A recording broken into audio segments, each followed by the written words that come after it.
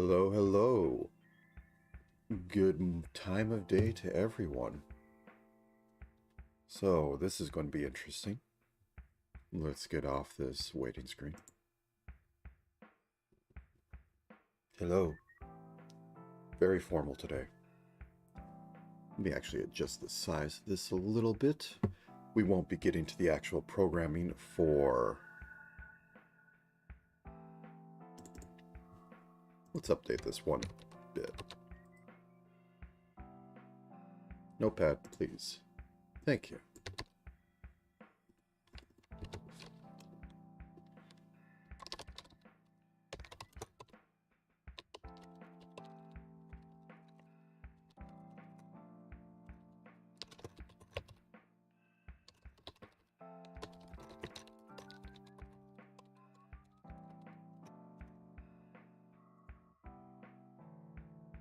Good enough.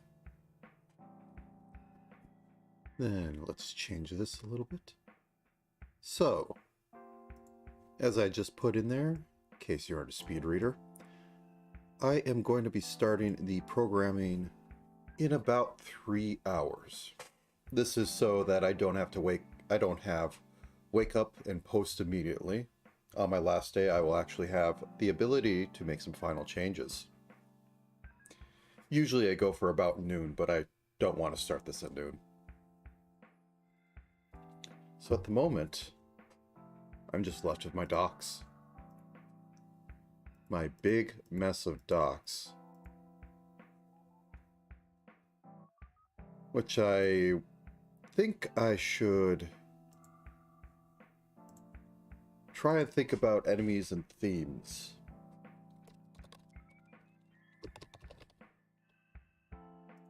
It's mostly going to be human enemies and humanish monstrosities.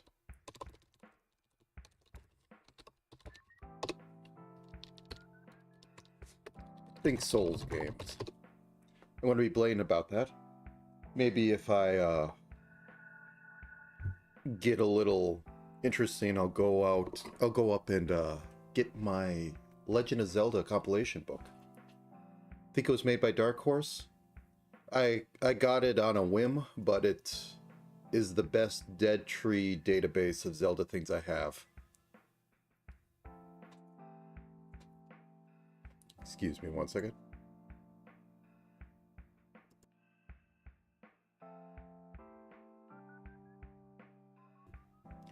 Weather's changing, so my sinuses are deciding to try and kill me.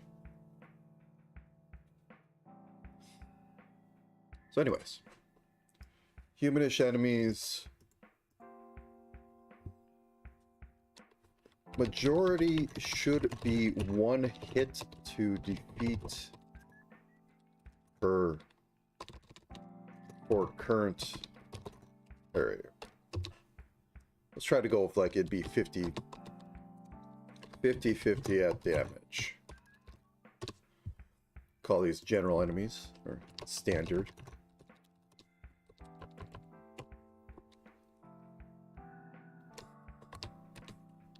Then, you know, the elite ones will say enemies.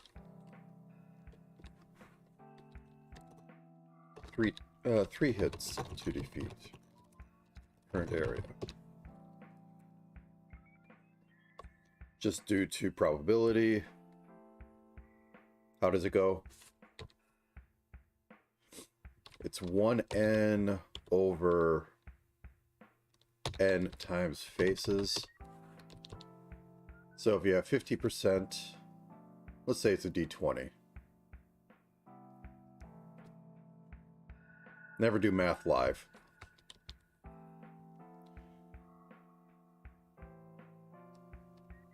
It's 50%, one step up is about 2 over 3 times 20. Oh, you aren't going to do that? Not Excel, why? So 13.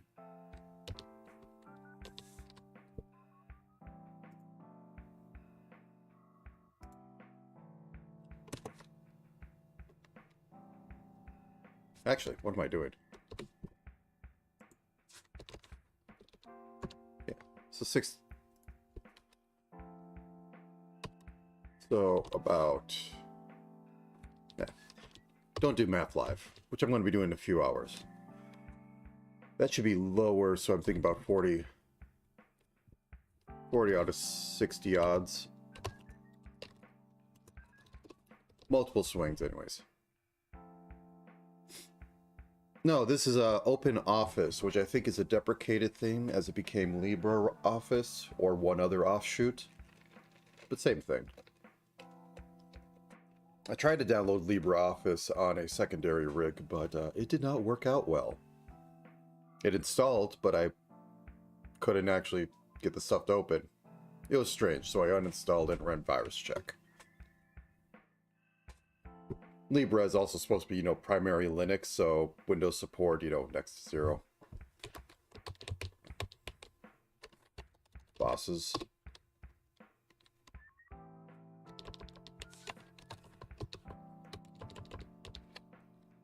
We'll say could be about the magic. I believe in games it's always 1, 3, 5, and then after that I don't know what the magic number is, so I will say 8.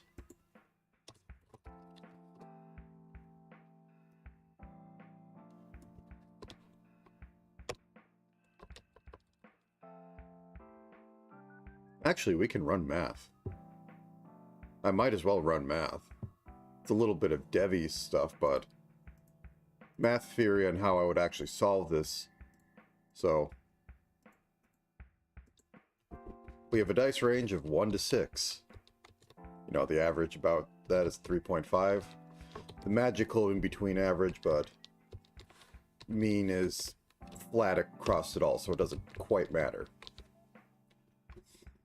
So if we want to have something, it's basically 3 HP enemy, 1 turn.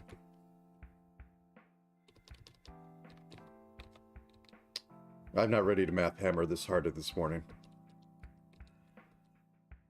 But you would want to make the probability of that damage being equal or greater to the number you want. This one, it's simple.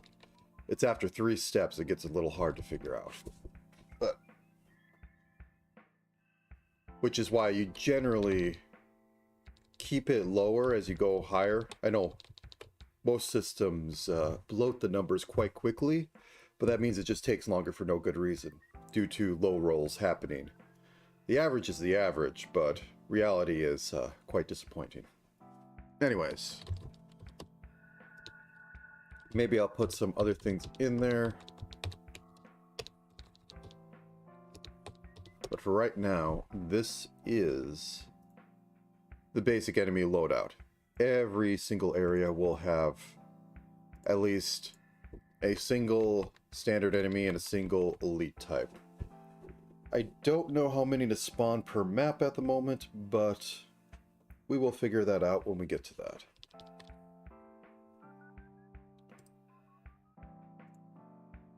And add another sheet. Weapons and armor. I think we, actually, do we have this sheet already?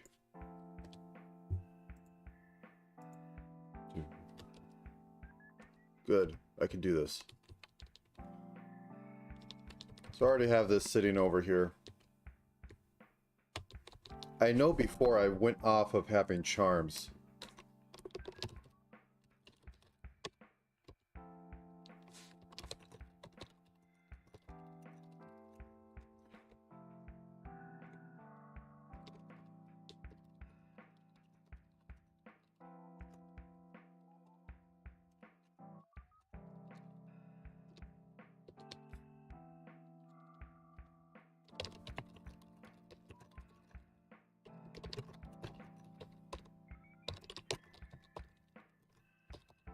Unreliable.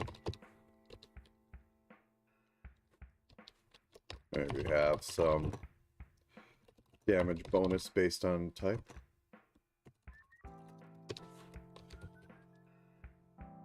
Speaking of charms, as I do every once in a while,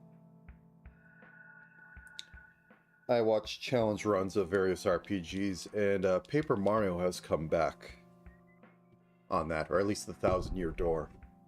The badge system it's kind of funny, as it is effectively build your own class with how it goes. I don't know if you ever touched it or even touched its precursor, Mario RPG, or Final Fantasy Mario, as it may be.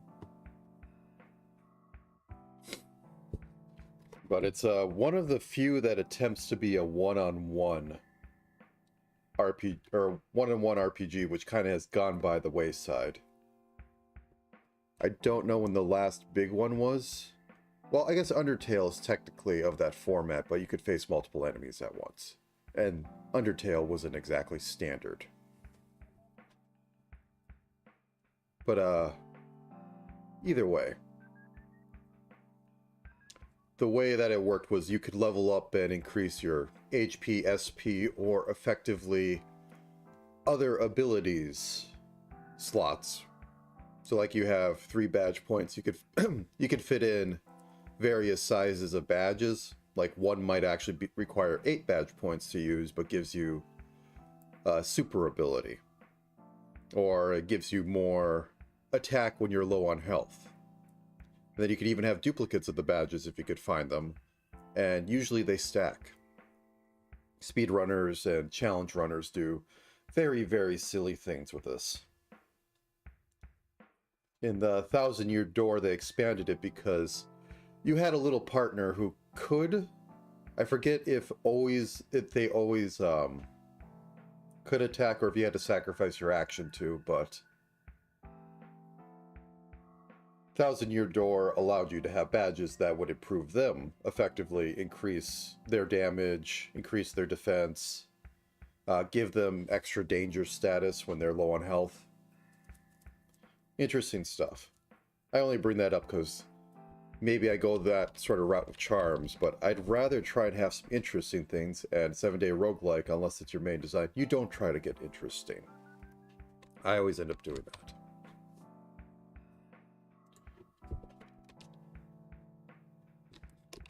Armor.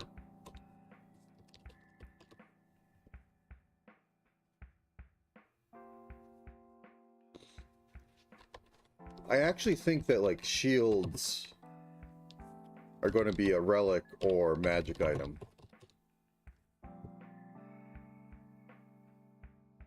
That's fine. I'll be here.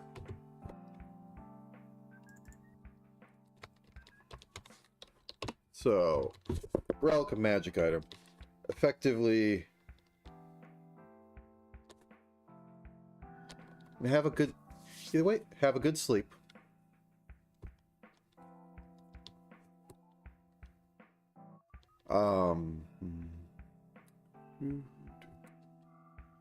In that it will, you push button, receive reduction in incoming damage. And given how I wanted the relics to work, that'd be fine. Yeah. But I'm not sure about regular armor. That could be silly and have tunics. But probably not. It is always silly when in a roguelike you could just switch, get into full plate and under action. But it is how it works. This is also the series of games where you smack a swarm of gnats and gothic plate mail falls out.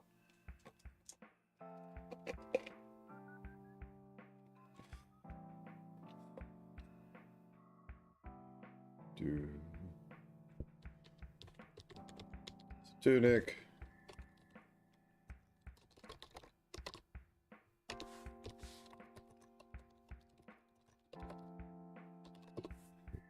I'm trying not to think too hard and get this to be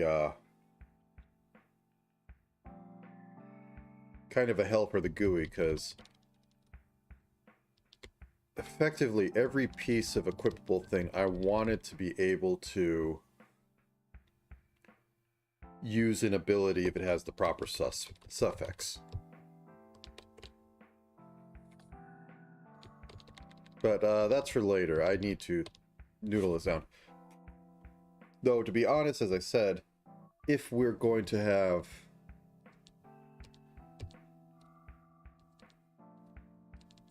Did I put it in here?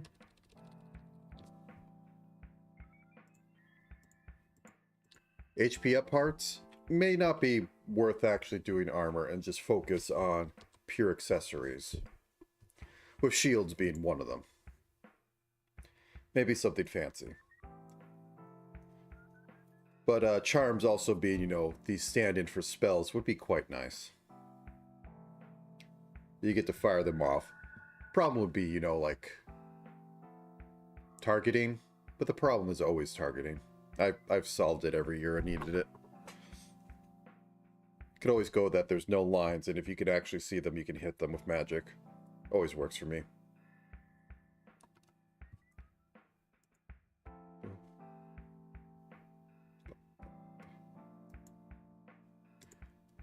Okay.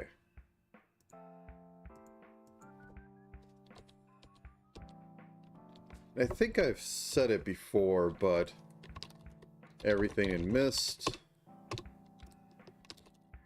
nothing is quite stable.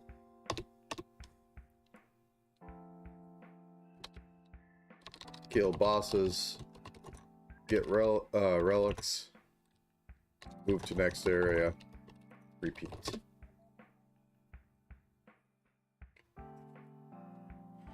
So that is the current flow. Start an area, you explore it, you use the relic to open the next path, you go down there, you explore, you find the new relic, and either go back to an existing path to continue or go through that. That's actually one thing that having a very small area will help with, is that people don't get lost. But I like a bit of largeness to this.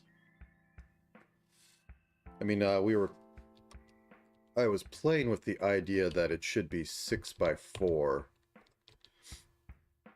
And that is 24 individual squares. One of them effectively occupied by not Firelink.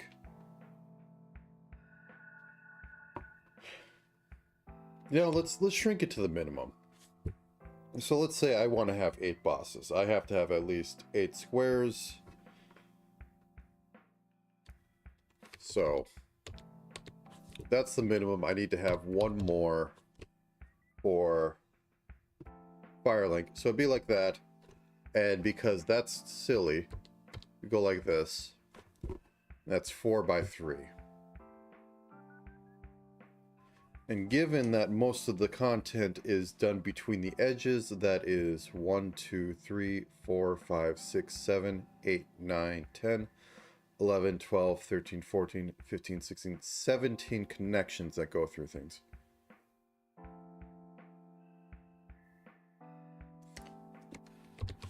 Let's go 4x4.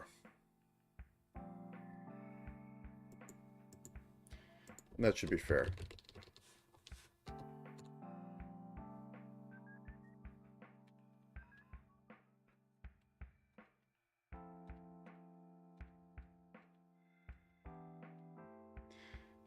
I'm not making it full world because it's going to be just individual screens that do not persist except for not Firelink. And yeah, we need to have an obligatory poison swamp.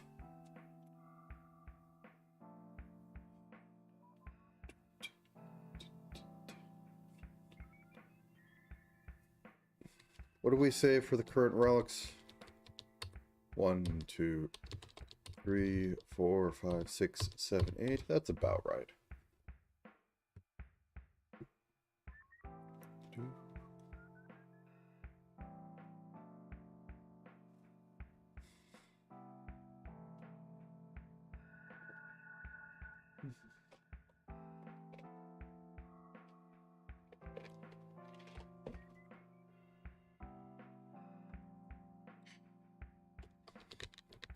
But the main thing is probably going to be figuring out where to go, and that's the main gameplay of this. It's not exactly the gameplay I sort of like, but it's what I think the design will be.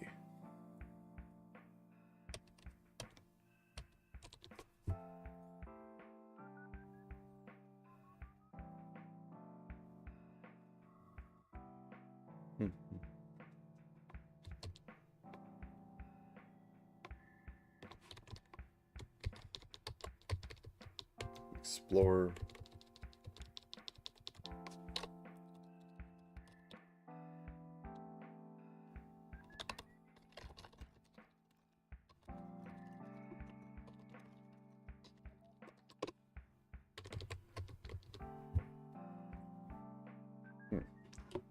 I still have to fill air for about 2.5 hours. Really just... Oh, I did?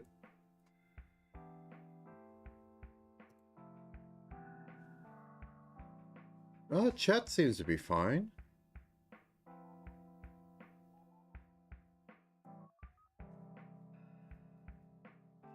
Okay.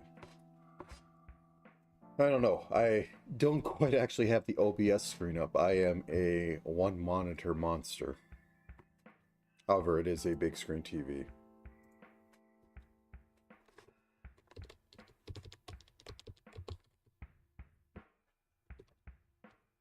Did I have a list of things?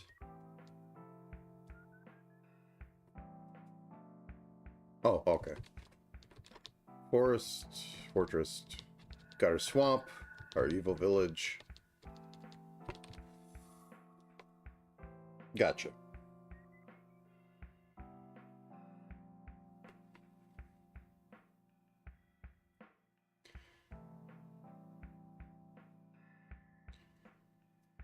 So progression. What is progression in this game?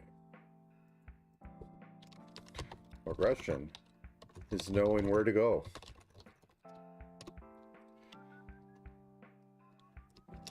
So yeah, start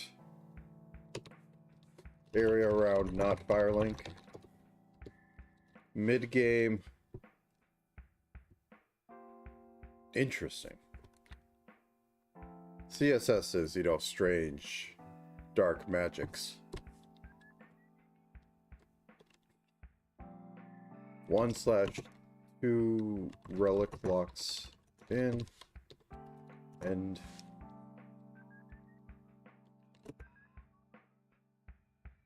I guess end should be more opt-inable. Some sort of get key fragments or something. Because I just realized, oh, I'm going to have this be, unless I truly lock everything behind some combination of lock key puzzles, which I may not have enough space on the map. I mean, theoretically I do, it's just, I may not want to. I don't want to code up. Room requires you to have jump and also this other thing. And the way I currently think that the path progression works, it doesn't work out quite well. So you get the key fragments, and then you go into this one area. So it isn't like, hey, I unlock this path, I go down at boss of game smacks me to death. Or maybe that might be funny, but because this is going to have an extra life system, so maybe.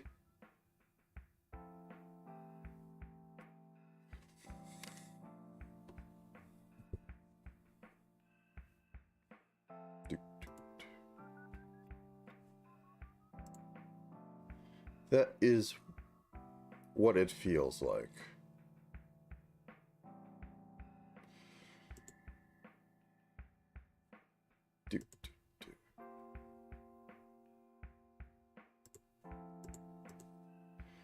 I'll put a big question mark by this. Want to avoid walking on accident.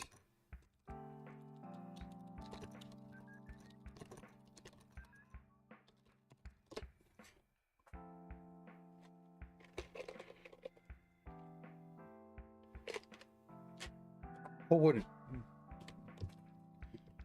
And if progression is mostly damage check based, you should be able to pick up a weapon in that area to progress. So maybe it isn't that bad, but I'd rather it be a little better.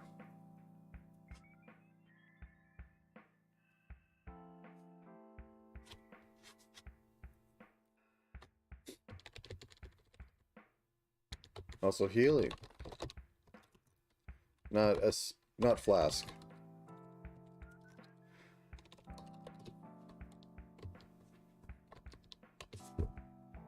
I will have one in there, but I think the primary form of healing is fine. Oh, power up. Power up slash find safe spot on path. So remember I said that we're going to have, like, you enter the area, then you have, like, 4 randomly generated screens you go across. And then you get pushed into next area and repeat. So I think there will be a chance every time you enter one that increases as it goes along until you find one where you can, you know, just rest up a bit.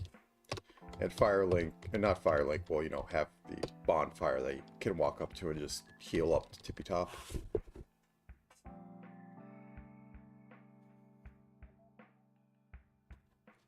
Though I think Firelinks would have to, not Firelink, would have to be special and actually top up all of your equipment abilities.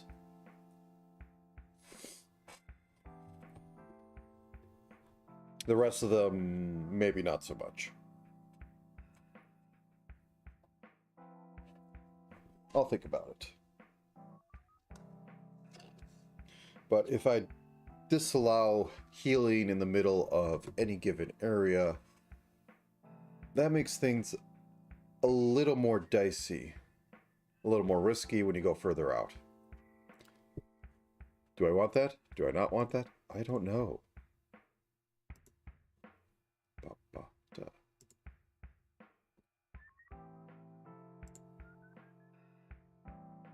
Either way, have some current thoughts down for all this.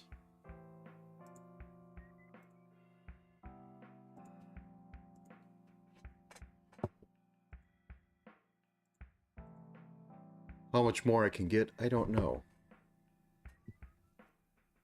I do know I was trying to look at that weird era where we were starting to get guns for how military equipment should work or how the enemy should be.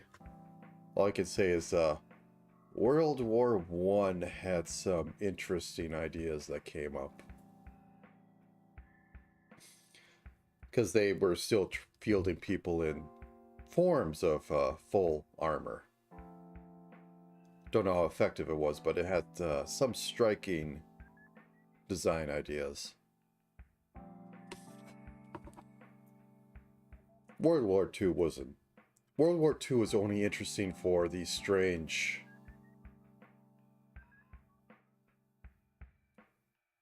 tanks and planes for that. The personnel equipment wasn't so useful. But yeah, tank masks were interesting. Anyways. Where to next? Well, I suppose I could think a little bit about what I need for ProgGen for.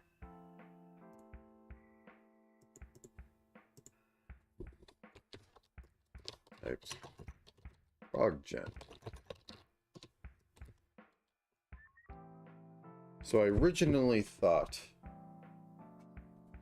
I should get the name of it.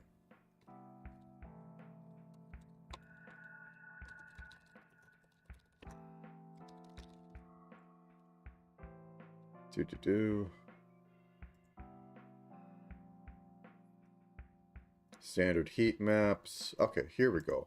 Procedural content generation wiki. I think this is one that always had them List.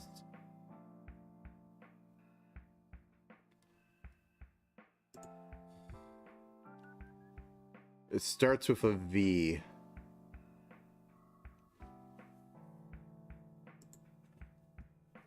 Here it is. Can't pronounce it. I'm not going to try to pronounce it. It's basically you take multiple seed points and then find what parts in the grid are actually within influence, quote unquote, of that seed point. Then there's standard rogue generation, cave generation. I may not get a lot of that. That one's basically digger and connectivity based. I don't know if I've seen Mystery Dungeon ever use that. It's always been a rogue type system where make room, connect room.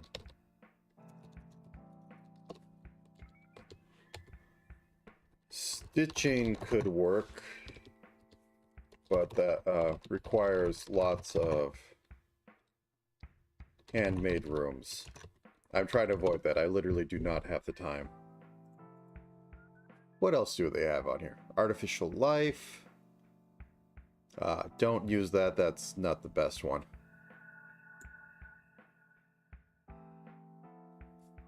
Caves, talk about that. Cellular optimization. Conray's Game of Life. Don't really use that. City generation. Cubic sphere. What is cubic sphere? It was used by Spore. Okay. Doesn't talk about diamond square algorithm. Mid-place displacement. It's considered flawed by the authors. Okay then. Fractals, fluid dynamics, fire propagation, dynamic weather, dungeon generation, mega textures. Perlin noise, the godfather of all this that I never used to make my heat maps.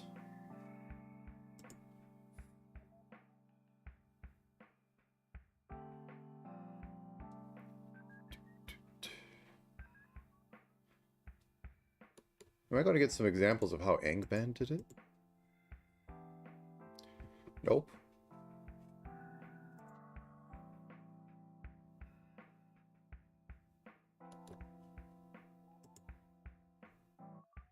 Nope, nope.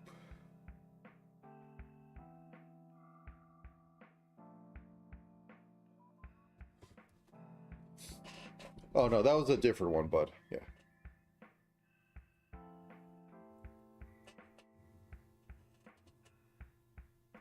Wave propagation.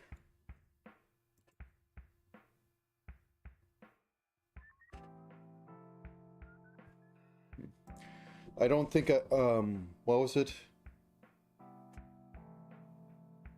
Waveform collapse. I've played with it. I don't find a good use for it because it does not make well-defined rooms. You basically have to keep running to see if everything's connected, and at that point you might as well just be generating it normally. Good for textures, I guess, but I never found it good for making playable areas. I know at one point, actually, let me look up. Mystery Dungeon Generation. So I know there was one article I found at some point about how Pokemon Mystery Dungeon did their thing.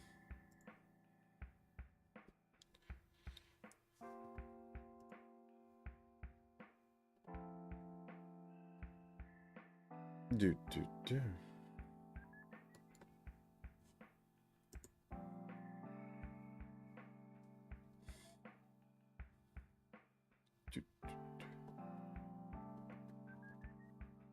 And it was mostly, how to put it?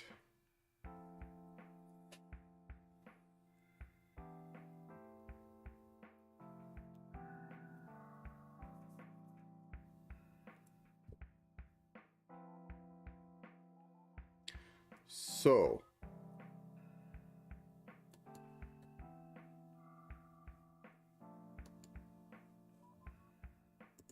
Sorry, I'm trying to read a little bit because I know somebody had found it before.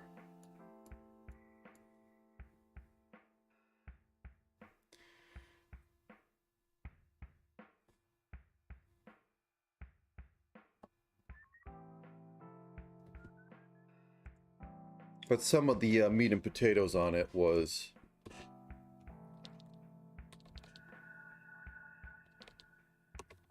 that the rooms were like this. I'll even color it. And then each... That's an ugly color for this. Nice orange. And that each room type basically excluded various ones on the edges.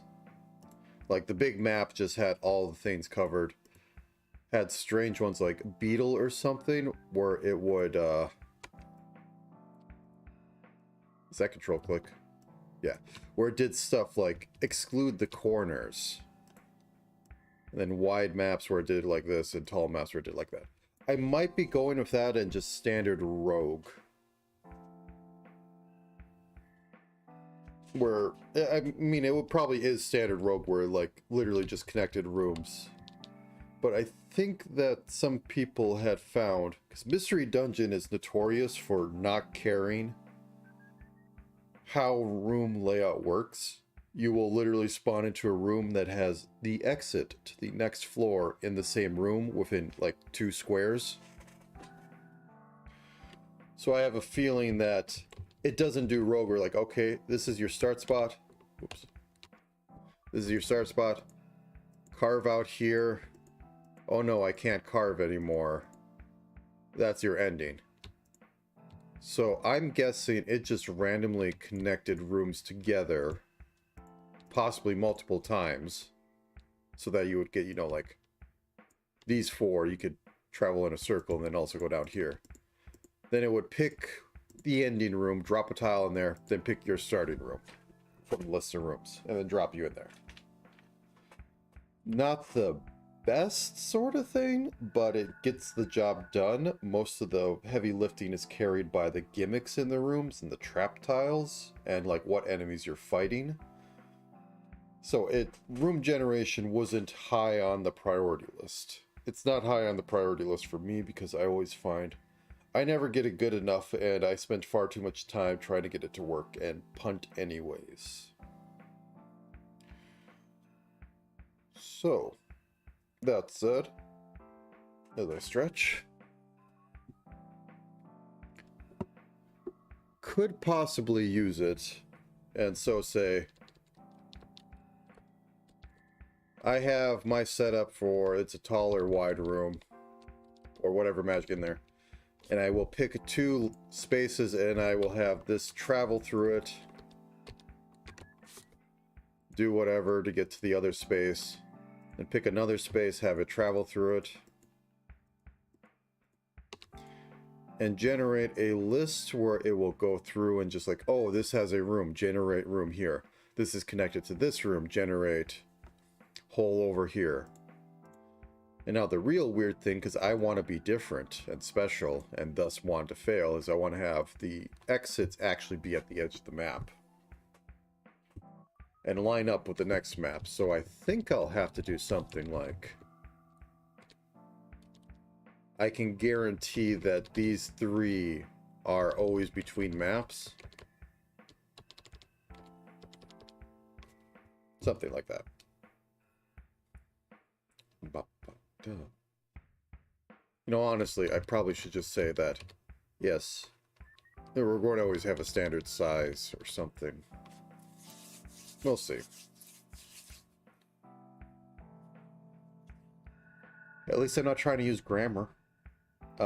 Grammar was used in the game to great effect for Untold, Unrogue. Roguelike grammar.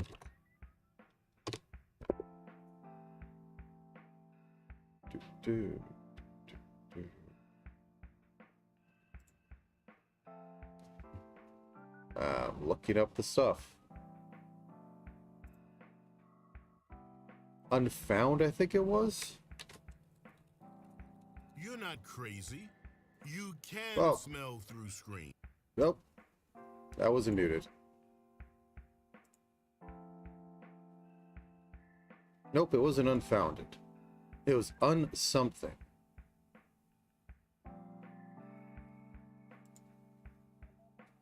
Can I mute this?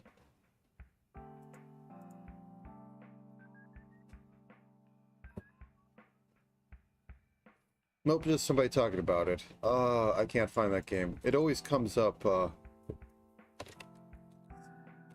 cyclical level generation, roguelike.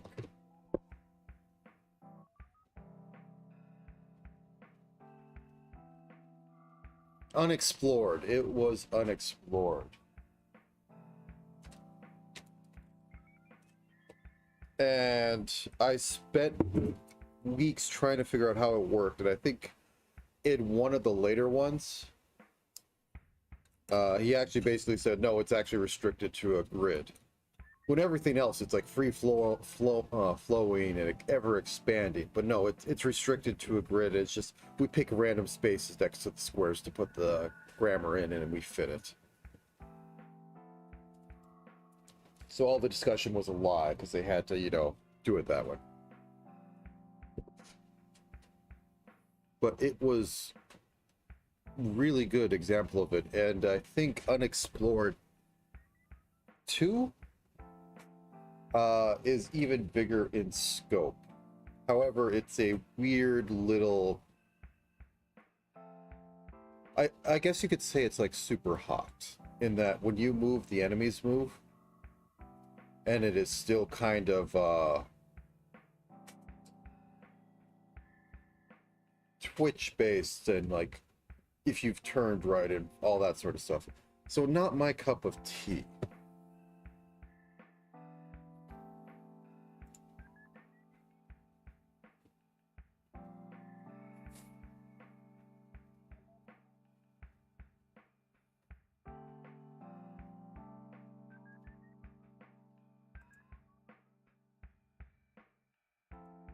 And somebody's going through it here.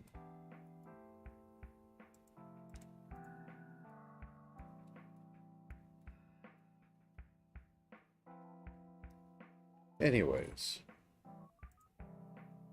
it's always been a fascinating little thing for me.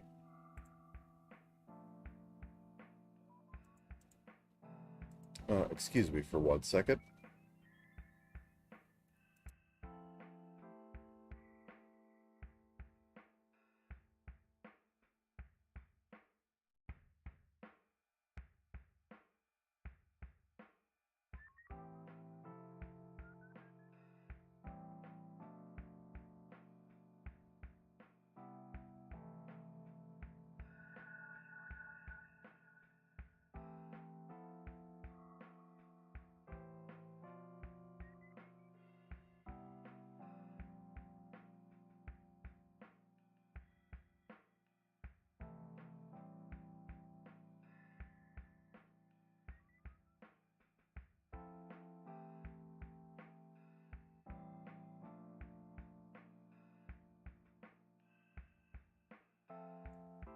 All right. Actually, can I just copy this image in here? I can just replicate an A sprite. Boop.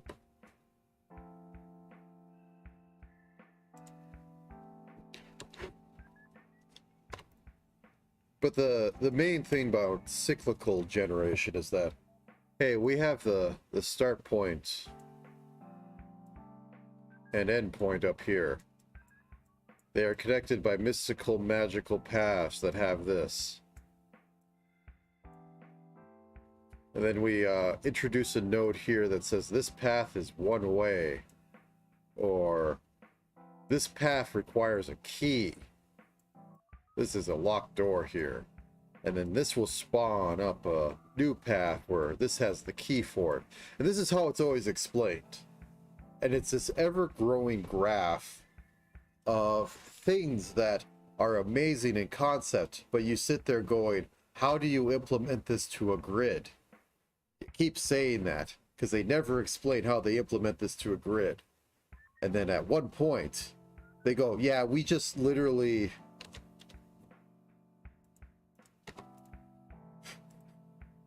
We literally just have the grammar system and we have the grid in place and we just link up the rooms. And then whenever we make any other break, we see if we could fit in the stuff, and if we can't, we move on. And it's just like, all this mystery goes away.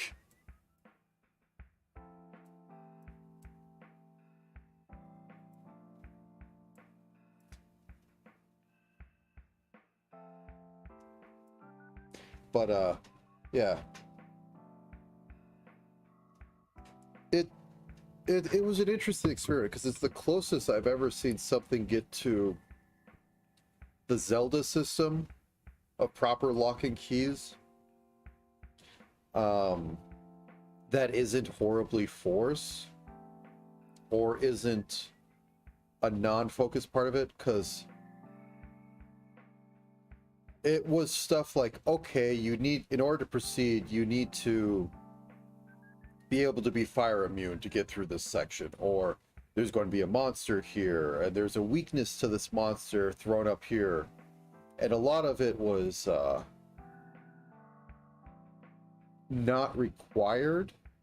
Like, sometimes you could skip past it, so you'd have a little extra stuff for later. That always intrigued me. And I think the big one that most roguelike designers want is that it surprises you. The person was talking about how a level was generated and it was nothing but teleporters, and he could not figure out why, but it still worked because it was like one of those random gimmick levels. Like, teleporter is technically the fail-safe, he said, where it'll teleport you across the room. It's what happens when it just can't work, but the backtracking isn't worth it. But every single tile of the room was a teleport to another random part of the room. And that's the sort of gimmick dungeon floor that pops up in games to try and shake things up. So it unintentionally worked, even though it might have been the most massive failure of the system yet. And that was neat.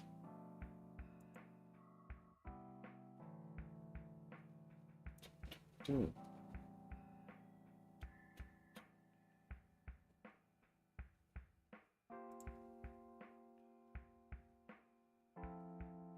So, anyways.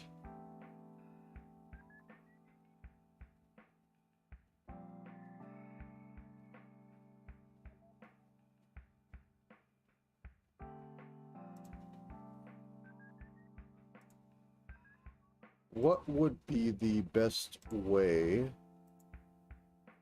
What would be other things I could think of for this?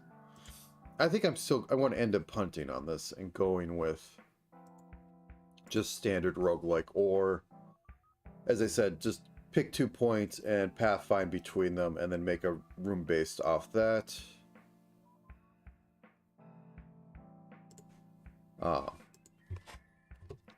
And theoretically, whoops, no, that works, that's fine. So we have the grid. It's not very spicy, but it'll get the job done. I mean, the rest of the game will have to carry it. And usually I am decently alright with making non-standard enemies because I'm silly like that.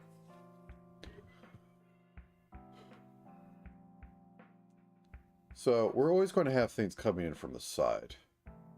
This is probably too devy to be pre-7-day roguelike, but literally just fill these rooms. These are connected. Pick another one, go through. And then once the fail state is like, these two are connected, but they don't connect to anything else. So then you have to get rid of them. You just run these through a few times. and you generate a good dungeon. Or the more rogue way is pick a spot, connect it, or do your original line. That's your start, that's your end. And then just randomly connect other rooms to rooms that are already opened up.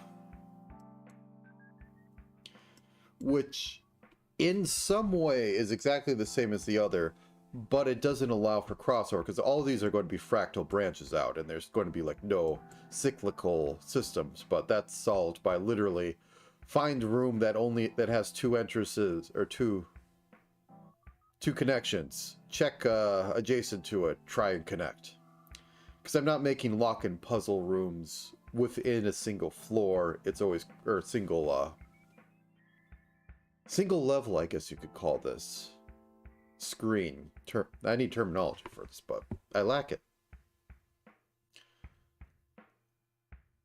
So I can have these be as open or closed as I want.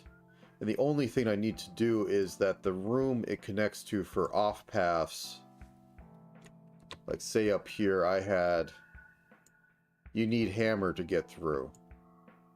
It like just has a choke point of the hammer.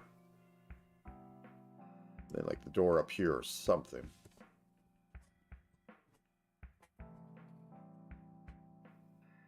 Actually, what does he say about pre-planning? Because I think the pre-planning has always been there.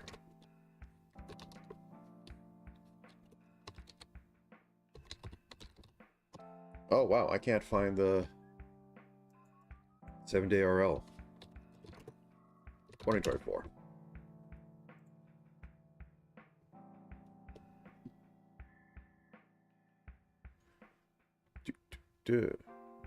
Event rules. Your game must contain procedural generation that impact the game in a substantial way. You can use external libraries, game engines, pre-existing code algorithms, existing art. You can even start your own game from an existing game. You can assemble a team. It is allowed to recommend to have a rough idea of your project before starting. Oh yeah, this is quite rough, and I think you will agree with me. It's many add screenshots to your entry page. Okay.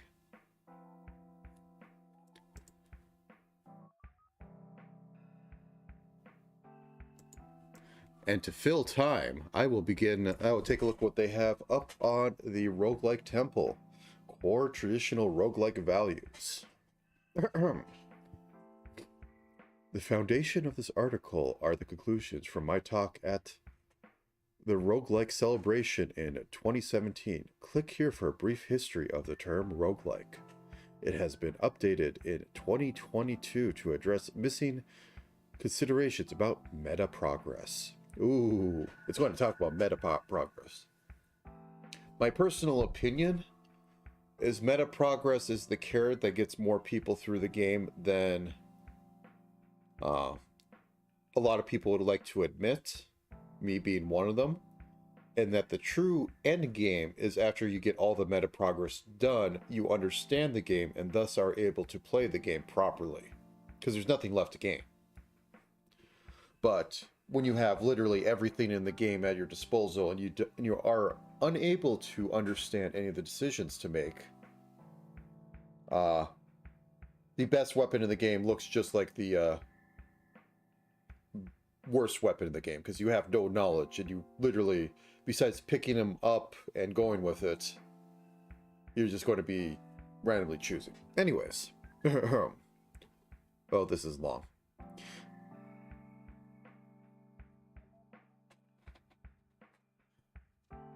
As wisely stated on the homepage of Roguelike Basin, one doesn't simply ask, what is a roguelike?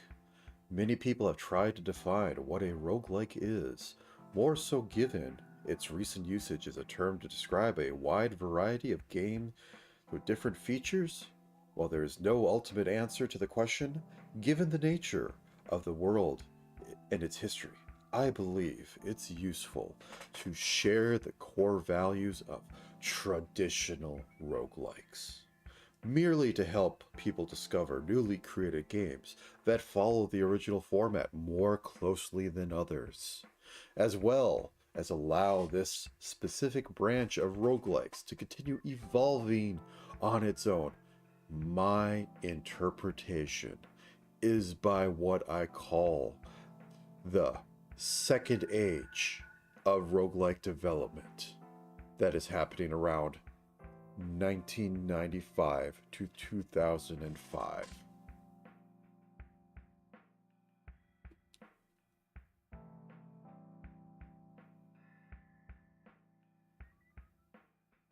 Oh yeah, I agree with that. I definitely agree with that. Like I generally stop once the meta progression stops because I just like feeling like I'm gaining stuff. I am very much JRPG, see number get bigger, make number get bigger, do things to make number get bigger mindset, and that sticks with me.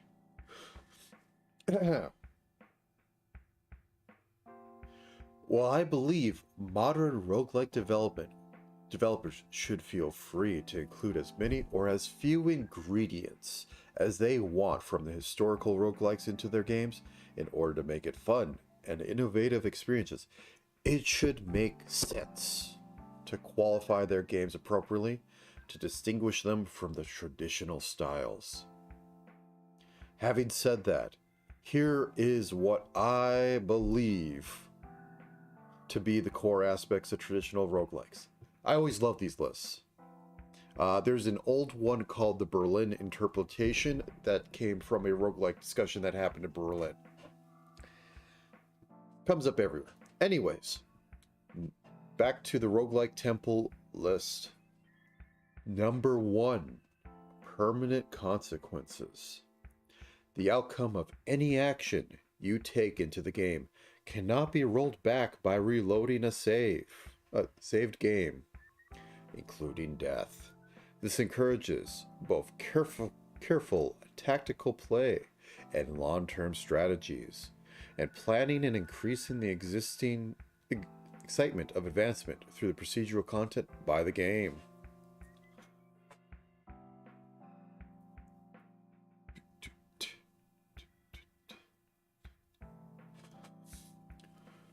Oh yeah, Arknights had a roguelike mode.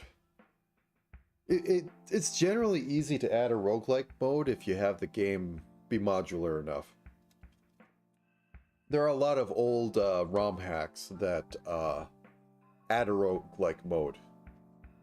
I've seen Pokemon ones, I've seen Chrono Trigger ones, and some of the Secret of Mana games. Also, the randomizers that have completely taken over Zelda and a few of the Final Fantasies. Anyways, character-centric. The player controls a single character in the game at a time. This is in contrast to both A, games where the players don't control person-like characters or vehicles directly, for example, puzzle games, and B, God-styled games where the player is an abstract entity creating and managing multiple discardable units. Being character-centric helps the player establish a strong relationship with the individual character, increasing the impact of the permanent consequences. There have been some tactical team-based roguelikes that have come out, but I will say that yes, this is the classical traditional interpretation. So yeah. Procedural content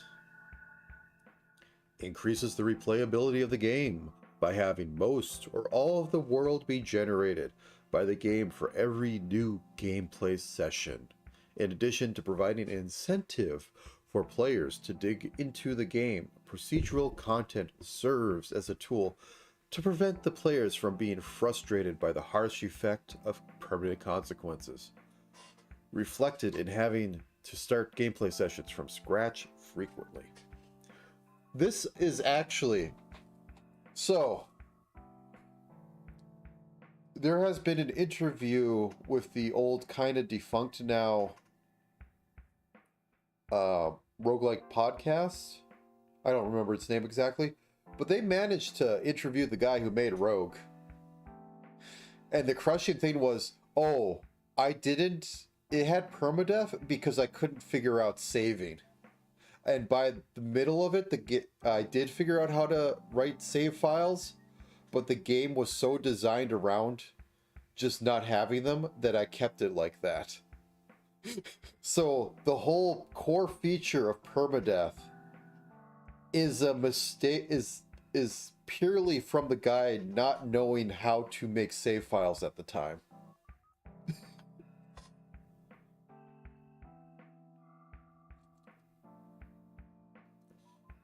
Okay, let me take this. I can see that classic RPGs where you can have random stuff come up.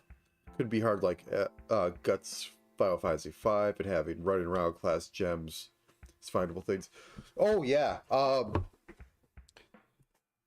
I don't know if 5 had it, but it's a prime candidate.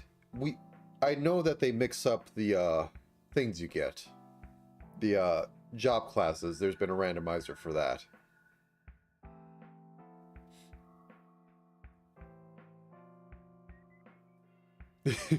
I do not know of the Shadow the Hedgehog interview. Anyways, going on.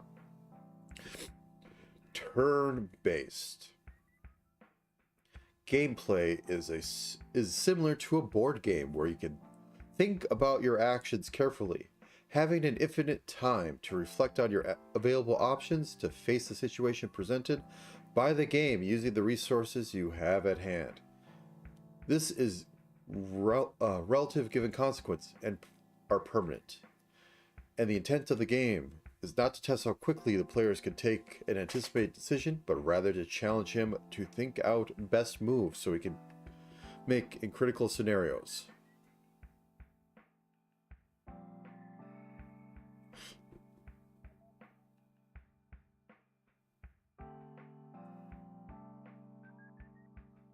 "3 a.m. and I wanted to go home."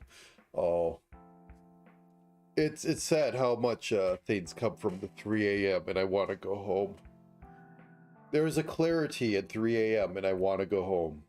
You seek the bare minimum, but not enough to get you complained at the next day. There is a zen to it. Clean run. Number 5. Clean runs. The consequences of death are permanent. This includes losing any progression you had made in the game. There is no meta progression. As a player, you don't acquire any advantage to be applied to characters on subsequent runs, other than the knowledge you have acquired about the game. The player represents a character, not an entire legacy of them. I'm going to get back to that because there's an amazing little story with that. The games are designed so that you are rewarded for how you use your growing knowledge to adapt to the procedurally generated challenges, obtaining drastically different results compared with your initial run, while keeping the same in-game starting conditions. So Rogue Legacy, they are sneaky little guys, because the whole point of that is that it's a procedural game and it has Rogue in the title. And they kept saying, no, we aren't basing this at roguelikes at all. We aren't doing anything like that. And they were basically one of the good founders of meta progression, because it relied heavily on it. And this was back when roguelikes were finally picking up from what the joke was: there are more roguelike designers than there are roguelike players. This was when Binding of Isaac finally broke out, and Dungeons of Dreadmore were starting to like push some of the things. So this is way back then. In fact, a lot of the rules for 7-day roguelike come from Binding of, like, please, for the love of God, do not make this the Binding of Isaac game jam. And while they backed away from a bit, they put their foot down hard on not wanting us to just be twin stick shooters with procedurally generated levels. But yeah, The Binding of Isaac and Rogue Legacy were the kings of pushing this mainstream more than people want to admit. The Binding of Isaac had just the right amount of everything. Ignore the fact that you can't tell what a single item does without a wiki. But considering how the game went and the first bars of the music before they made the before they got rid of that one, it had the best music to get you in there that you wanted to hear again and again. Anyways,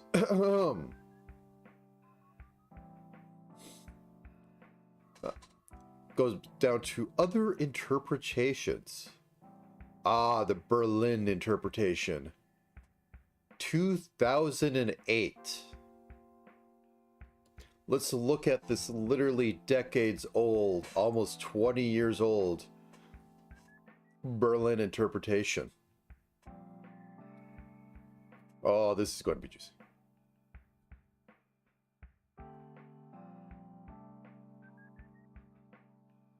No, I've heard it put that like what was it? The Binding of Isaac, the update or whatever something, was it lamb based? I don't know. I never got that far into it, but I've always heard that like at a certain point, all the stuff you get, there's just too much make modifications that it never really makes you more powerful. And that you're stuck with like, wow, I got 7 different weird modifiers to my shop, but I can't do more damage. Because the pool stopped having all the basics of the game. And you're just stuck with like weird little quirky things, and you can't increase your damage or your attack speed. So it becomes a slog. I never looked too far into Rogue Legacy, but yeah, I think a lot of it was just like pushing forward your advantage.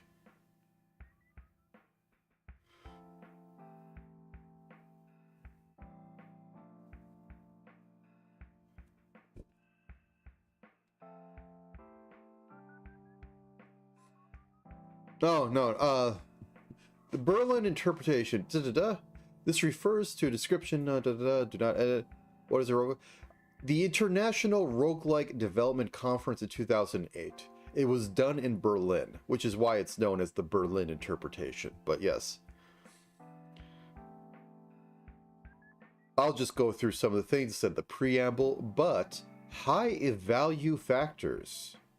Random environment generation. Can go over that. Permadeath. Turn-based. We've gone over that before. Grid-based. The world is represented by a uniform grid of tiles. Monsters and player take up one tile regardless of size. This actually falls hard into how Dwarf Fortress is set up. But it was interesting that they brought that up. Non-modal. Movement, battle, and other actions should take place in the same mode. Every action should be available at any point in the game. Violations to this are Adam's Overworld and Angband and Krawl's shops. I find it amazing because I know this always came up in the old Berlin interpretation. Is that everything is supposed to happen in your basic moving around, and anything outside of that kind of violates it. And they have to point out the major games that do it. Complexity. The game has enough complexity to allow several solutions to common goals. This is obtained by providing enough items/monsters and item/item interactions, and is strongly connected to just having one mode. This one doesn't come up because you can't really plan for emergent complexity, and not every game is going to be NetHack. NetHack is the most complex roguelike in that they have baked in so many stupid little interactions. It is a game that literally has the kitchen sink. Sinks are actually useful because if you throw rings down them, the way they sound going down the drain indicates what kind of magic ring it was. So you should be able to know later what that type is. Like this ruby ring made this whistling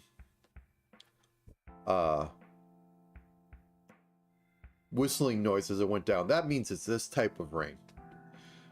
So yeah, resource management. You have to manage your limited resources, food and healing potions. That's something that's gone by the wayside.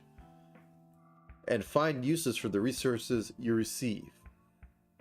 I don't remember if the original roguelike interview talked about food at all. And I think it was just there as a D&D leftover. And also to just keep you from standing around and grinding the first floor for 3 days. Because the original rogue just had enemies pop in. It spawned with enemies, but it would also just periodically throw new ones in to wear you down. But that allowed you to, you know, sit there and grind forever. Hack and slash. Even though there can be more to the game, killing lots of monsters is a very important part of a roguelike.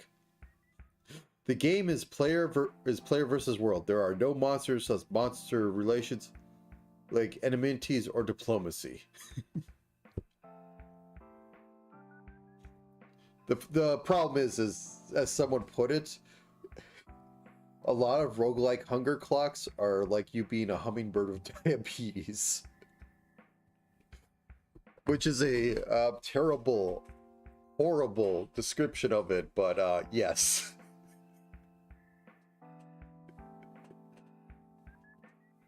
You are constantly dying no matter how much food you eat. Exploration discovery. The game requires careful exploration of the dungeon levels and the discovery and usage of unidentified items. This has to be done anew every time the player starts a new game. So, unidentified items. That has largely disappeared at this point. I like the idea. Brogue had this one story of a person. This can only happen, and I know this is going to be some sort of fallacy it falls into, but this only happened because he was low on health, he was stuck on this bridge, and like goblins are coming in from both sides. He looked through his inventory because, well, he had to. Didn't have any scrolls, but he had these he did have scrolls, but they were unidentified. And he's like, well, let's use them. And it was a scroll of immolation, which effectively dropped a fireball on him. Lit him on fire, lit the things around him on fire. But he was standing on a bridge. And bridges in Brogue will break if, like, they have an explosion or start on fire. And because Brogue works very much on the next layer is below this, so on and so forth, the bridge broke and dropped him. So it dropped the other goblins as well. But he ended up hitting water, which avoided him taking more damage. But the goblins bounced, and they died. So this situation, completely unplanned, but all the stars aligned to have this great little story. And it all hinged off unidentified things. Now, for the normal person, unidentified things means, like, I never use this until I go back and I talk to Deckard Cain.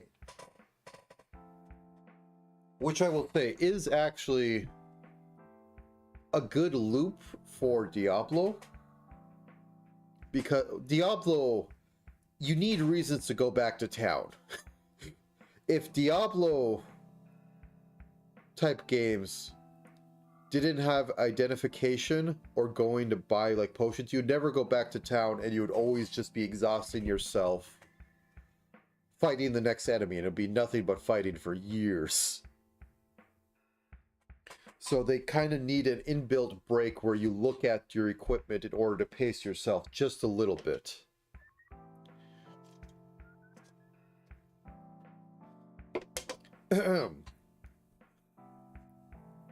Low value factors. Single player character. This is what I was talking about before, because I have seen games where you had multiple units. They're mostly, you know, like totally not Space Hulk, but monsters are similar to players. Rules that apply to players apply to monsters as well. They have inventories, equipment, use item, cast spells, etc. This is hard to program in a lot of ways, but I find it generally amazing when it works like this. I am trying to think of the one game.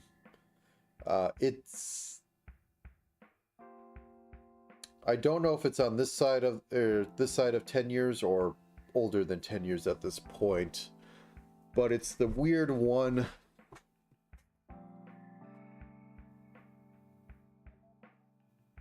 It's the weird post-apocalyptic one where it's all about water. I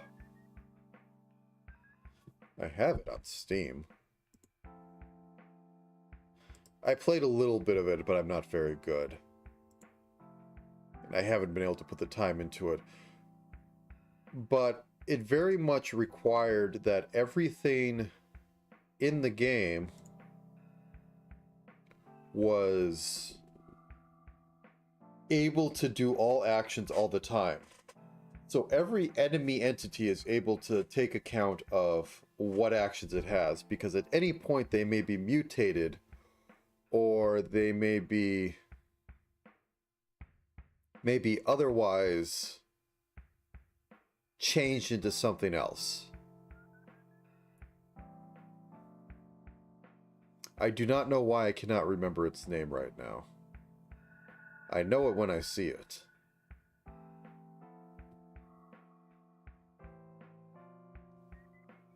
Speaking of which, Jupiter Hell.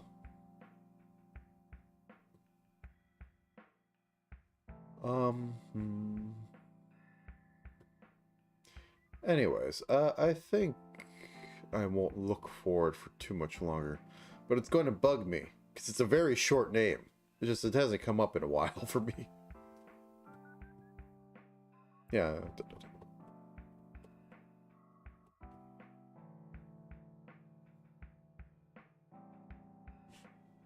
Okay, anyways. Back to the list.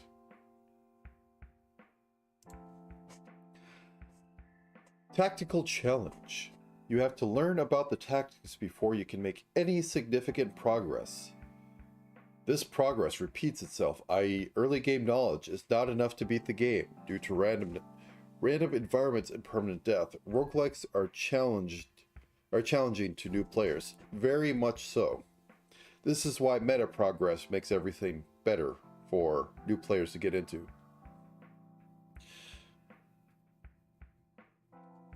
Speaking of meta progress, the auto shooters such as Vampire Survivor, Caves of Cud, that's it. That is it. I was thinking of Cud.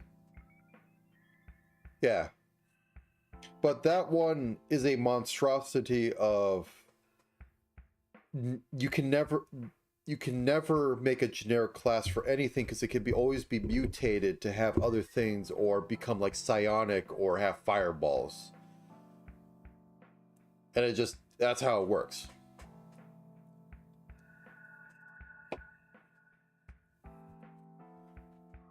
ASCII display.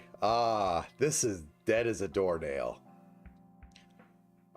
Even I'm not doing it at this point, mostly because I have to make sprites anyways. Dungeons. Numbers. The numbers used to describe these characters, hit points, attributes, etc., are deliberately shown. That has been dead for so long, I'm not even sure if most people know what most attributes are in modern games. I know Binding of Isaac, some people were confused on some of the things because they just use symbology. They didn't like say this is attack speed. They had like a boot next to it or something. But yes. The old things. Now, can I find on this site tree the major roguelike? Ah, there it is. Look upon it.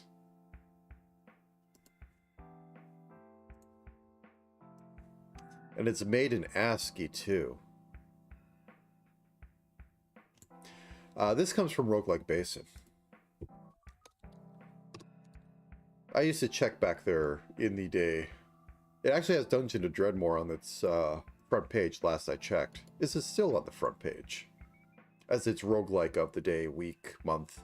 I don't know how often they update it. But it seemingly does continue to be updated.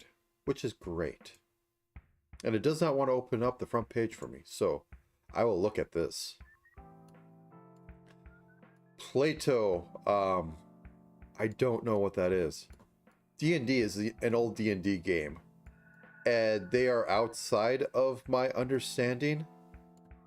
But the major legacy is Rogue, which actually came later as procedural generation. And that made all this mess of stuff. And there has been quite a few... What is a foo like? Like, what is a hack like? What is a band like? And other such things. And it gets to a lot of interesting little ingredients that go about it. Like, band likes have non-persistent dungeon floors, but a persistent town at the top of this thing. And you always go down. And like, you can reload 1,000,000 levels if you're able to get away with it. Adom has a persistent overworld and persistent dungeons that you go through. And I think more, I forgot what more, Tome, takes some ideas from that. Tome went a little weird with a lot of cooldown stuff and various other things. It's like it reached a point of complexity that became a little rough for me.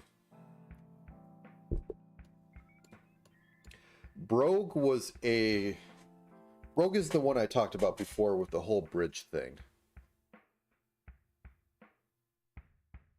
Okay, that's fine.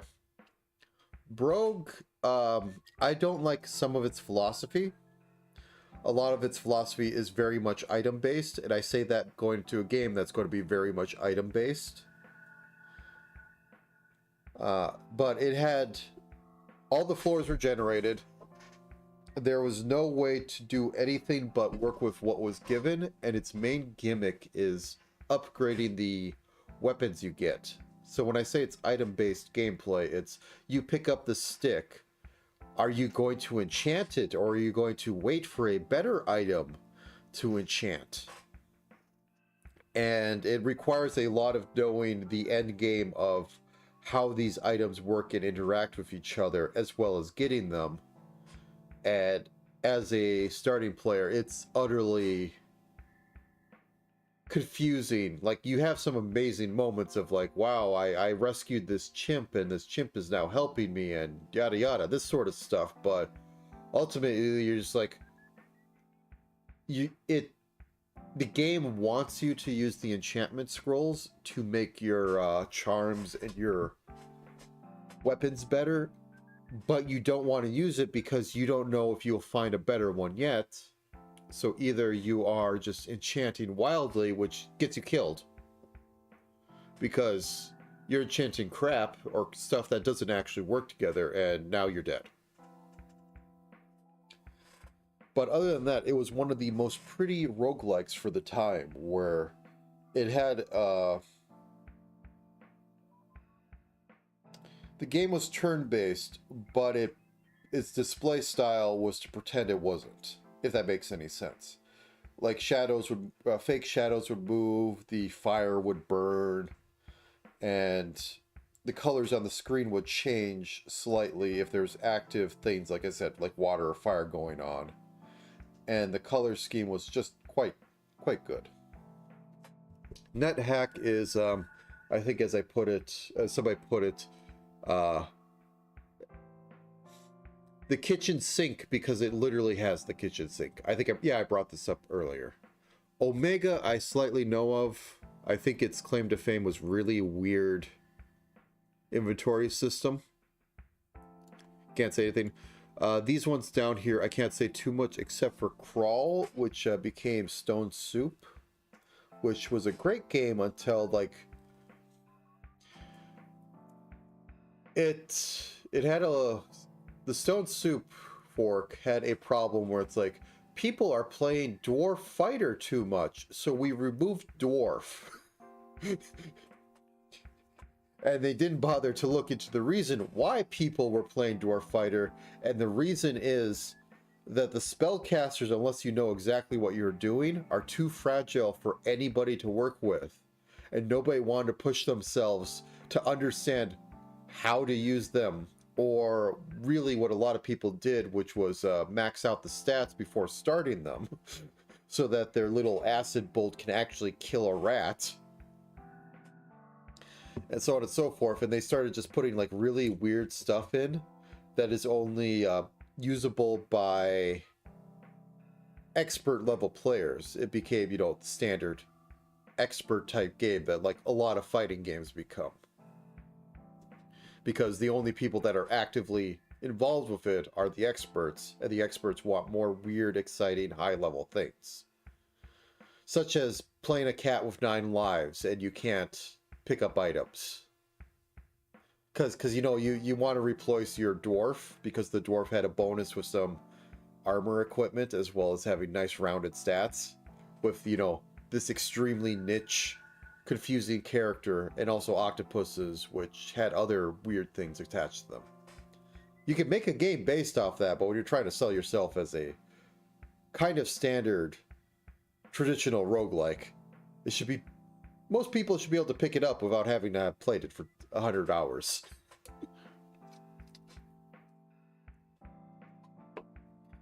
Anyways, that's my opinion on it.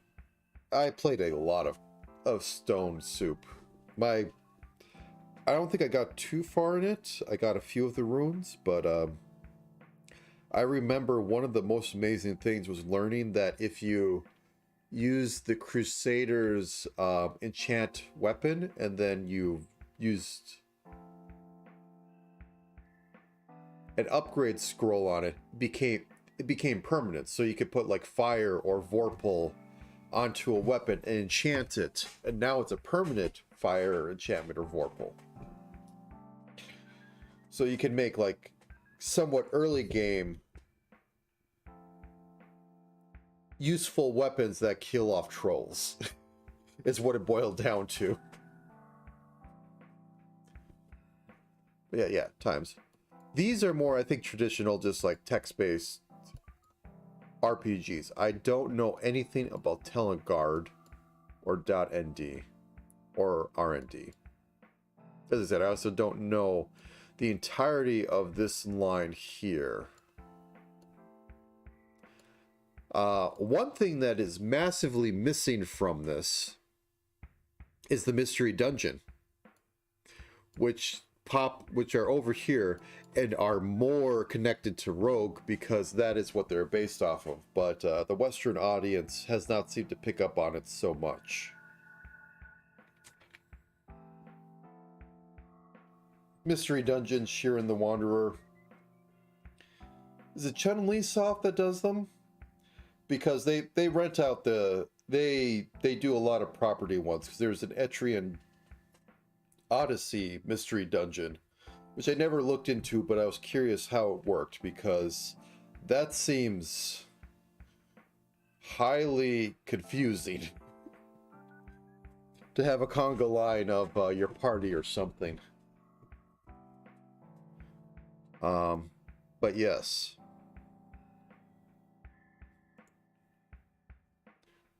Roguelikes.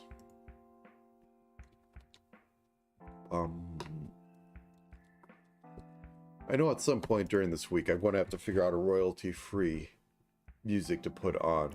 Though I think I'll just end up tuning out this BGM anyways.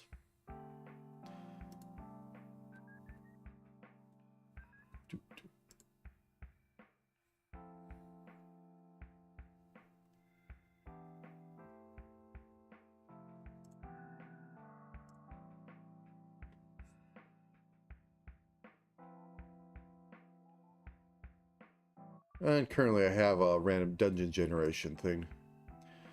This is a interesting little algorithm that's running here. I can't show it because I don't know the proper way to bring up the browser that I currently have, but they drop in rooms and then they just fill the rest of it with I could draw it. I'm not sure on this one. This might be like something for streets or whatever. I think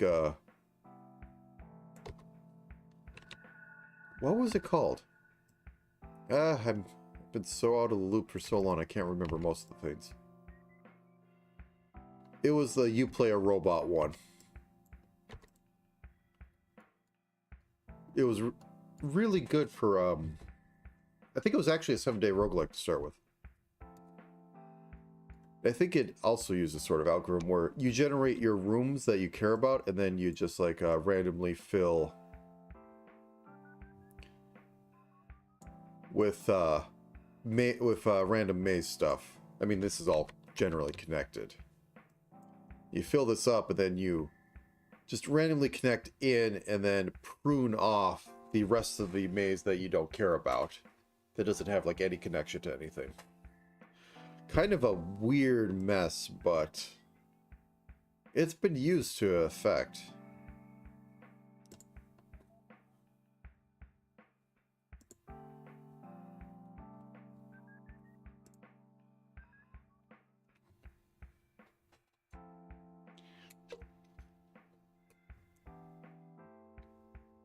Anyways, hour and a half of having to just blather on. The yapping shall continue until morale improves. The morale never improves.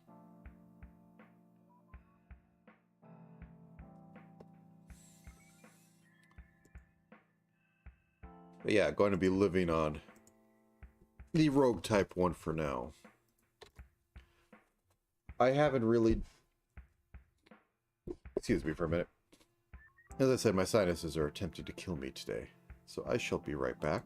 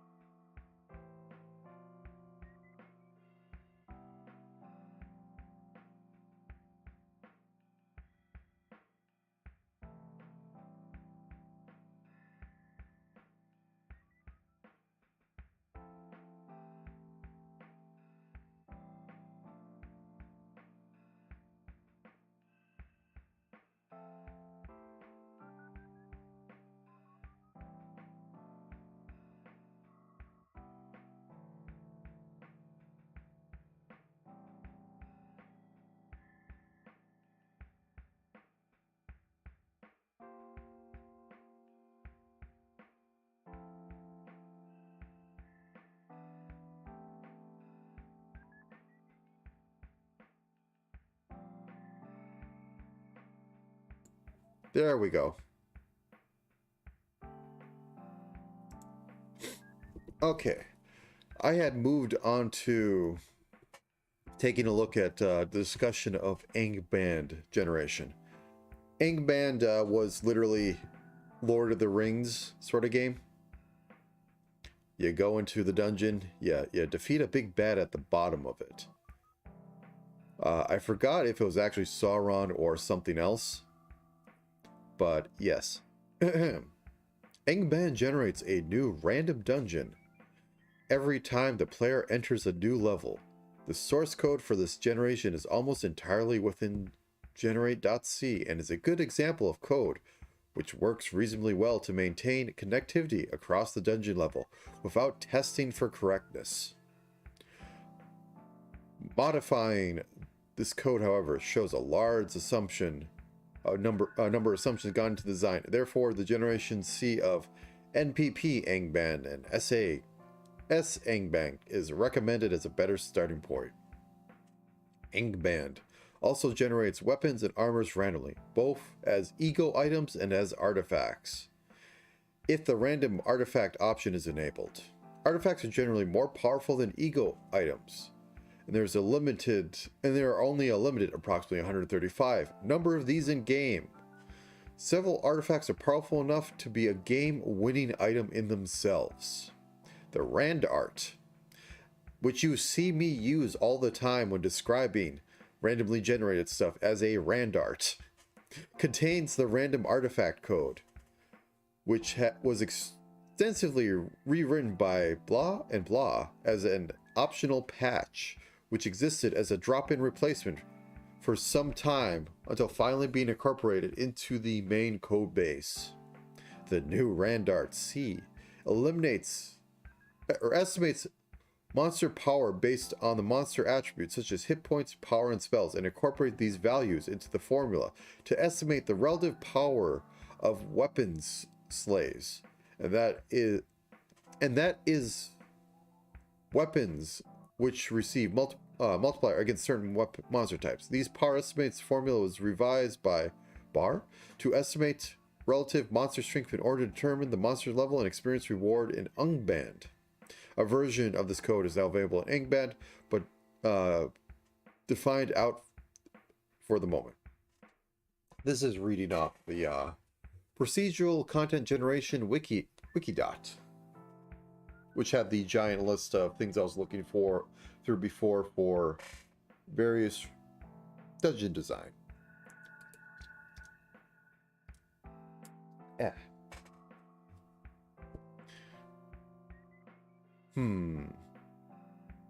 I think I might need some harder caffeine before I go into this. And I think the little shop around the corner is open. So I should get that to prepare for the start of this. So if you'll excuse me,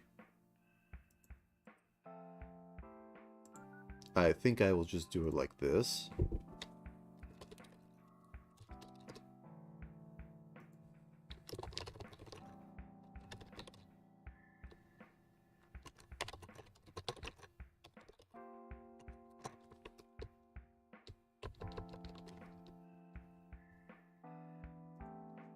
Let's say 15.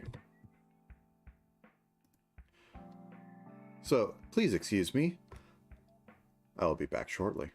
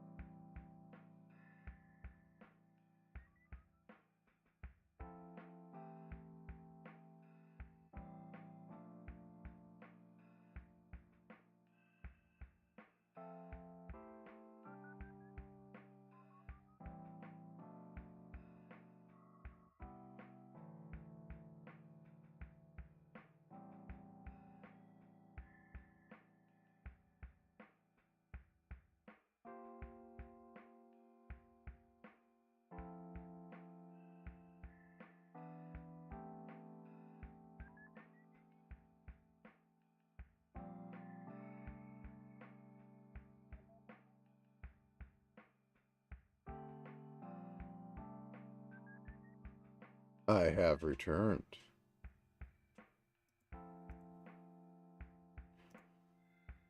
I have a feeling they'll be used later. Pop.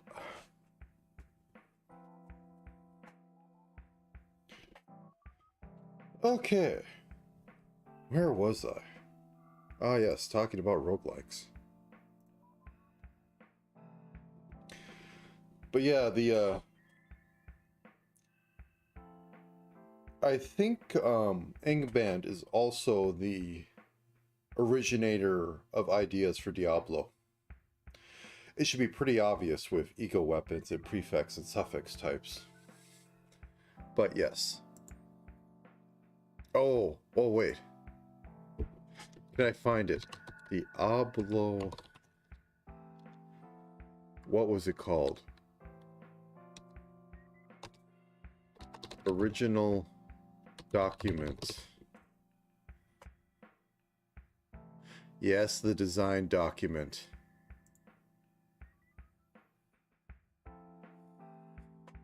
It has some of the best art too, but I mean, they found images on the internet and just used them.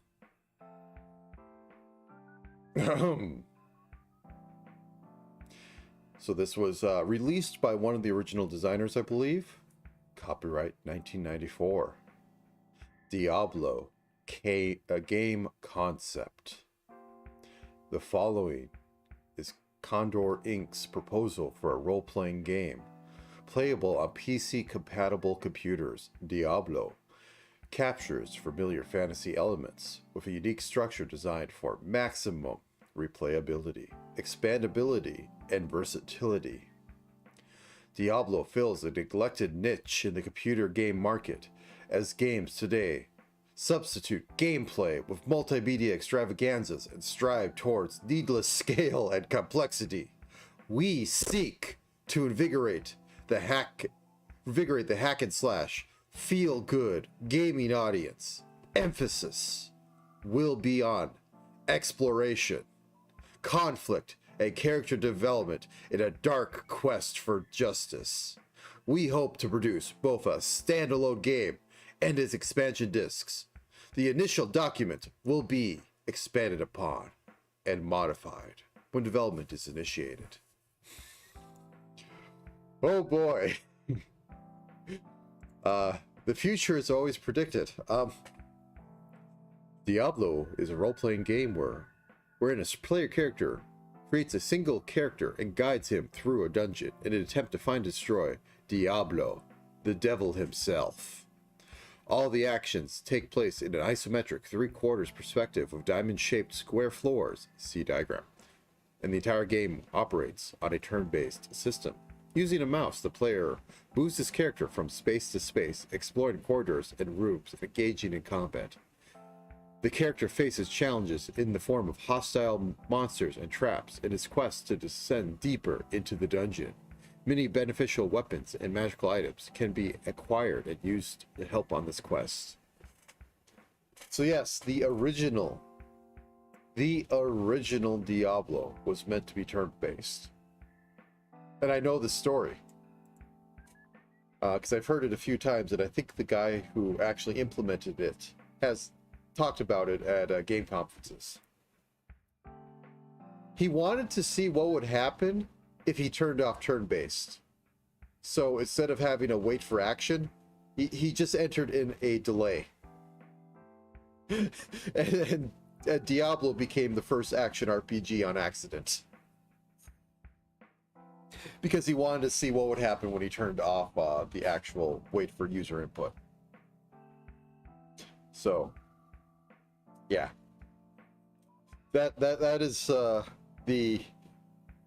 I will just keep saying Rogue as a game and its ancestors have innovated the gaming scene completely on accident and not by design. Everything was a mistake that just happened because they were too tough, because they just screwed around with some code and just went with it.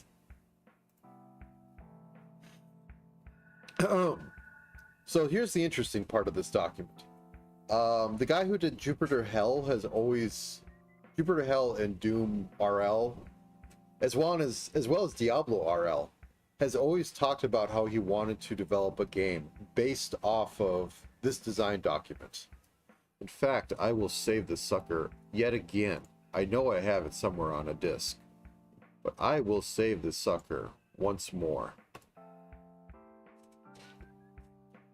A player will have the choice of many races and classes for his character. Not going with that here for obvious reasons. A player character will develop as he defeats monsters and descends deeper dungeon levels. A character will acquire new skills, improve fighting and magical abilities, and wield more powerful equipment. Forays into the dungeon will be broken up by trips to town, located above. In town, a general store provides standard equipment and repairs, and will also purchase extra equipment from the player. A temple providing healing for injured characters, training, and other facilities are available. This actually made it into the core of the game. There's no denying that part. Diablo and Diablo 2, I'm not sure about the later ones, had a durability system that was largely ignorable until it wasn't ignorable. There were a few enemies. I know in Diablo 2 it was a demon that vomited like acid and all that would just destroy your durability, and then you were basically naked. Like zero durability items didn't like break and you had to find new ones. You could still repair them, but they didn't have any effects. Anyways, some good old-fashioned Solomon demons to the right. The heart of Diablo is the randomly created dungeon. A new dungeon level is generated each time a level is entered using our dynamic random level DRLG system. Rooms, corridors, traps, treasures, monsters, and stairways will be randomly placed, providing a new gaming experience every time Diablo is played. In addition to random halls and rooms, larger set-piece areas like maze or crypt complexes will be pre-designed and appear intact in the level. This system facilitates the inclusion of puzzles and traps and helps the additional thematic elements. Deeper levels will contain progressively more creatures and hazards. A character's quest ends with the defeat of Diablo, located deep in the dungeon. Welcome back. I am reading the Diablo pitch document. It's fine. I'm going to read this anyways. I was just going through the history of Diablo and how it says games are just extravagant and overly complex instead of actually playable. Expandability and replayability values are key to Diablo's success. Quite true. Not the expandability, but the replayability. People are still playing Diablo 2 on stream. They're forced to kind of play the remaster, but the remaster did not screw it up as bad as Warcraft 3. The randomly generated dungeons ensure new opportunities for exploration, as well as unique encounters and adventures. No two games will ever be the same. Not when you're speedrunning and you're trying to do the same thing over and over again. But I digress. New magic items, creatures, traps, as well as a complex scenario can be added to these games after the initial purchase and incorporation directly into the DRLG engine. See discussion of expansion packs later in this document. That is an interesting discussion too. This expandability further adds to continued replay value. Diablo will support 2-player and multiplayer game sessions via modem or network. A special arena dungeon will be available for players to pit their characters against each other. The 2-player mode, a user-defined time limit, forces players to move quickly. If they do not specify a move, they lose their opportunity during that turn. As soon as all players register in action, the game proceeds regardless of time limit. The ability to play against friends will add the appeal of the expansion packs, as players will seek the upper hand versus their friends. So already pre-building expansion bloat and power creep. And I will say once again, as this is documented and said multiple times, the only reason Diablo became the first action RPG is the guy sat there and went, what if or somebody had said, like, can't this game be like real time? I think people are tired of turn-based games. And he just, instead of having user input, he just put a wait of like a millisecond or something. So everything just acted perfectly fine with little changes to it, and it became an action RPG on accident. I find it hilarious. And I will say again, Rogue and things that took from Rogue heavily influenced the gaming scene on accident from the stuff that the person was too lazy or did not know how to implement, or just random decisions they made and not any predefined ideas they tried to bring into things. I am going more Solomon demons. And I want to find the expansion section. Oh yeah, they also put, okay, where is the expansion section? Ah, here it is. A player would buy new expansion disc or two, go home and install. Oh, okay, let's start at the top. Well, Diablo shares familiar role-playing elements of other games of its genre. Its unique structure allows a different marketing strategy, one that could lead to sustained long-term sales. There are really two products here: Diablo, which stands on its own, and its expansion packs. These packs would consist of one disc and maybe an information card in a small package. The discs would contain new elements that are directly installed into the base Diablo game. These elements would include new magic items, new creatures, new traps, and new level graphics. Expansion discs would all be different, or maybe 16 to 32 combinations, and will contain approximately 16 new elements in varying degrees of rarity. A sample disc might contain one rare sword, 3 uncommon magic items, 8 common items, 2 creatures, 1 trap, and a new hallway type. A player would buy an expansion disc or two, go home, and install the new data into his game. The new elements would be incorporated into random mix when a new level is generated. Perhaps a player character should have one goodie directly placed into his inventory for instant gratification.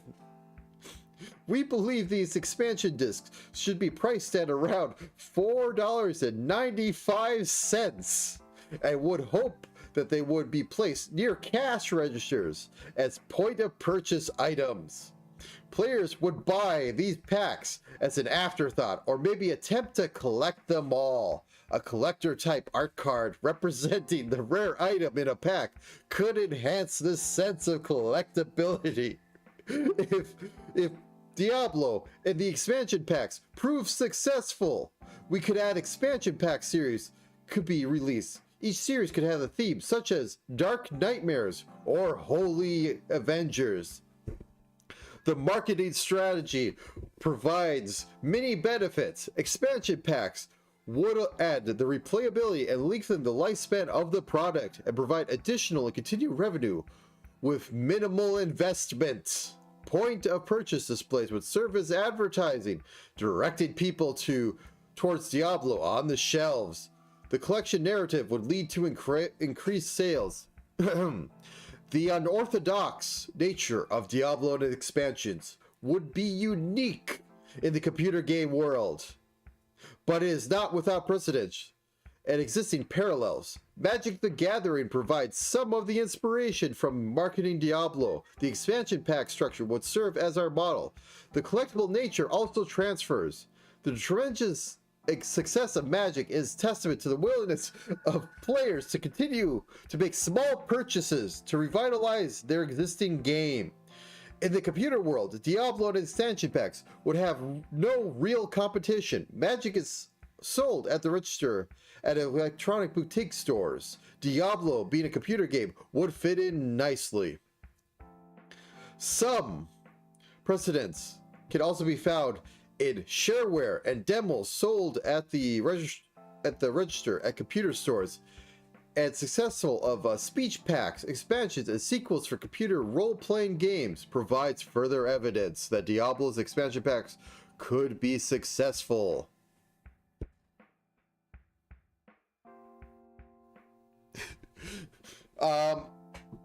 They eventually did not go with this. They made one expansion pack that Sierra did, and they don't like to admit that happened.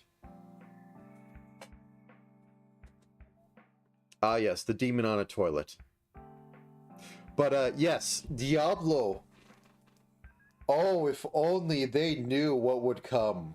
These people would be either impressed or ashamed. I will note the fact that their structure for items is literally the old Magic the Gathering 15 card packs.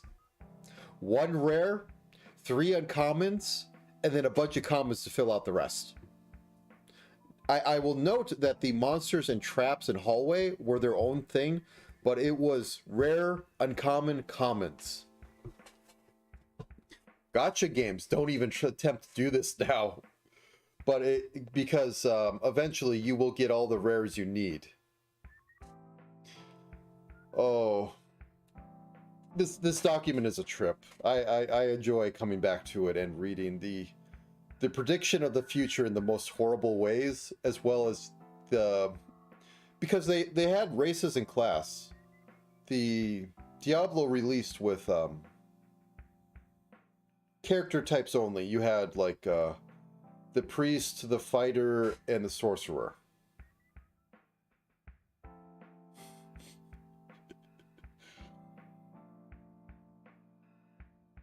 Yeah. Well, it makes sense in video games as well, especially these sort of loot type games, to have common items. Usually they're made as a base for other ones. But yeah, I understand what you mean.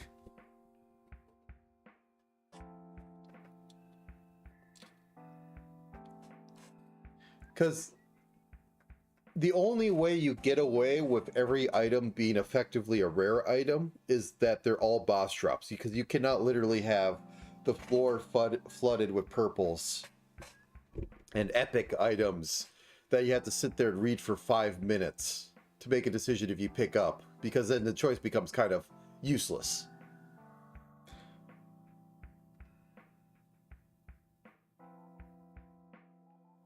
But yeah, when it's like, this is the limp sword of nothing.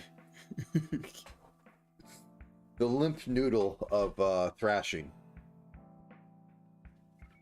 It adds more to the game. Unironically, nowadays, because people do challenge runs, having a glut of common items would lead to, can you beat Diablo with only common items? The answer is yes, actually. Because for as much as like Diablo goes on about all its rare items, you can basically just beat the game with skills. The items don't really matter. They just make you better. I haven't seen if anyone's tried to beat Diablo 2 with no skills. That'll be an interesting thing to look up.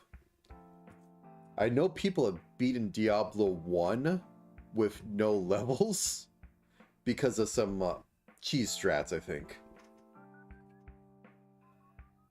But yes. Ahead of the time. Directly quoting Magic the Gathering as starting this mess.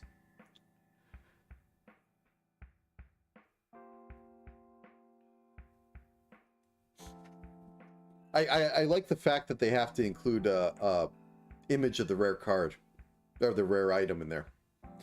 That's what sells it for gacha for me.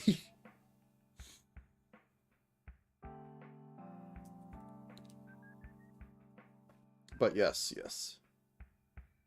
All right, we're getting towards the actual time.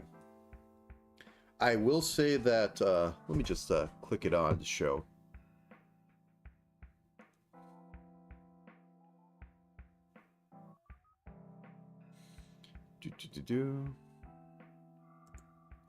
I do have a Godot project up. I have not touched it at all. I mostly set it up because I need to set it up for capturing before stream.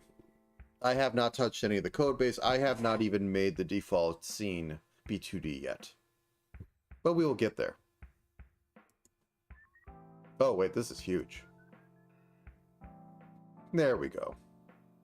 That is more manageable. Anyway, I'm going to... Excuse me. I'm going to just screenshot a few things because I still find this hilarious.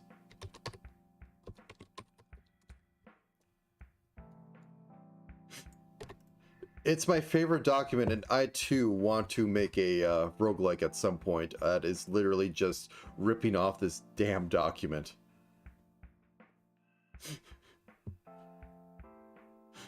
But it has no production value. I cannot tell you how little production value it has. It has like literally, I went on the internet and I downloaded some things, which would be, you know, quite massive back in the day. I mean that everything is just copyright stolen.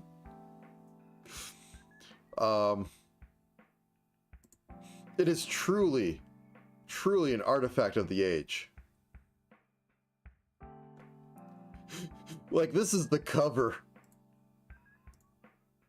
I'm sure this is a famous painting. But look at that type font. Look at it. When you think Diablo, you think cursive and Italian paintings.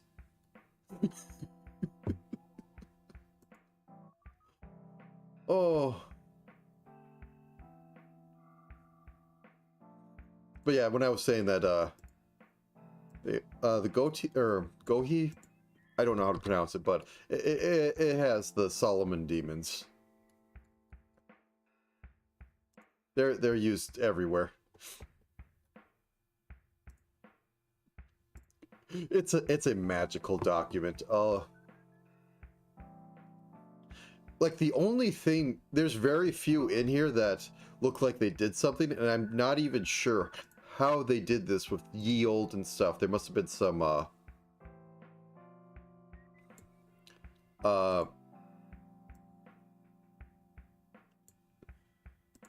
basic things, because this really feels like basic comes with the system stuff, because you could tell they made this and then like temple dungeon, they weren't even sure, and you go down there. But man, it's only 8 pages long, but it's a read. The random werewolf, no real reason, and also everybody's favorite demon on a toilet. The SMT series loves him. You always fight a demon on a crapper.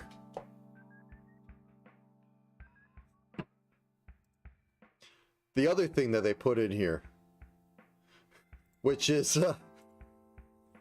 which didn't work out, but it shows what you should do. It's kind of like what I did on first day. Let me rotate this by -90 degrees. Let me rotate this by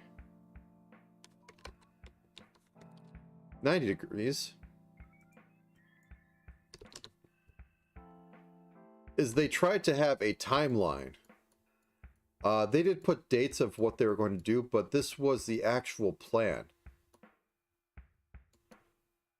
And as you can see, they have their interface being with literally a first level character, the first level, and one monster, and that would be all the art they would have. Then they'd figure out the rest of this, do the rest of this going on. And they had this come in late, and they shouldn't have done that.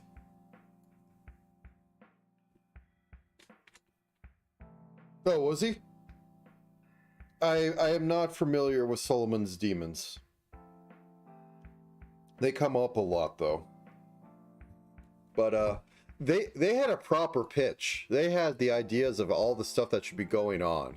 And they had it all going on in parallel. This is more planned than any like AAA game at the moment. And since I am almost an hour two, I am breaking out the premium caffeine.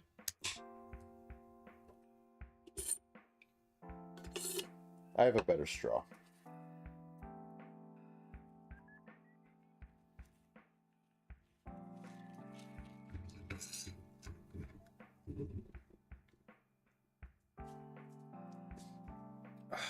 Premium caffeine.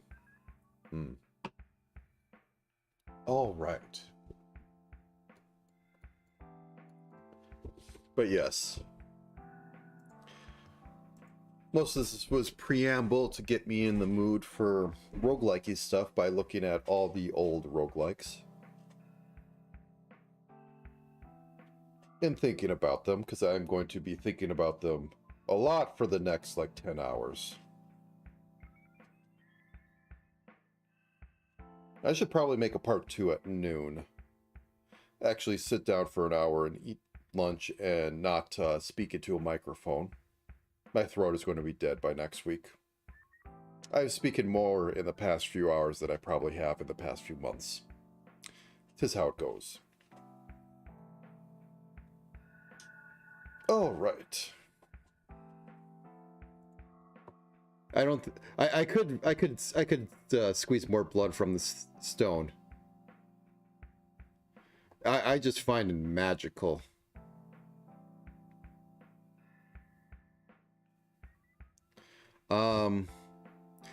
Oh, here it is. The programming development's initial task will be development of clean, intuitive interface. After this, an overlay shell structure, the dynamic random level generator and sound driver will be implemented in time to allow at least 4 months of bug testing. We envision approximately 16 monsters to start with. Actually, how many monsters were in Diablo 1? I know there's a lot of recolors. I can also go and pull out my Diablo book. Oh no, wait, that's for Diablo 2. So 1, 2, 3, 4, 5, 6, 7, 8, 9, 10, 11, 12, 13, 14, 15, 16, 17, 18, 19, 20, 21, 22, 23, 24. So there are 20... Oh wait, no, those are cut ones.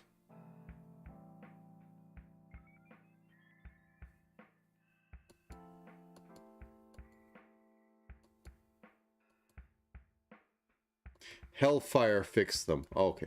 But yeah, there isn't that many monsters, and a few of them are recolors. So let's see. 1, 2, 3, 4, 5, 6, 7, 8, 9, 10, 11, 12, 13, 14, 15, 16, 17, 18, 19, 20, 21.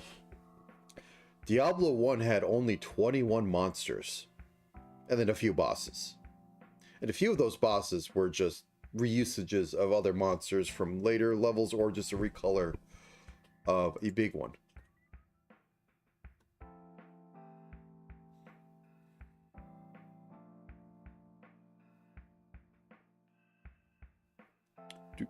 Do.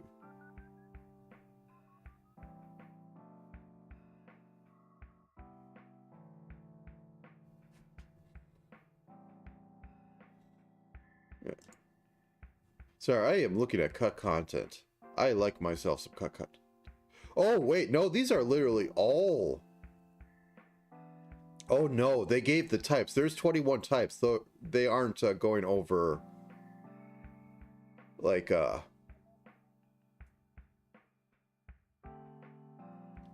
They weren't individual ones with recolors. Interesting.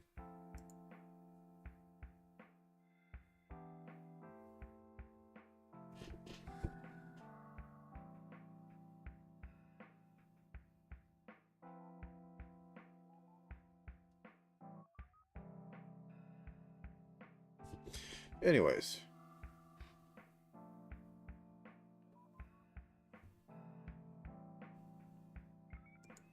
Lots of history here.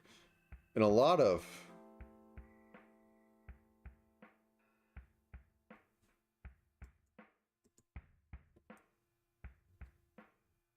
Sorry. Reading ancient, old game stuff. Maybe I'll get back to this tonight.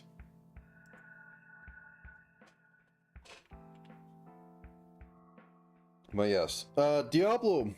I didn't play a lot of Diablo. I played Diablo 2 a good bit.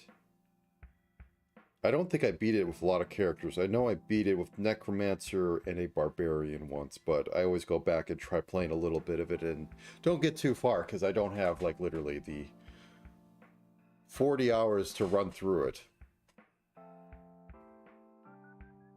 But it influenced a lot of what I think about video games. That and unironically Disgaea and its item world. Man, item world blew my mind way back in the days. And just the fact that you had this infinite thing that was always you go to and it's a new challenge every time. Like Disgaea item worlds are not the pinnacle of randomly designed things. But they definitely are what I think of and want from some of these games at this point.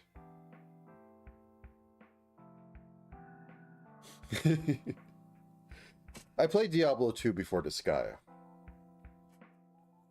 But Disgaea sticks in my head more because it's, well, insane.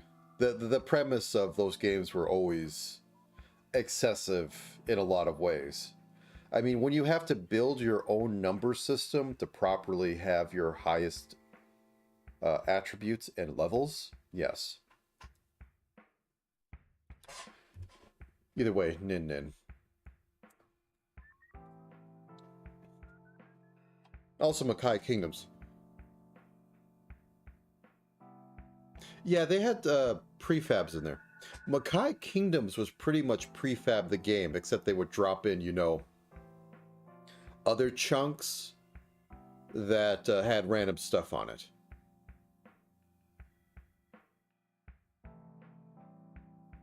Maybe. The boss stages were usually just a giant pyramid of something. I think they were pretty much always boss levels were very much similar in the item world. Like the 100th floor or the 50th floor sort of thing. Maybe they used different color palettes, but it was always that, and then, you know, drop in random enemies across there. Call it a day.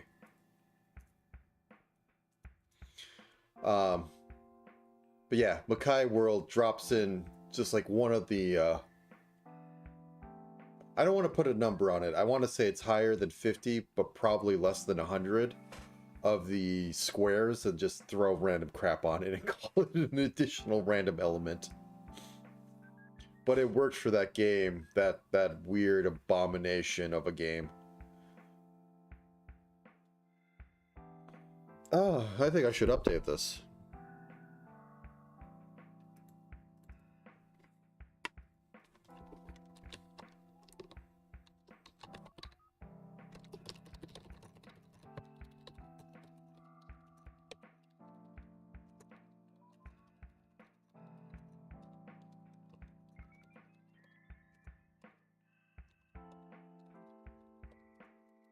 Okay, good enough.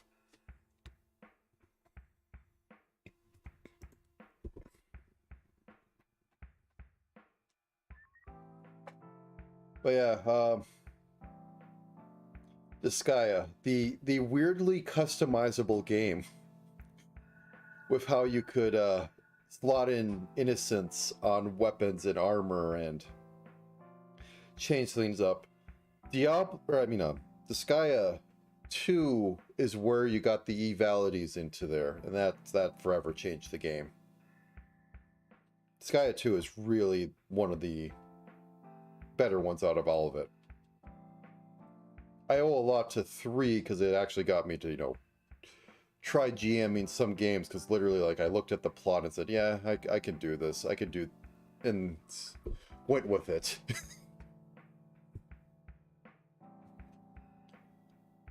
4 and 5 is where I kind of drifted off. 4 I had some issues with.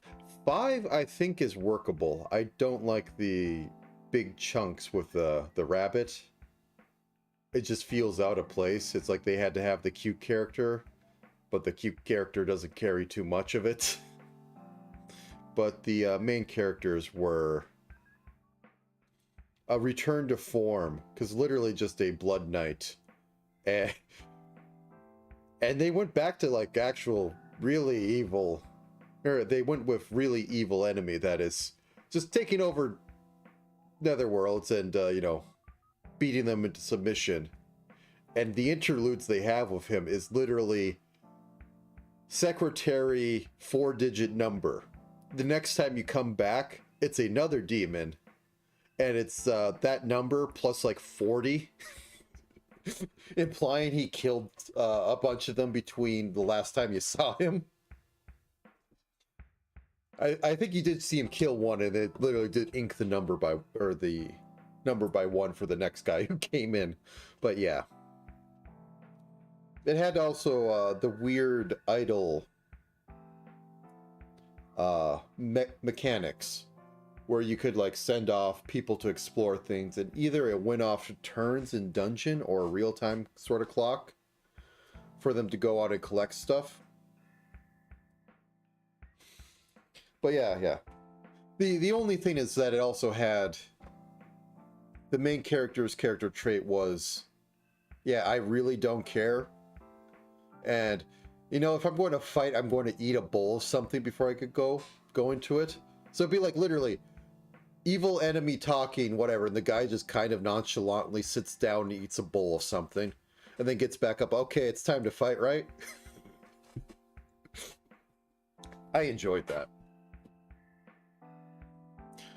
4's main character works, but is a little silly and stupid. Going around in like a democracy in the underworlds is kind of weird. It had a lot of weird attempts at politics, but I mean, Disgaea has always had the console or whatever it was, where you know you beat them into submission, which is always funny, but I think it leaned a bit hard into that. And like campaigning for stuff just didn't sit as right as what 5's like, hey, there's an evil empire, and then there's your guy who wants to go through and just beat the shit out of them because, hey, why not?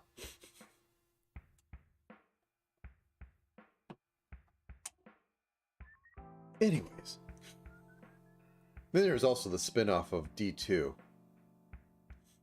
which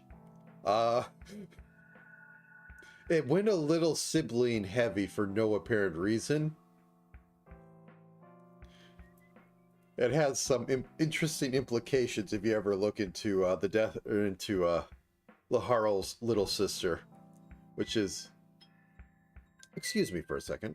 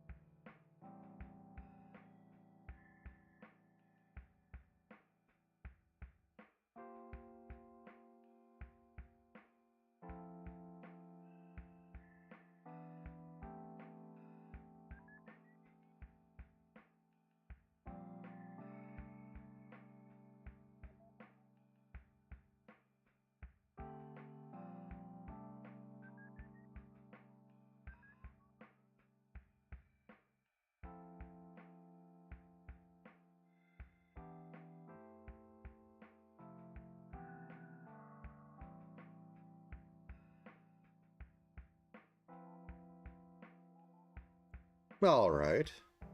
I half expected that to happen. There was no planning, but things were planned for me. They'll be delayed till next week. Half hour left. Oh, will I survive this?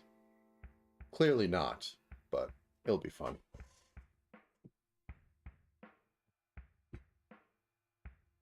Oh, let me close down some of these things. Maybe I can get back some memory and my computer will not immolate by the end of this.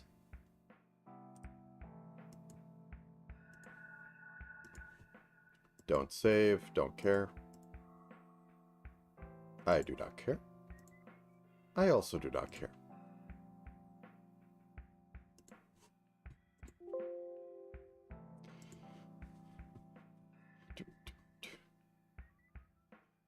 Okay, then. What to talk about? Let me just close down some of these. I'm sure I'll see something I want to comment on. Dynamic weather, not going to need it. Forests. I think the generation of forest, yeah, it doesn't even tell it. Procedural content generation wiki. Actually talk a little bit more about your things. It'll be useful. Universe generation. What's the Whittaker diagram? Oh, this is Minecraft. Yeah, I will take this down, if only just to show. This is literally what Minecraft is based off for its biomes.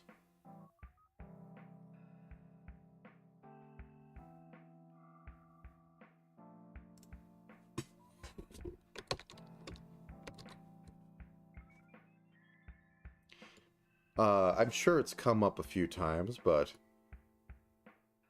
Minecraft was based on temperature and precipitation for its noise. Like, it'd make Perlin noises of those two attributes, and then it would use something like this in order to figure out what type of biome it is, and then generate accordingly. I don't get much use out of this, but I don't make biomes. I literally make chunky little squares. So does Minecraft, but that's neither here nor there.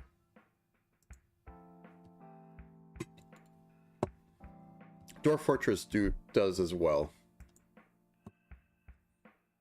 L system. Oh, I remember that. L system was trying to make...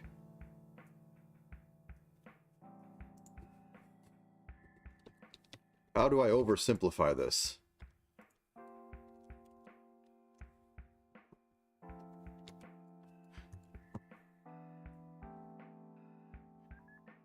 L system was something in order to try and figure out how a plant can, like, you know, do its fractal thing. In the simplest way possible. That's about it. It gets complex. There are a few ways to approximate it. Oh, sequence generation. Blub blub shub. Well, we like shub in this house. Ah, it's a pseudorandom numbers.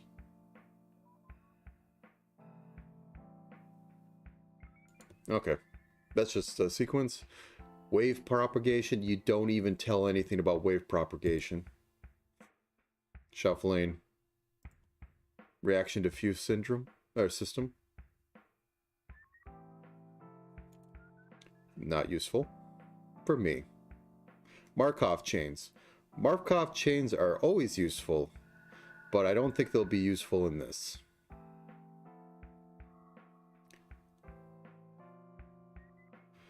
Markov chains is how, using a non-neural network system, you try to get a chatbot to work. Because it will take tokens, compare them to an analyzed text, and see what goes next. It is literally the precursor in a lot of ways to what neural networks were designed to do, as most of the AI for chatbots nowadays and those neural networks are complete the text, and the text just happens to be input from a user that it's trying to continue on with, and it just has more mountains of text that I don't think fit well into a Markov chain.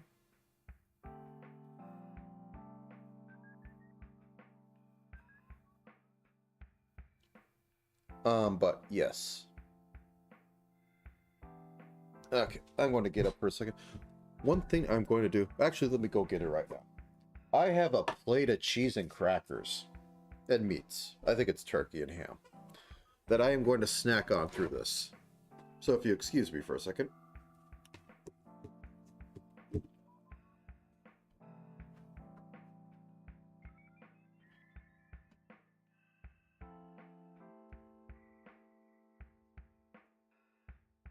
All right, it is being retrieved from the fridge. Protective tape, which they put on everything for no apparent reason, has been removed. And it goes onto my TV tray that sits next to me. And this will be my subsistence for most of the day. Smoked turkey and honey ham. I'm going to need scissors for this. Excuse me again.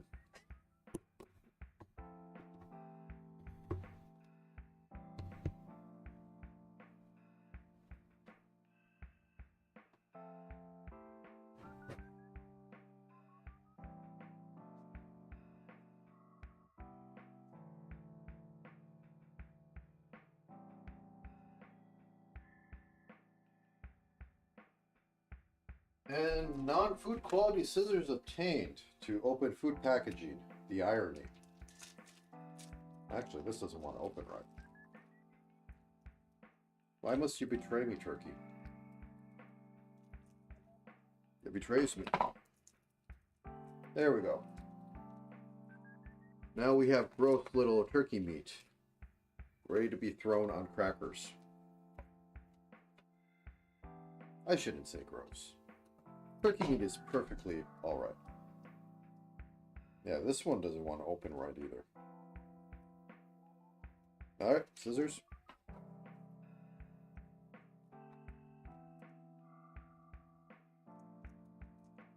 There we go.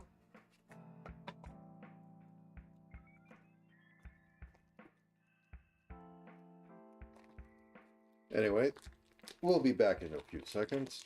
Just getting everything ready. If the cheese one will open right. Nope.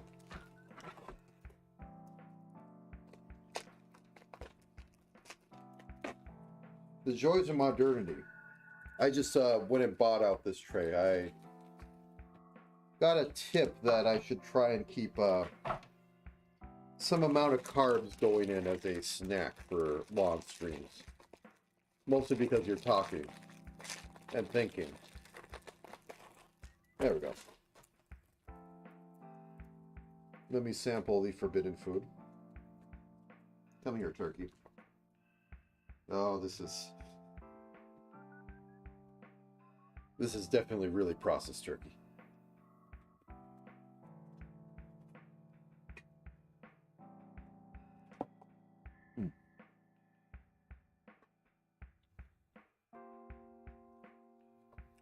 But ultimately edible.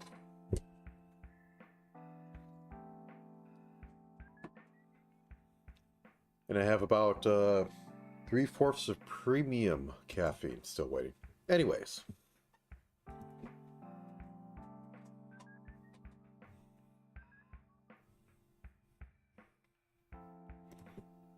But Markovs, as I have used them before to great effect. They're useful for making fake languages. But you take in text. It doesn't give input. Where's your input? Either way.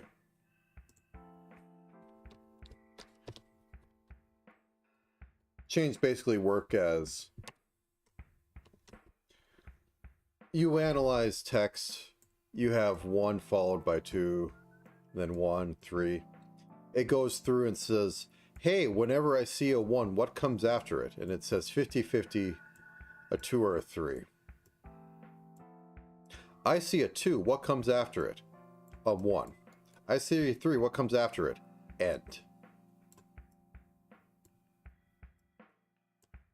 So, and you basically just look how many forward you need, and then you generate the string, and it'll just randomly pick, and like,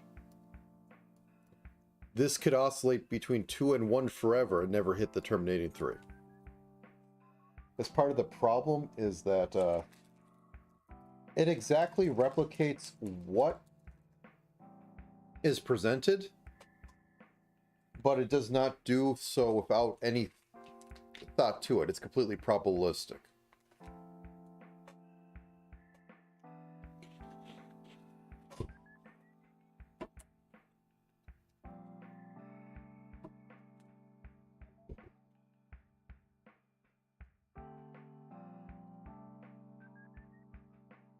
But that said,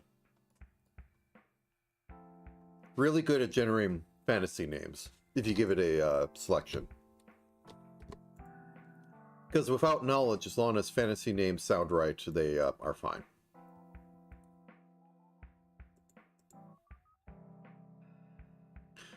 Fractal, dynamic weather, random walk.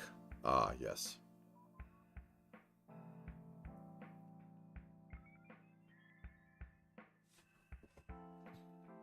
I don't know if I'll be using much random walk besides enemy movement.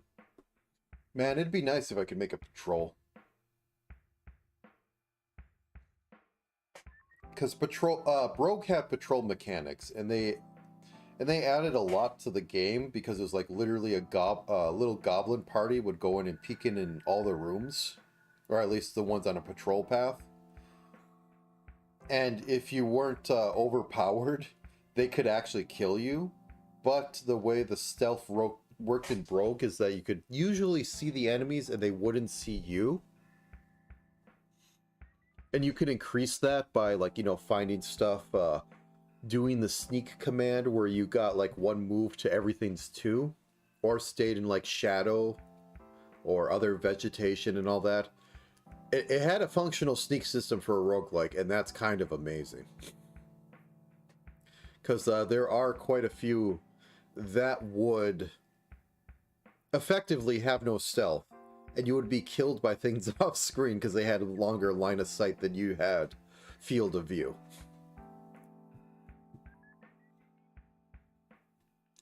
But yes.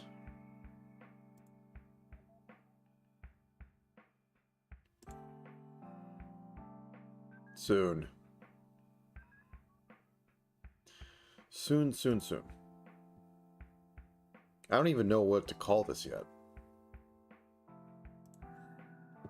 I just have it down as Roguelike 2024.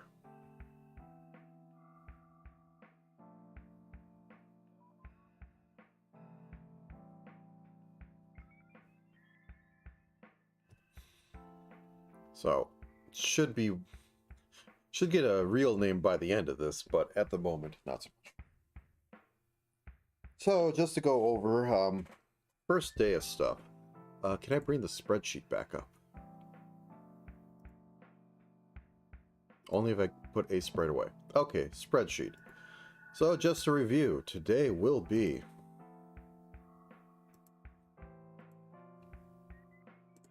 basic window size, basic color palette. It's going to be dark. It's going to be dark with flourishes of nice color in there. Temp sprites. I'm going to really need to think of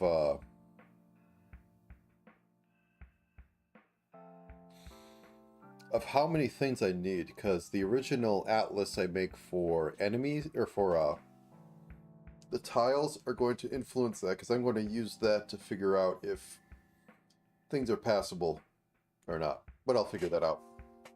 But I need to make the basic stuff first. Make the room, basic level generation, which is to say just a bunch of squares all connected perfectly. That'll get me through the day. Basic bump to attack, so I make a slime and I smack it to death. Level transition, which means I step on a trigger and I'm pushed over to the next room. We've explored that before when I was doing the Final Fantasy knockoff, which I still need to continue on. Excuse me, I want to shovel another cracker to my mouth.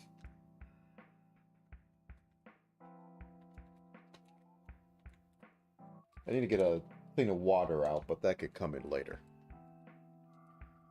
Scroll plus damage numbers would be nice, and I probably will get to them, but yes.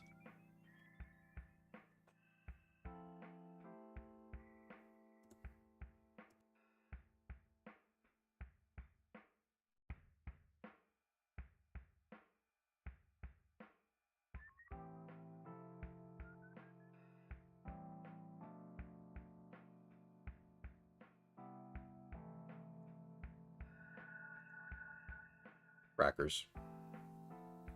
Delicious. I'm guessing these are just Ritz. This thing was expensive, and I'm like, I can buy all the base stuff for this. Then I look at all the base stuff, I'm like, yeah, I'm not going to bother. I do have some cheese and sausage set up, but I have to slice and dice it.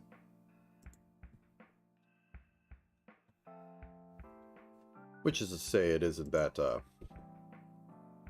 bad to do, but it will take time away from this, the most important thing. Talking about roguelikes. Anyways.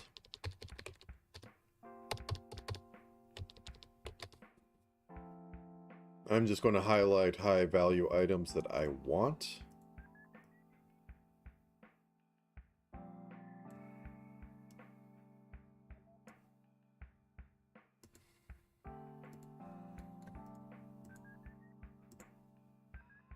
This doesn't have the copy pasting. Okay.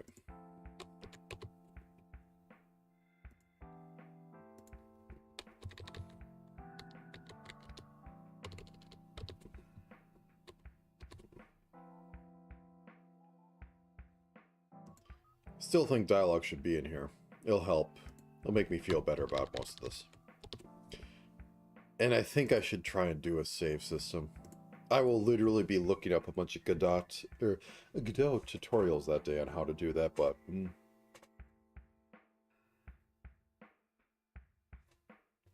scroll is needed. At least the damage numbers is needed. And we save and we turn off cap locks. 14 minutes.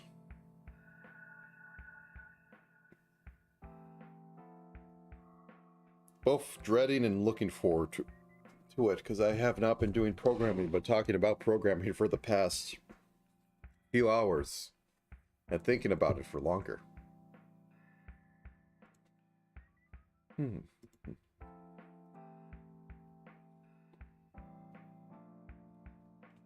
Let me close down some of this.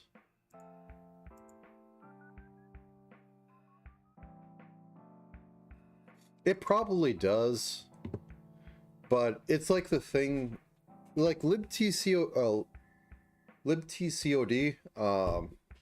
revolutionized a lot of roguelikes coming out, and that is what Rogue is based off of. However, it is very much acting like how to put it? Everything is exactly square base. And you can do a lot with that square, but you can't do anything like shake the character or shake the ASCII symbol in there around or do anything else with it. And I would be a lot further along in a lot of stuff if I used that exactly, but I wanted little flourishes, which made me pick up SDL and just program Python directly to SDL for most of it. So what happens with like engines and stuff is like, hey, in order to do the save, you must package this in all these specific ways, and none of them make sense to me, or I'd have to rebuild everything in order to save in this way for no real good for no good real reason, or I have to make translations between it, and it just becomes an utter pain, and rewriting it itself myself is just slightly faster than trying to figure out how to fit my square peg of a system into the round hole. It's happened more than once, and it's just so annoying. I shall not shovel another cracker down the gullet.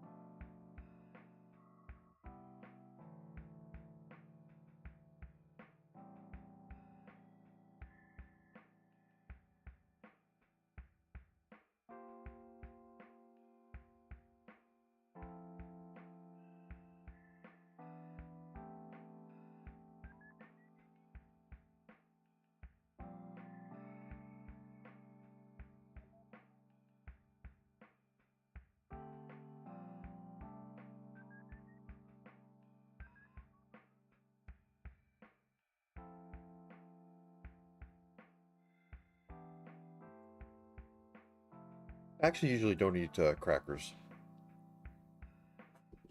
I usually don't eat a lot of bread, really. Mostly it's a pain to get, and I tend to eat it all at once. If something is ready to be eaten and sitting in the house, it doesn't last long. So most of my food requires cooking. Or at least heating up for, like, tens of minutes.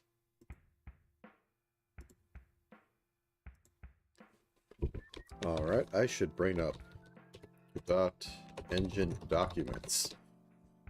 I'm going to be living here for the next few days. Read the docs.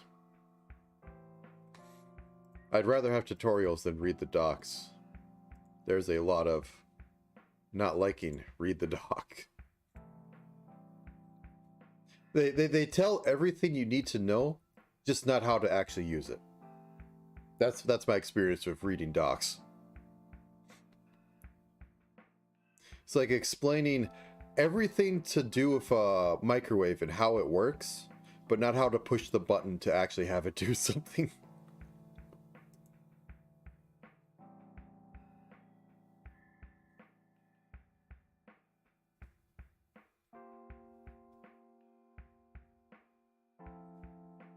Do do da do do da. All right, 10 minutes left. I should probably change this. Oh yeah, I had what I was going to type in here before, but I had closed it. Okay.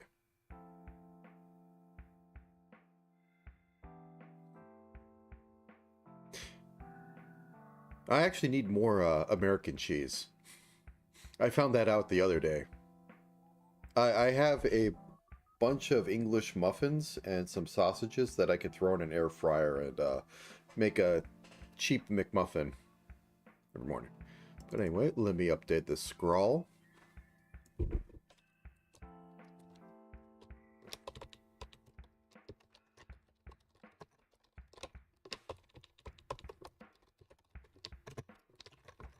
Making a roguelike in 7 days.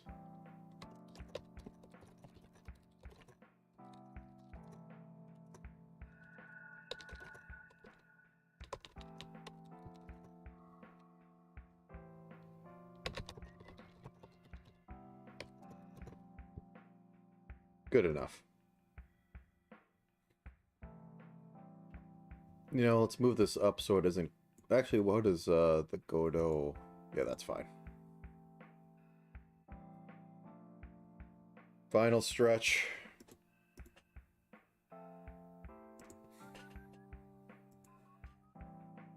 Ugh.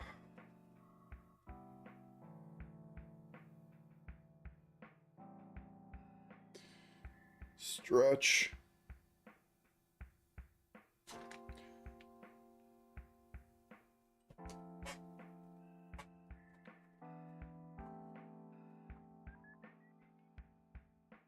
Okay.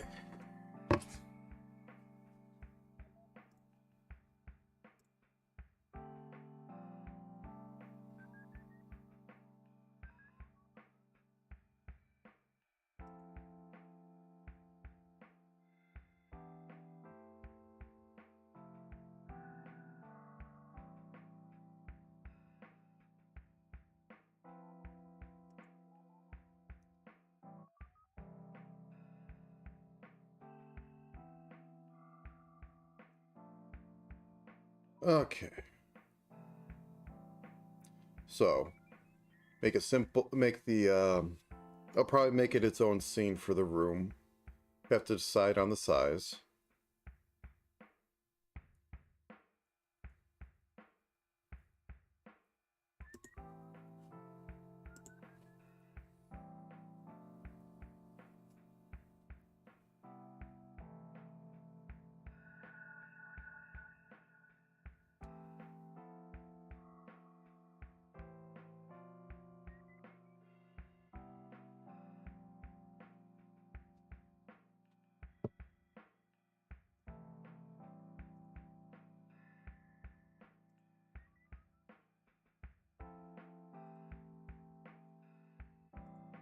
Sorry, I'm braining here a little bit. I'm just trying to think about the best way to start the process.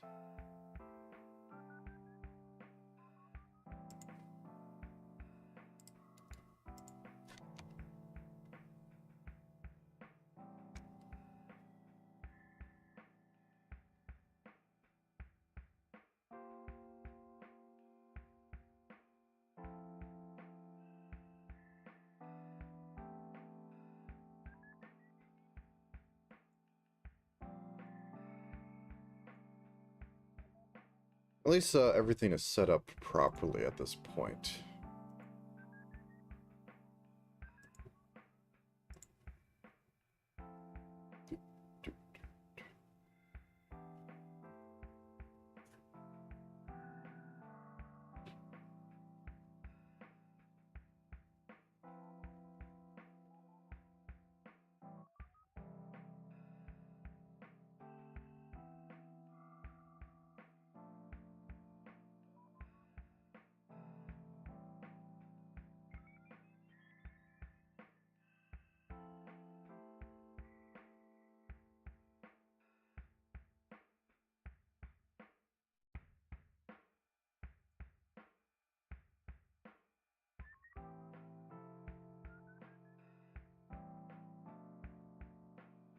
Okay, 5 minutes to. Yeah, too much thinking over it. All right then. I just wanted to tick over and hit the button. Then I can actually start going on again. I don't want to start up anything that I can't stop. 1 second. I'll eat a few more crackers, and that'll waste time.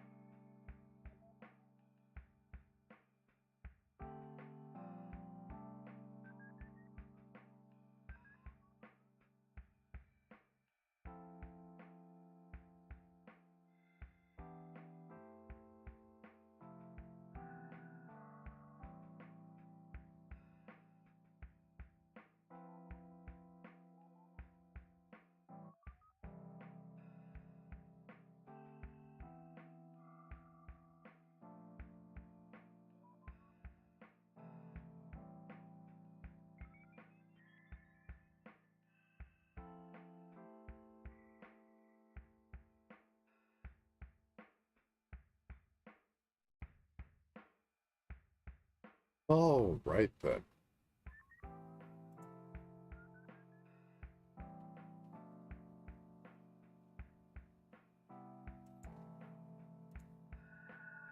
I think I shall put this in the background for now. Bring this up. I'll need to figure out how to grab the right window when it gets back.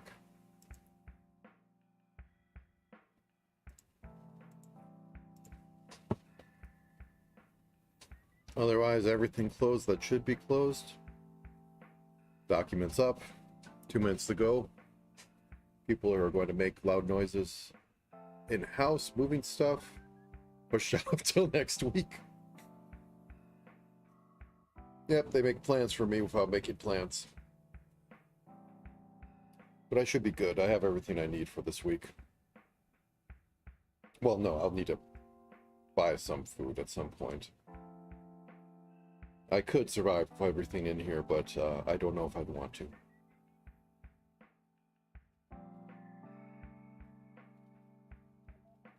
The Infinite Godot 3D plane. I find it funny how most game engine software drops you in exactly like this. At a skewed angle to show you it's 3D.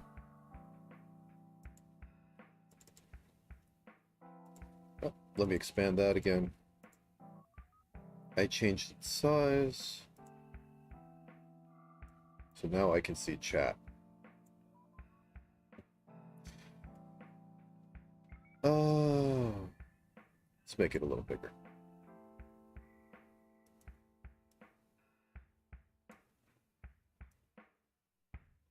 There we go.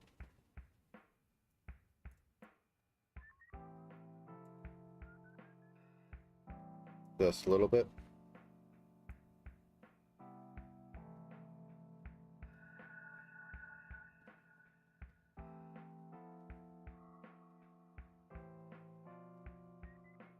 Okay, we begin.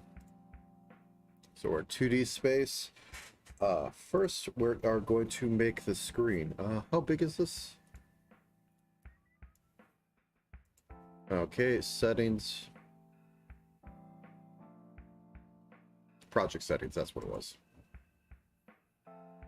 Window is...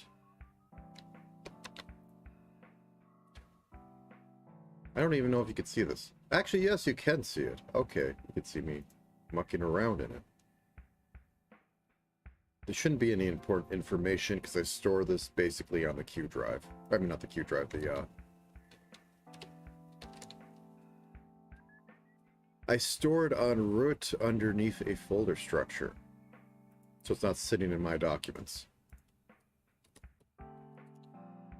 So this is 32 pixels across, 36 units.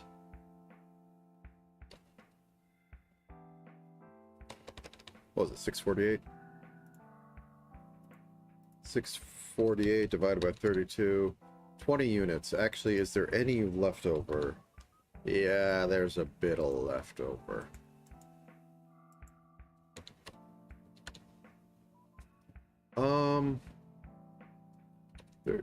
Yeah, we can have the quarter put on the sides.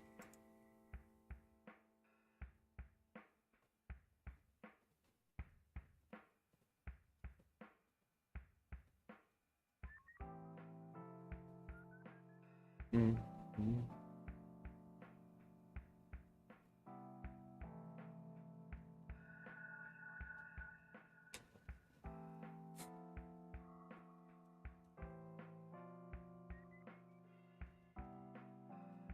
Okay.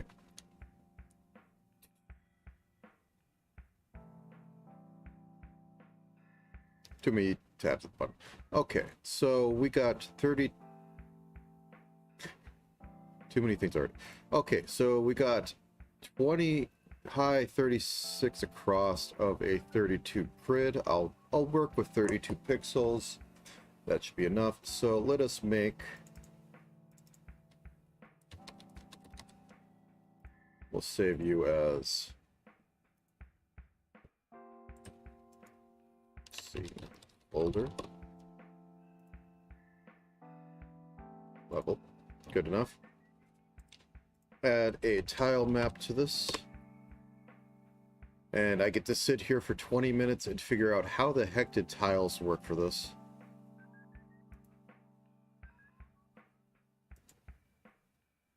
Oh. Oh. You think it'd be at top, how to set this up for, the width of your tiles, but nope. No? No,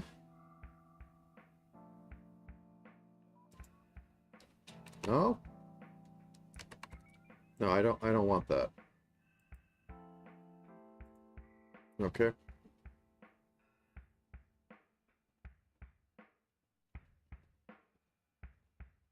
This is what I kind of hate about Godot. Like, the thing that is the most applicable to the system is not actually easily visible in the system. Okay, time to Google.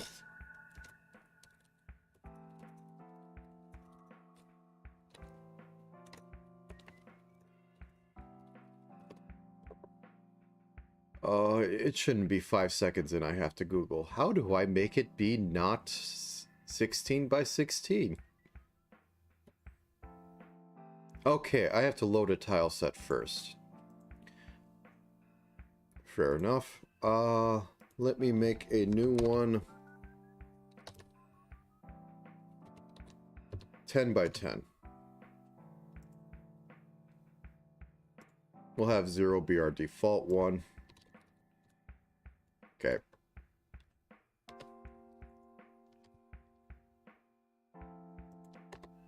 This can be the basic blocks. This can be basic open space.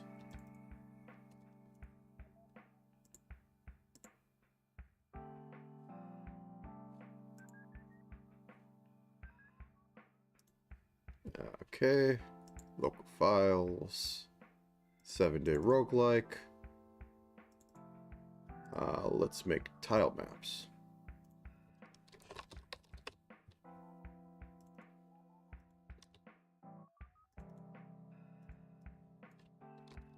Tile map. Ping.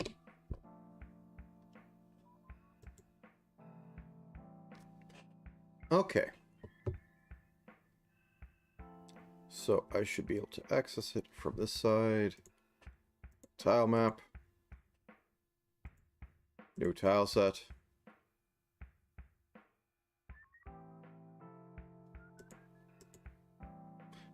It's hidden under that. Why would you do that? Oh, you can actually... Okay. Well, at least that's useful.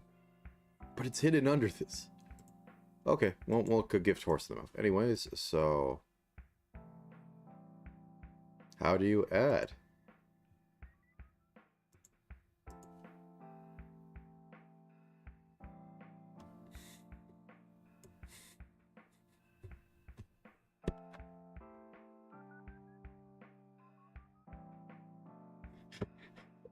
I will once again just sit here and go, why does it not have like a word to say, please put tile map image in tile set? Okay, over here? Okay, Atlas. Oh. Sure.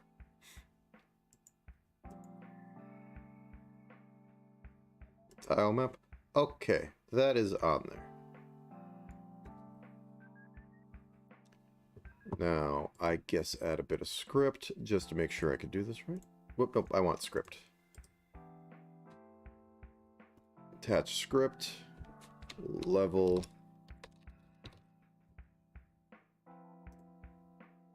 Okay.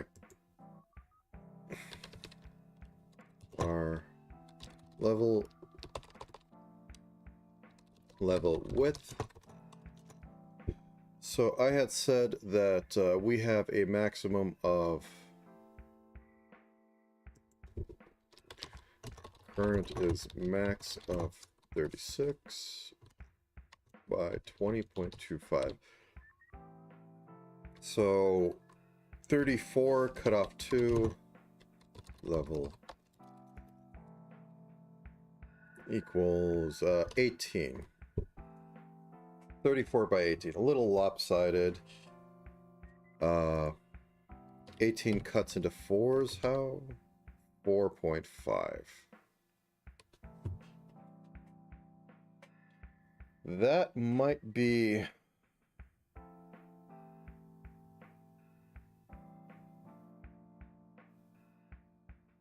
I might have to change this to 16 by 16, but that gets a little small. So 152 divided by 24.0 is 48. And the height of 648 divided by 24.0 is 27 exactly. All right, let's try this again.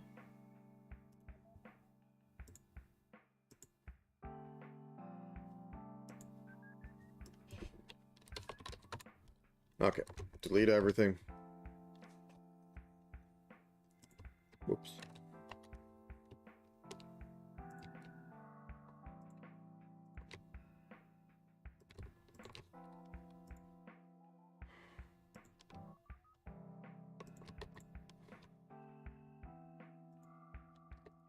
Okay. Let's remake the size of this canvas to be 240 by 240. Upper left corner we keep. And save out. Okay, so we go back into here. And what did I give for numbers? 48 by 74, or 27. 48 by 20, oops, by 27. So let's shave off 4. Give us 32 border around this. And shave off 4 to give us 23. That's 23 divided by 4. 5, not the best. Man, it's the height that's killing me.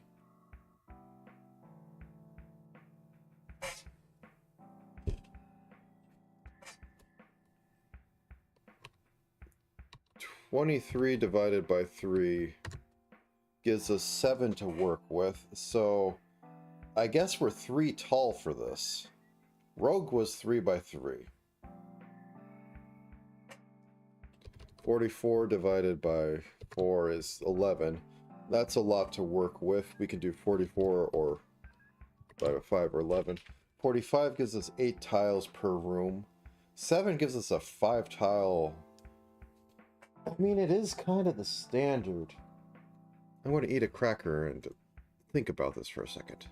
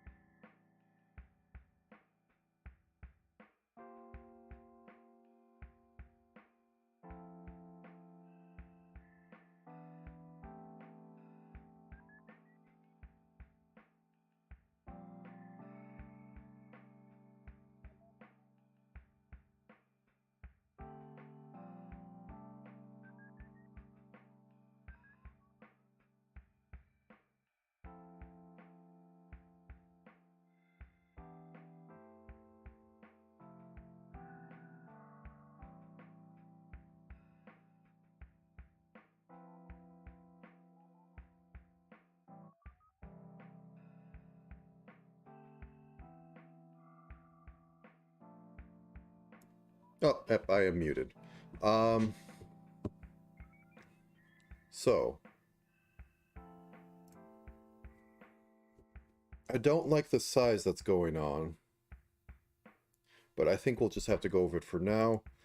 So at the moment, let's do some basic function of filling tile squares.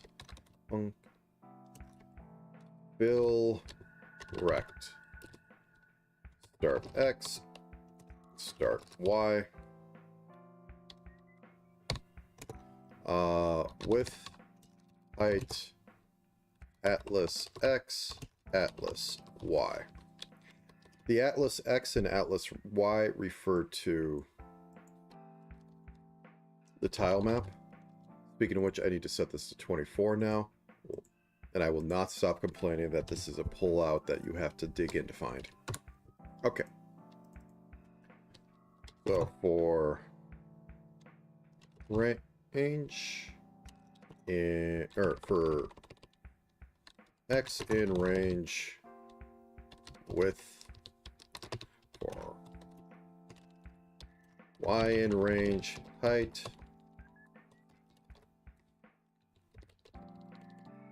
start X plus width, start Y plus height. And I will go tile map dot set cells. Oh crap, I have to make a vector.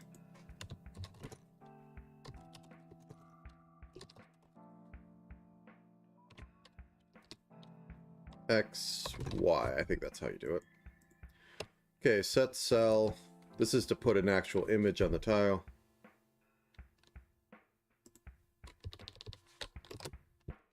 Yes, I typoed that. Please give me the pop-up for things I care about.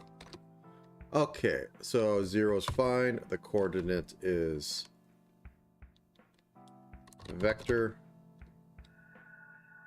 Oh. Chord. Yeah, we'll call it chord. -1. Oh, an Atlas vector. Okay, I need to have that. Okay, so we will call U chord.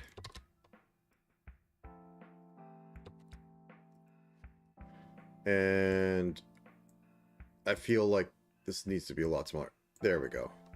I need room to breathe. Atlas chord will equal Atlas X and Atlas Y.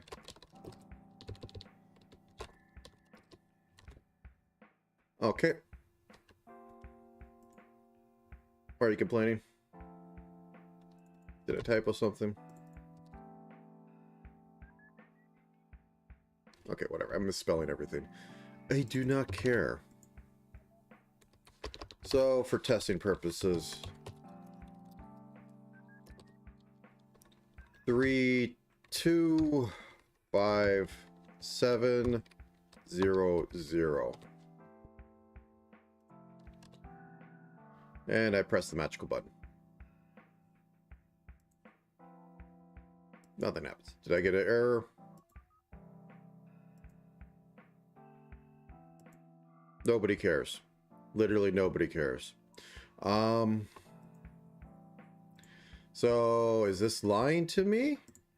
Are they lying when they're trying to tell me what this actual thing is? Can I hit the button and actually see it? Okay, let's try 1, 1. Are they stupid at using...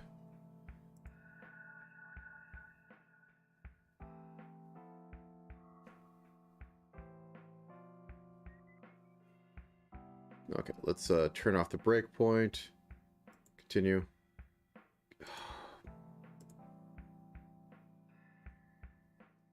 I've had this work before. I've worked through it. And I still think it's going to be dumb. Okay. You shouldn't work hard on doing the most basic tasks with this stuff. Okay. Good tile map set tile. Using tile sets. I don't care. Oh wow, we set the texture like that. Oh, we can set a bunch of collision. Yep, I don't care. Can I set the tile?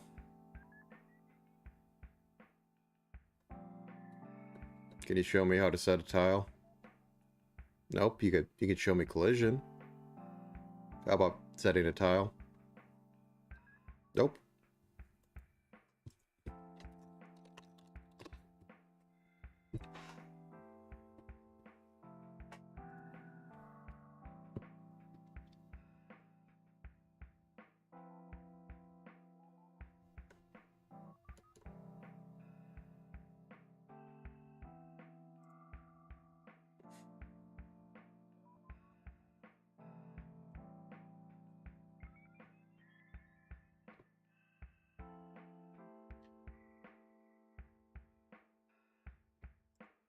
Okay, set tile, set cell. Wait, is this old? Is this 3? Yes, this looks to be 3.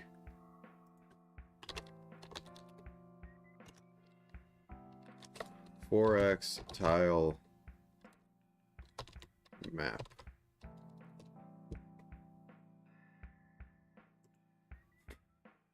I don't want to. The one thing is, don't want to start ripping open my other code.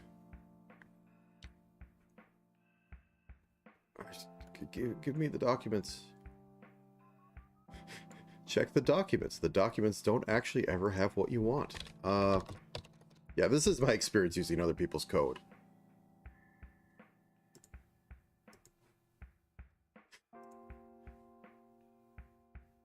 Can you give me the functions?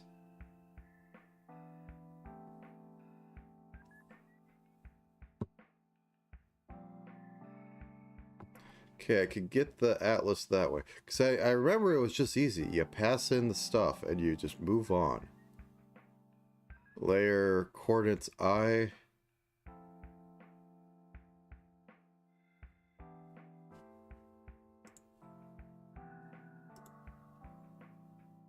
Okay. Why are you not putting cell down? Does the other thing have to be checked?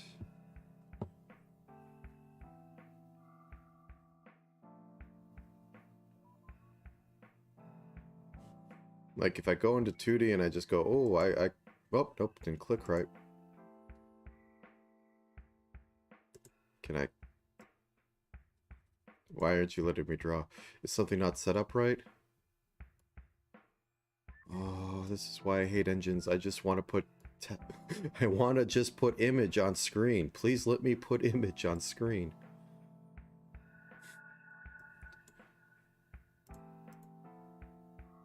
Am I in the wrong thing? I have this selected. This is visible over here. Oh, this is screwed up. Oh, nice. It's not even set up to be. So how do I reset it so it's actually at, proper size that I care about? Okay. That's not going to fix much because I'm not even seeing partial parts of that image. Oh.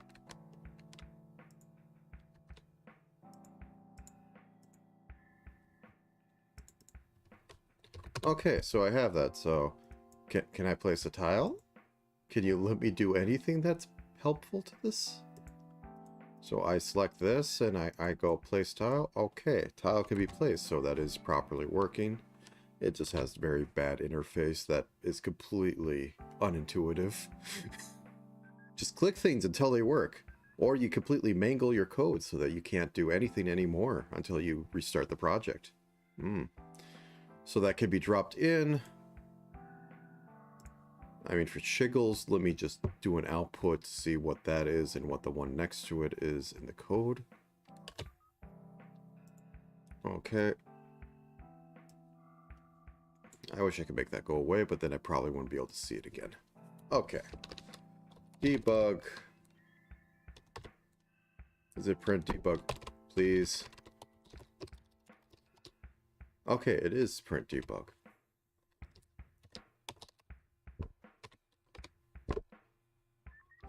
I'm actually legit considering going back to STL now. The output is hell to do, but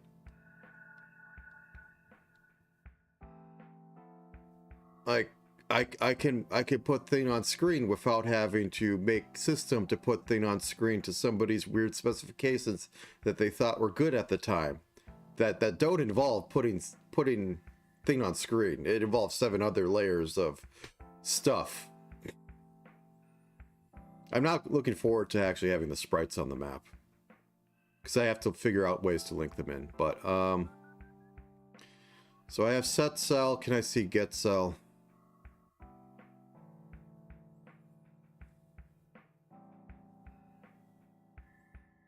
Okay, so I have this. I'm just going to copy paste it. I'm not going to bother trying to think that I could spell it right. So layer 0, sure. Vector I 0 0, unless it's stupid and uses base. Okay, so that should show me like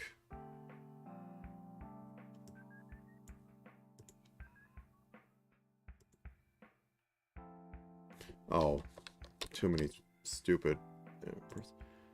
Okay,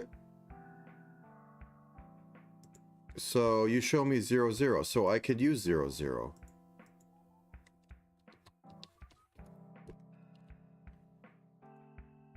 Okay, okay,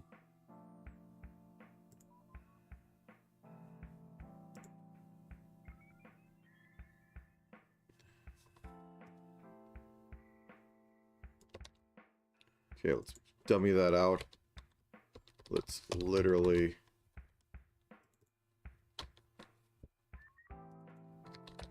vector 2I 0 1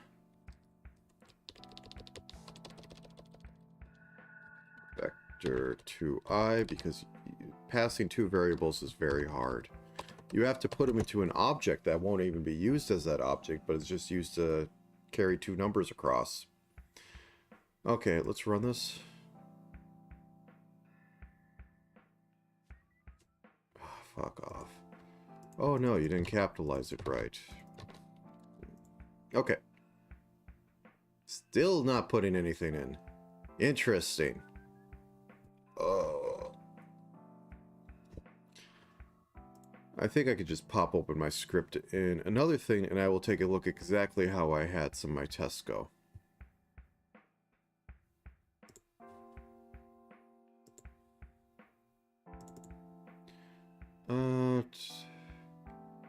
Where did I put my A* test?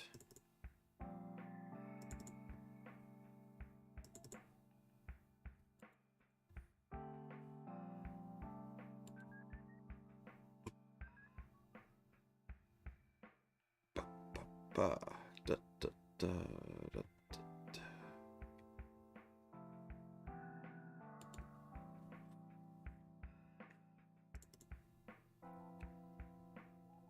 Unless I actually did that on the other machine. I don't want to run between these two.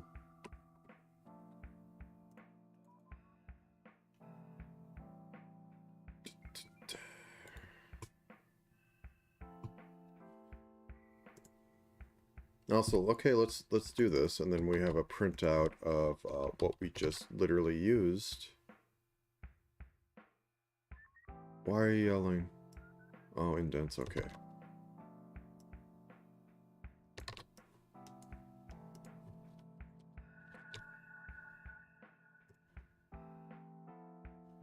Okay, so that comes in -1, -1. So does set tile like require a refresh? This is what I say, like it tells you everything you need except actually how to use it. Because as far as I can tell, I am doing everything it wants for this.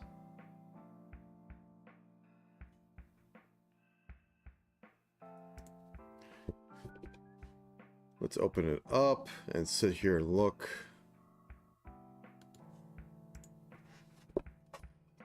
Yeah, I'm pretty sure I did it. Yeah, I did do it. Set the tile identification for the south layer at coordinates chords. Each of the tile set identifiers is used in 3 parts. Source, ID, I don't know, can I put it at 0 and it'll work now?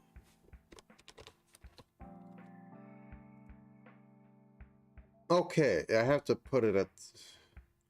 Then why do you give a default a -1 if it's going to break when the default is set? Why? Okay. Like, I do swear most people who make engines don't actually make engines to be useful. It's just what they thought was good at the time. Okay. So I can slap that down.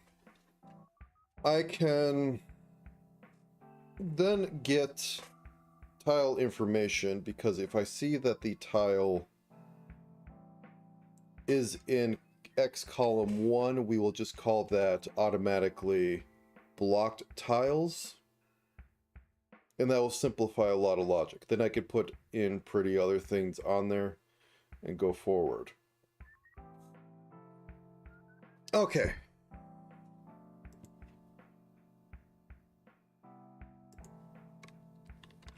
So I close that off.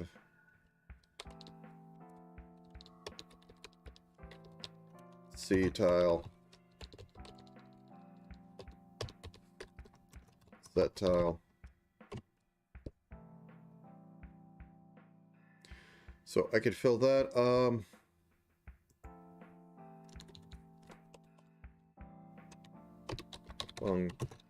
Fill map X at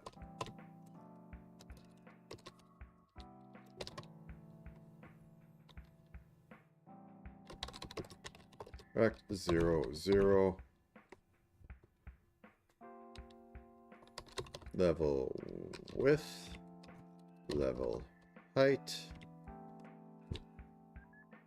Oh, wait. Atlas X Atlas Y.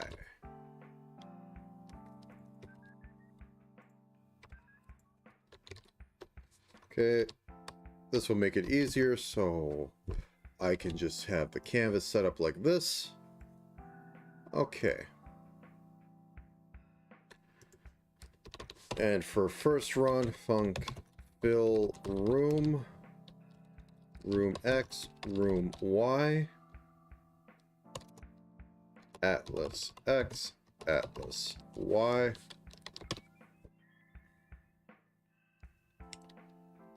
And we will need to offset by 1 and end by 1. So I'll go up here, var room width is equal to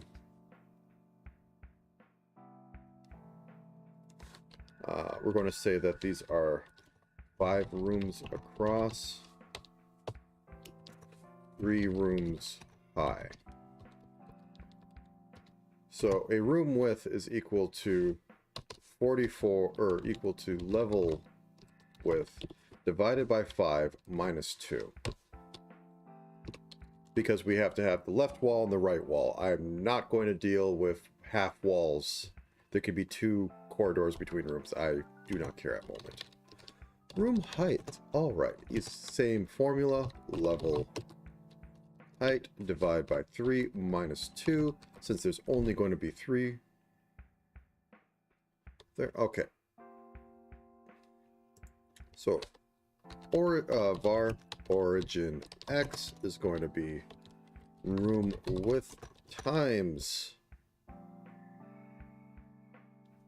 room, or level width divided by 5.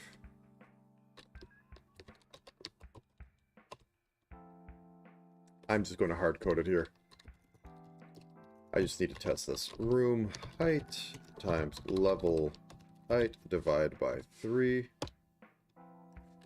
And then we are going to call fill rect origin X plus 1, origin Y plus 1,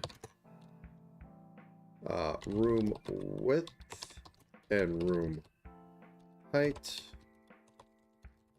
and pass through Atlas X and Atlas Y. Okay, so we fill this in, and then we'll just fill in just 3 rooms. So 0, 0 room with 0, 1 for white squares. 1, 1 room with 0, 1 for white squares, and 2, 3, 2 room, 0, 1. Okay. And that did Bupkis.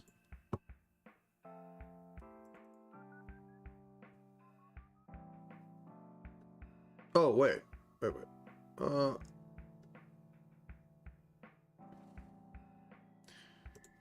Absolute Bupkis. Okay, let's run it again. So room width is 6 and 5, just as we expected. So we continue on. Atlas chord is 0, 1. Oh, it's X. Okay. That's my bad. These should be 1, 0.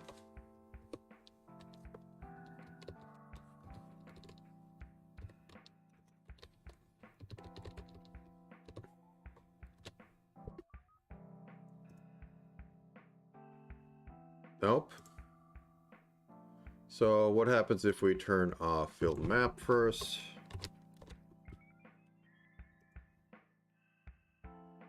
Nope.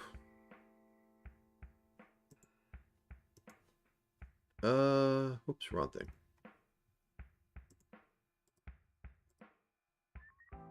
Tile map. There we go. The joys of programming.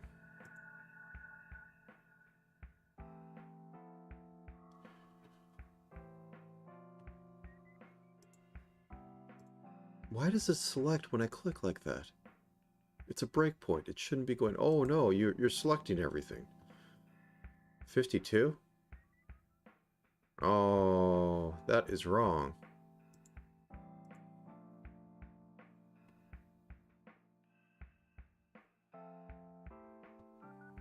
That is definitely wrong. Oh, my bad. Room X and room Y. Okay, that should fix it.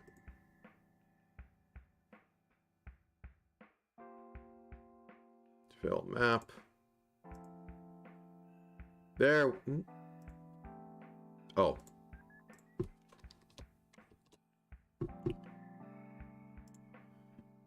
There we go. I might change a little bit, but please excuse me for a second.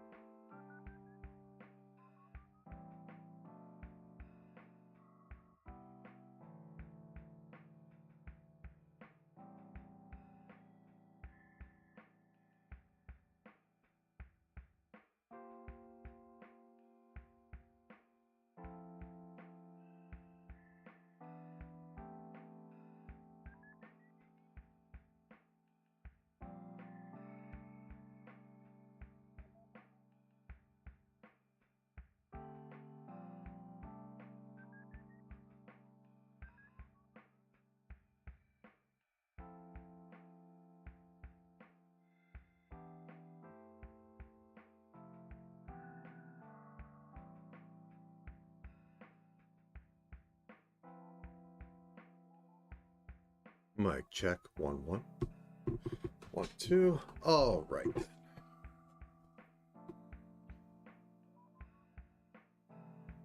Bop, bop.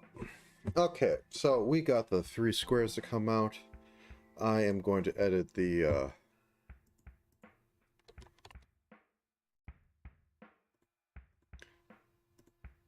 image a little bit so that I can at least count squares.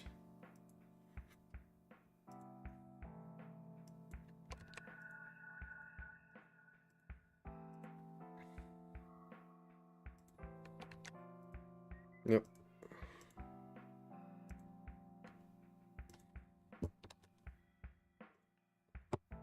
Okay.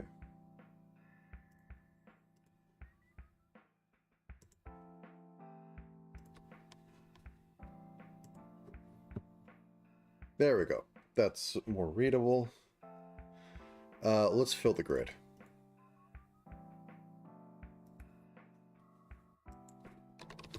For x in range 0, 5, or y in range 0, 3.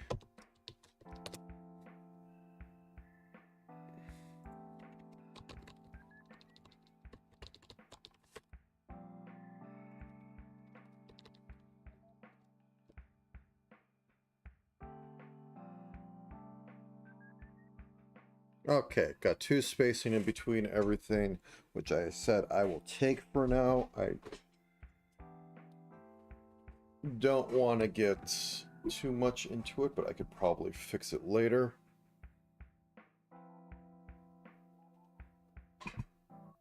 Okay, what does it put this on the list? So we got room setup. We don't have basic palette. Got room scene. We don't have basic level gen. Let's get basic level gen into this. So for basic level gen, we're just going to have to write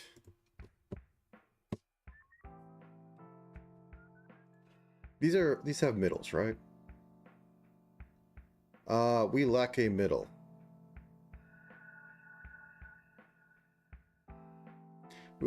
We have a middle going left or going up and down, but not left and right. Okay, we'll just go whatever it entafs to, probably to the left hand side. So I will write something called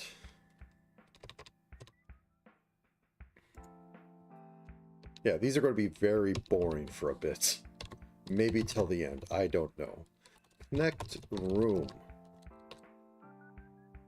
Room X1. Room Y1. Room X2. Room Y2. Atlas X. Atlas Y.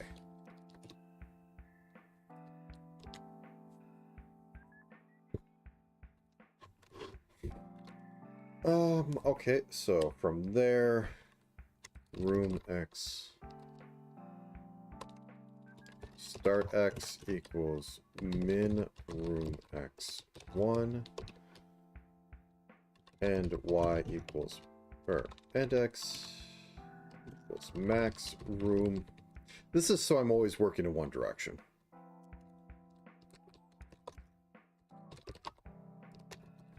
There's probably a better way to do this.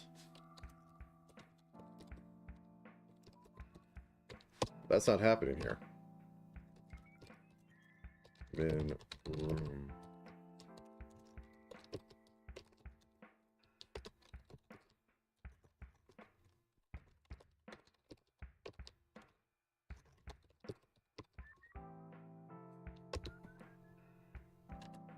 Why don't you like this?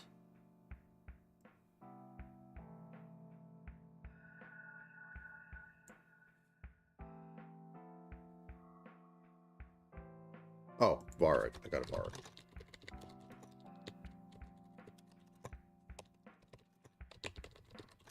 Okay.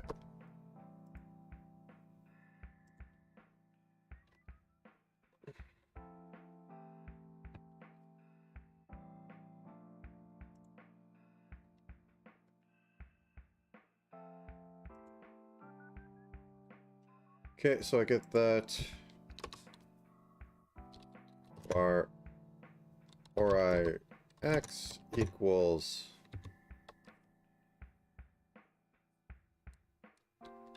start x times room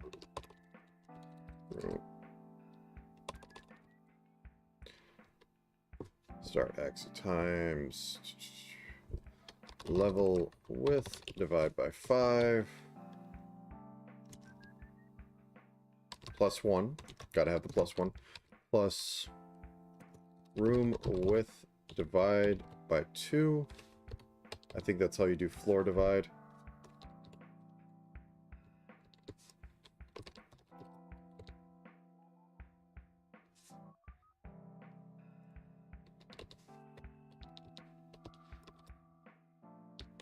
Yeah, that works. Var ori y equals start y times level height divide by 3 plus 1 plus int room height divide by 2.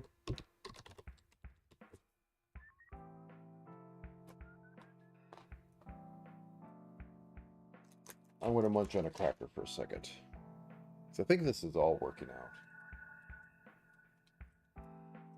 And I think I can literally just do...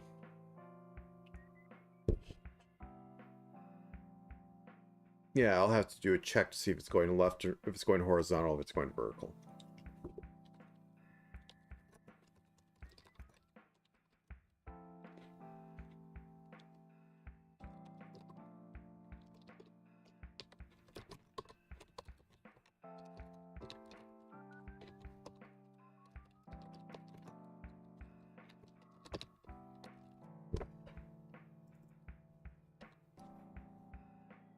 Okay, so we fill a rect of start x, start y.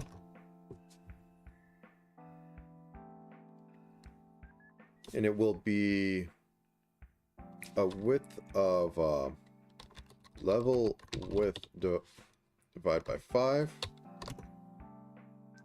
a height of 1, atlas x, and atlas y. I cannot stand how small these are.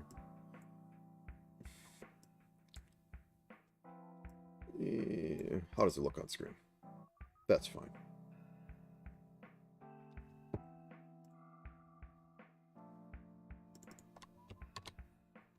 Whoop.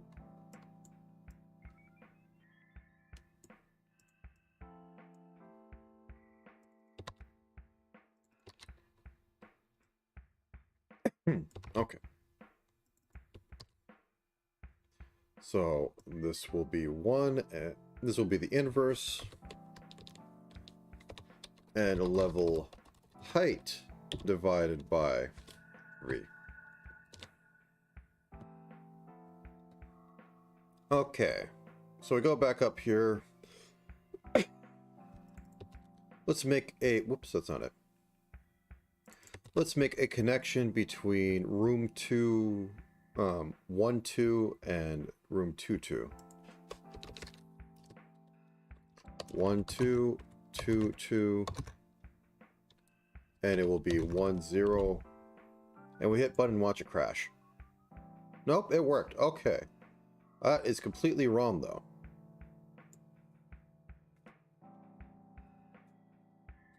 Oh, I'm doing the maxes wrong. That's why. Okay.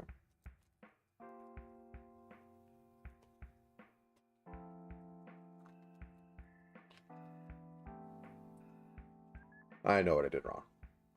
Actually, I don't. I know why it's going that way, though.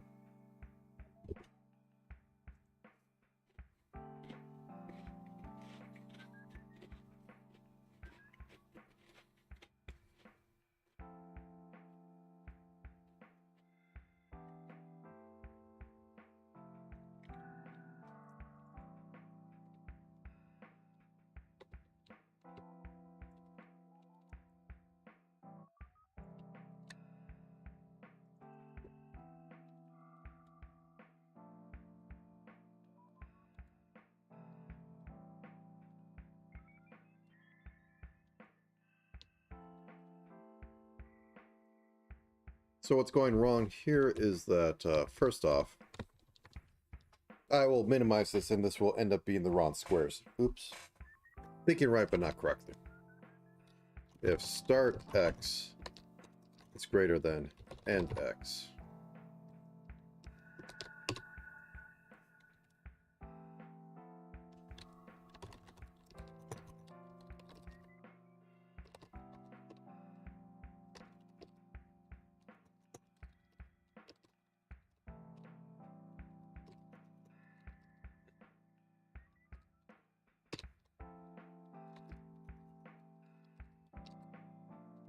okay. Oh. Typos. Okay. Okay, so it's still going over here. Let's put this down here to see if... First off, let's make this be interesting numbers. So, 2, 3 to 3, 3.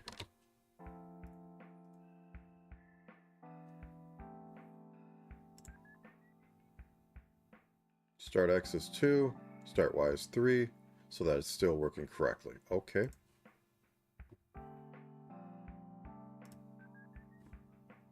And it moved it over 1.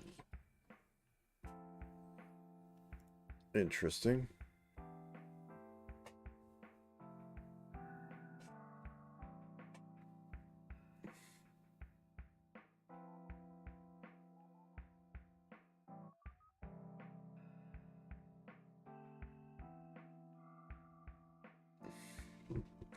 Let's have it connect the corners.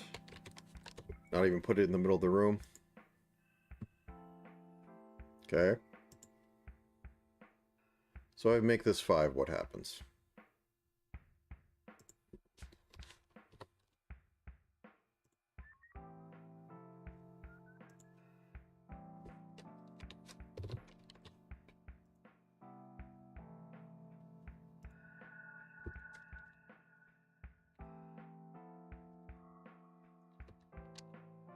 Okay, so if I make this 3, 2 to...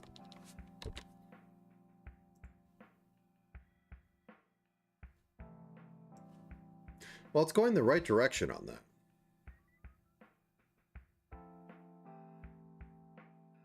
No, it's going the wrong direction. This is flipped. It should be going down. It's not even going the right... Okay. 0, 1, 2...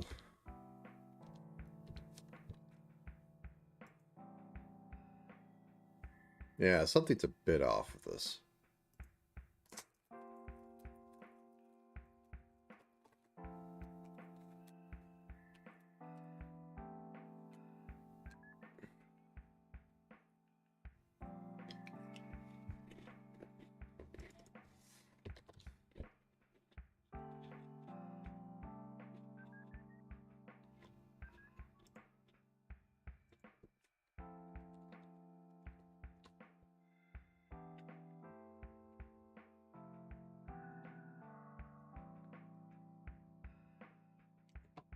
I got this backwards. Okay. So at least it's going the right direction, but it's nowhere near the right spot.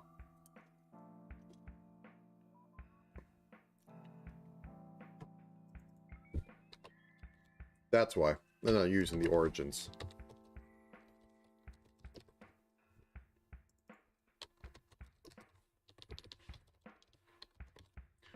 So we use the origins. Still not there. Oh, turn that back on. I doubt that does anything.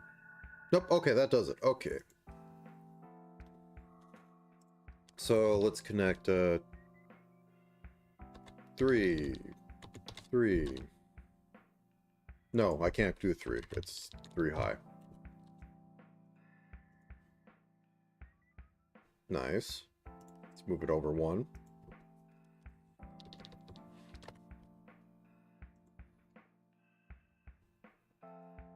Nice. Let's connect up 1.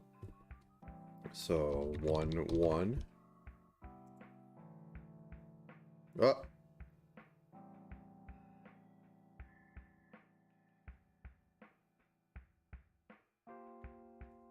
So I am going to need to do it both directions.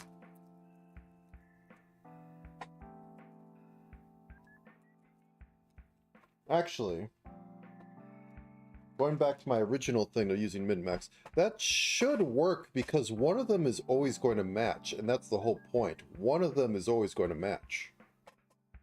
So I might have been just overthinking it.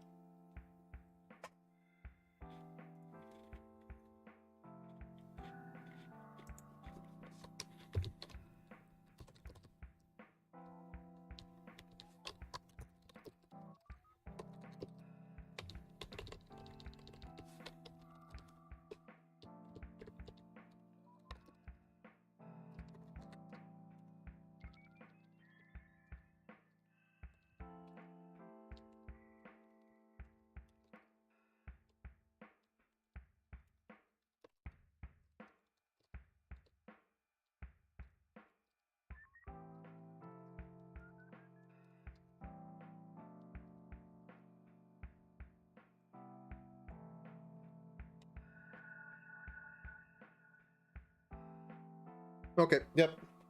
I was overthinking it before, and just the issue was something else I did completely wrong. So that fixes it.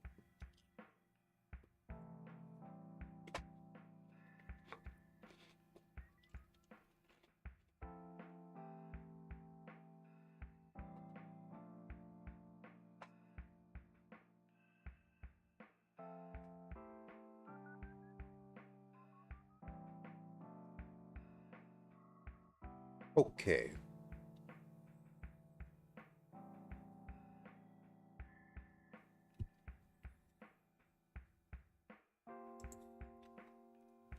So let us do basic roguelike, basic walk.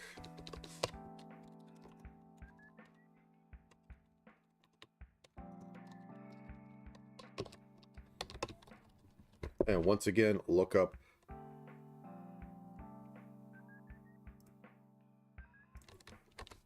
Godot random number generation. Every time till the end of days, I will always look up the basic how to do random number generation, because it never sticks in my head.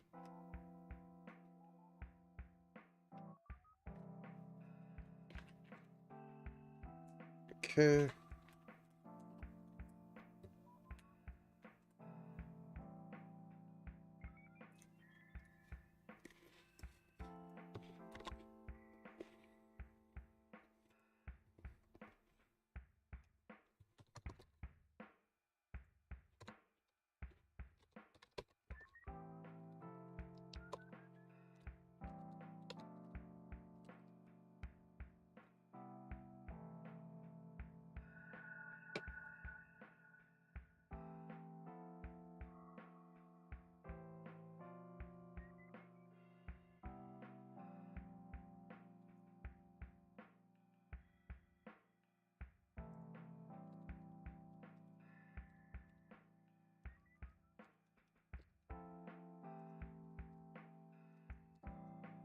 Max x equals, what we say, 5 across.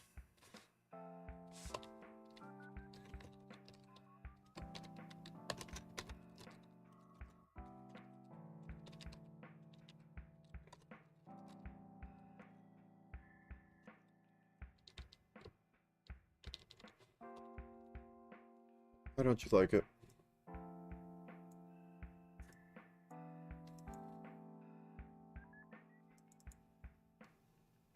Oh. There we go.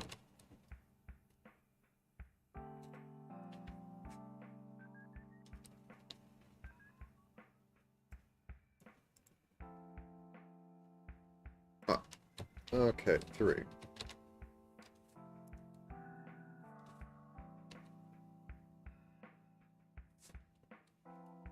Yeah, that's fine. Okay. If start x equals -1, start x equals random integer range of min x to, I think this is inclusive, so I will do it.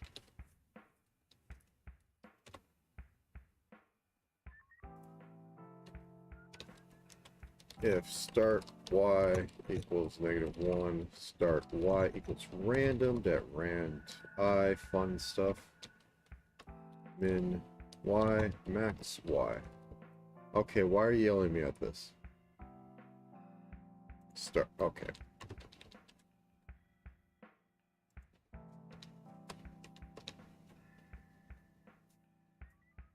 So,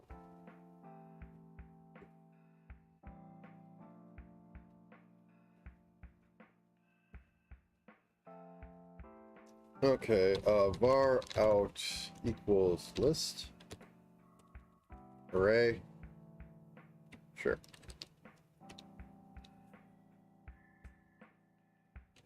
An array of an array, I can use vectors. I don't like to, but I will. Start x, start y.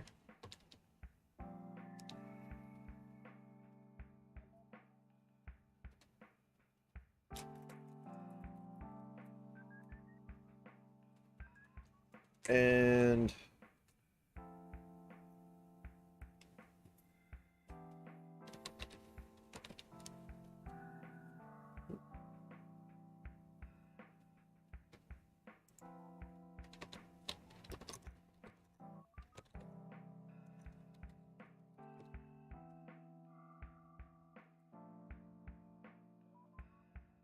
var cardinal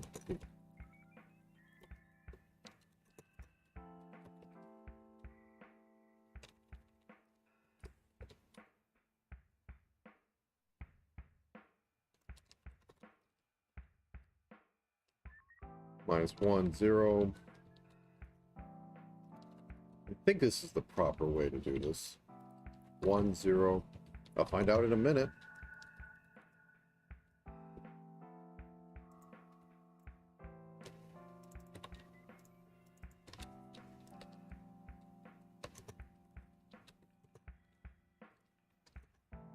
Nope, that's the wrong way.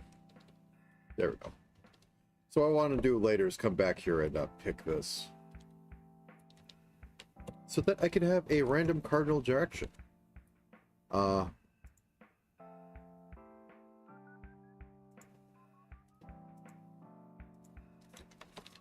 dot for make array.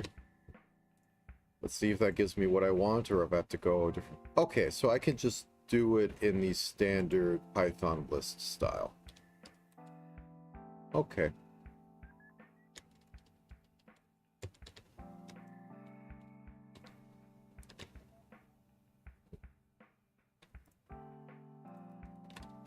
Go dot randomly pick from array.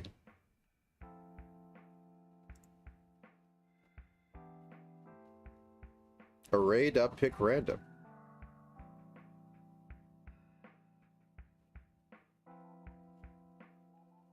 Oh, you can shuffle the array.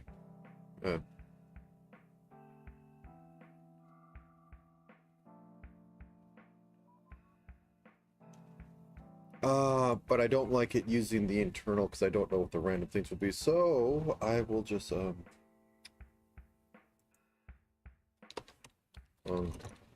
random cardinal var equals random dot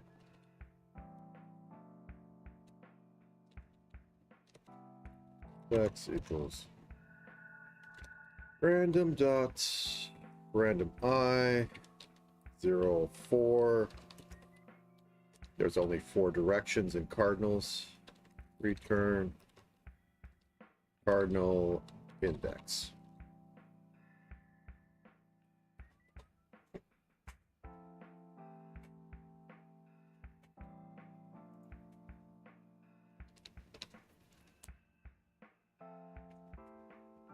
I think this will just walk multiple steps. For index in range 10, sure. Var at x equals start x. Var at y equals start y. Var next at equal bar pull random cardinal bar next x equals pull dot x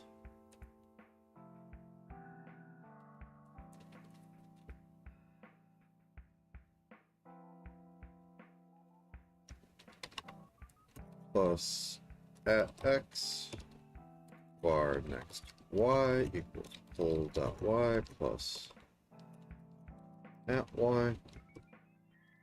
If next x is less than min x, or next x is equal to or greater than or equal to max x, continue.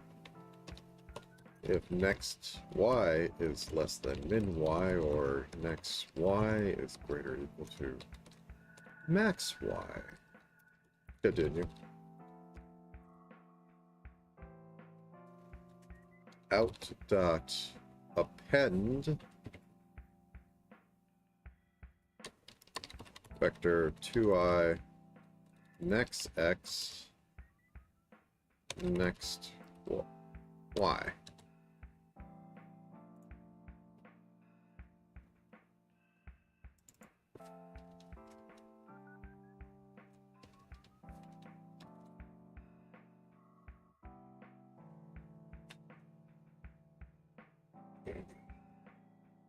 Okay.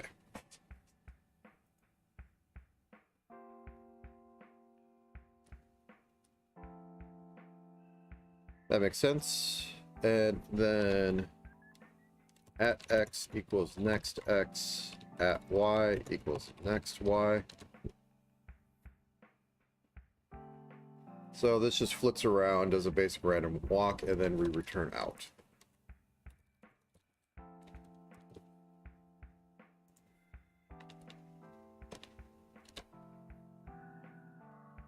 And I will make a function called connect path that takes in a path array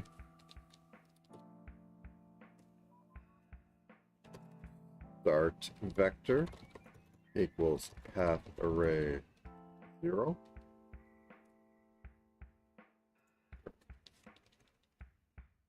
Actually, var at vector equals null or none? Null. For item in path array, if at vector equals null, item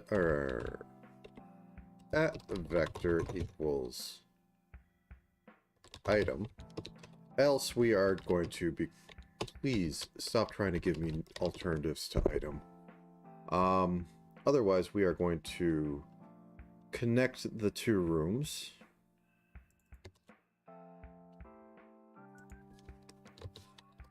Atlas X, Atlas Y. So this is basically in room index mode, and it's going to try and connect it. Okay. So connect room at vector.x at vector.y item.x item.y atlas x atlas y, and then at vector equals last or equals item, so that it can inchworm its way across. Okay.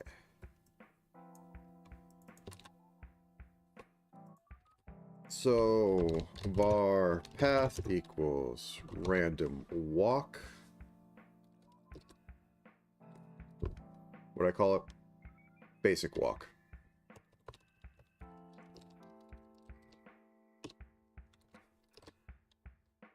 Path 1 0. Okay, let's not just crash.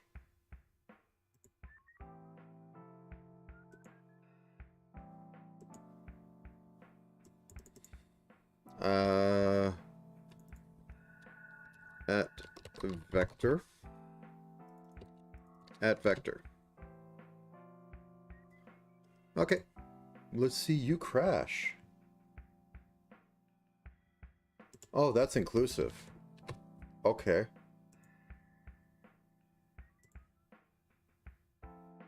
Nice, look at that. Also nice. Is it always started in the corner? Okay, it is not. Look at this. So if we run this like for index in range 3.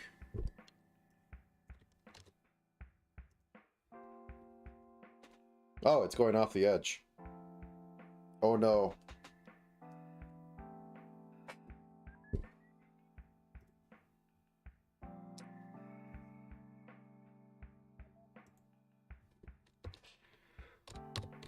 As I said, this I didn't know this was the rand range was inclusive. Usually it's up to but not including.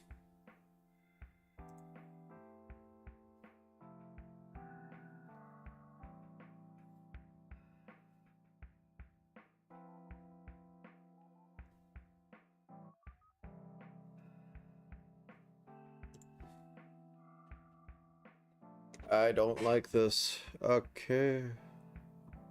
I mean, technically, besides everything, that's fine. I'm just going to talk anyways.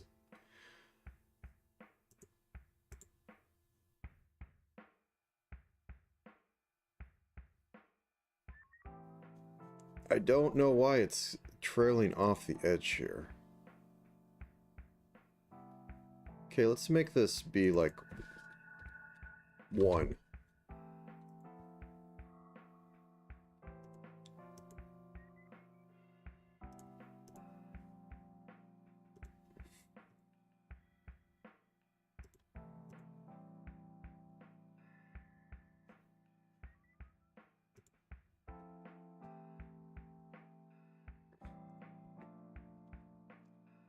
Let's do...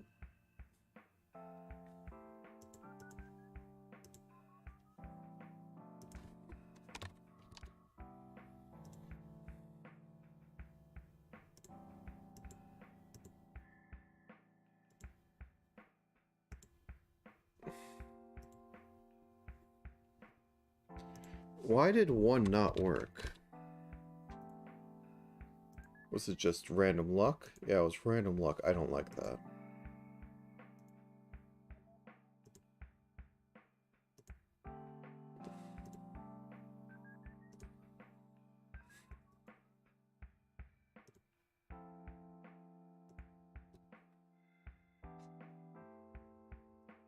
Okay, let's output where it's picking its random start.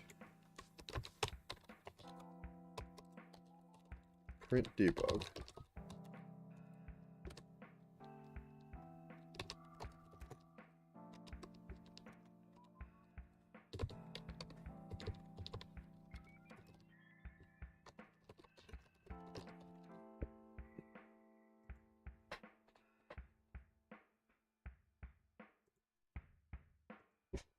You have...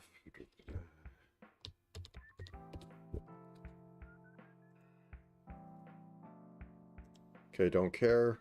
Don't care. Let's get one that falls off. Okay, you fell off. Where did you fall off? You're starting at 0, 2. And then you're going off the screen.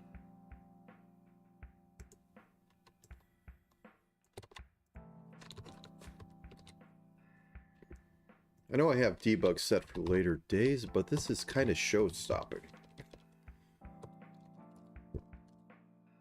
Okay, so this is working, but not for all of them.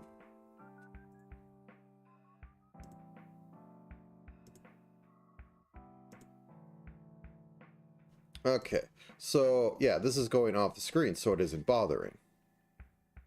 Can we get it go off the other? Okay, so this is going from 4, 1 off screen horizontal. Okay.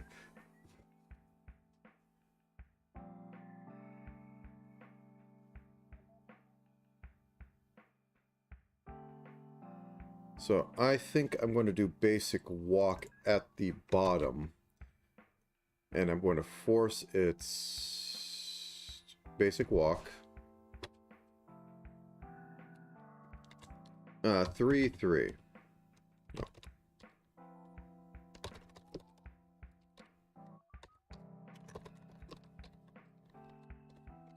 Okay, let's run this a few times.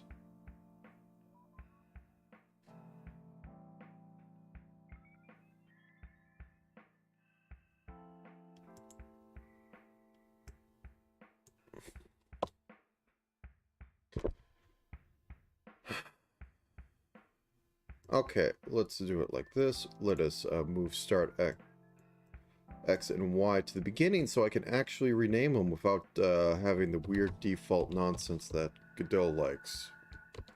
It doesn't like keywords. Please? I don't care. Just stop the program. If I can't actually edit anything, then why do you let me edit it? Okay.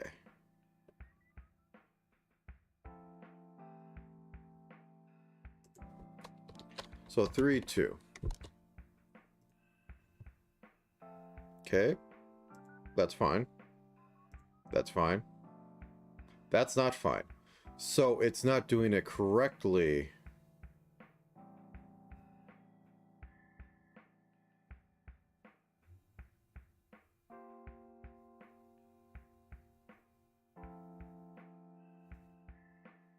Why are you not telling me where it's going to?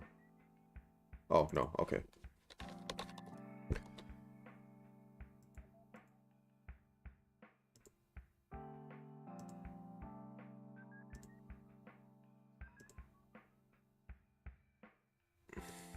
So start of 3, 2. And then it's connecting left. And then it goes down. So I think that's a connection bug. Maybe I was hasty. So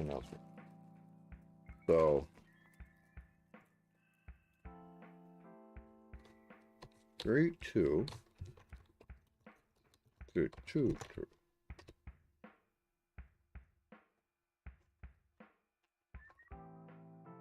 A little more ham and cheese.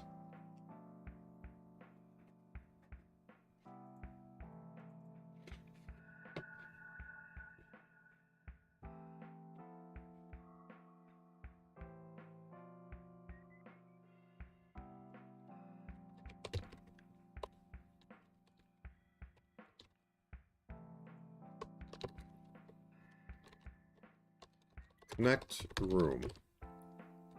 3, 2, 2, 2, 2, 1, 0.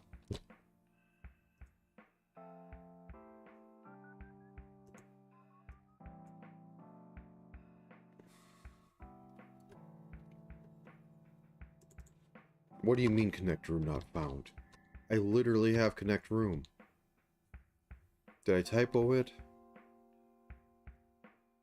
Yep, I forgot. Okay.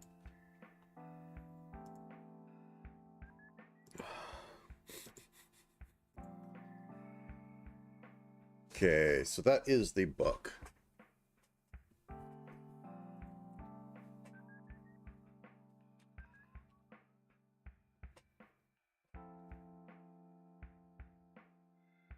Do I have Y flipping it wrong? I think I have an end. Okay, end Y, start.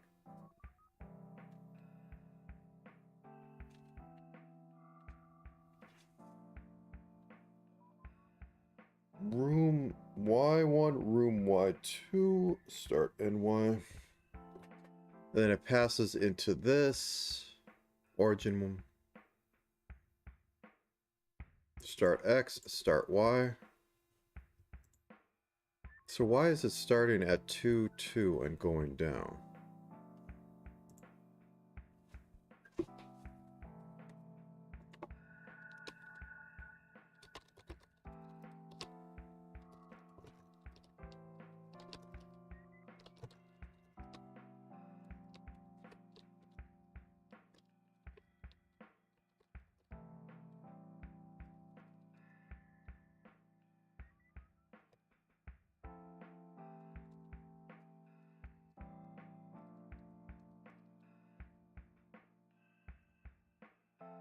Nope, I have to make it a list because, you know... Please let me select it, thank you.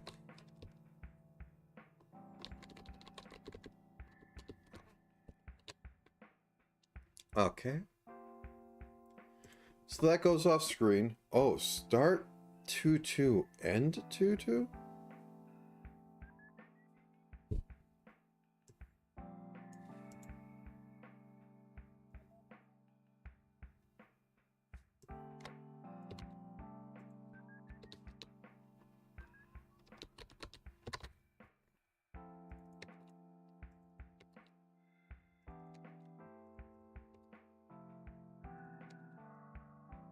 I feel I found a big bug.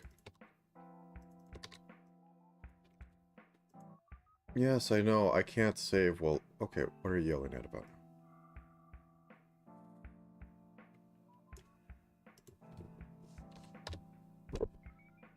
Okay, is it fixed now? Why is that not working?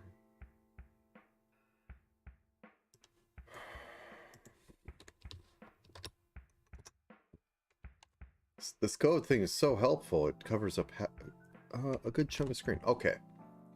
Once again. Okay, what does the debug say? So we're starting at 3-2 and 2-2, and it becomes 2-2 and 2-2. And then the 2-2 explodes because it is on top of each other. So it's just defaulting to the top, horizontal. But why is it becoming 2-2?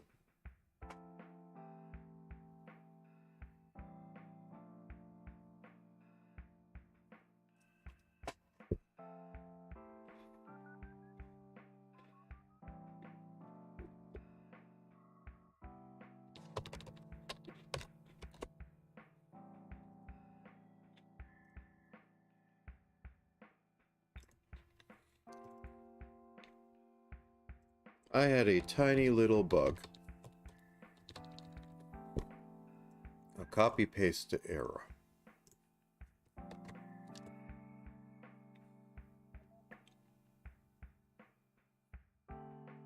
Now, let us try this again.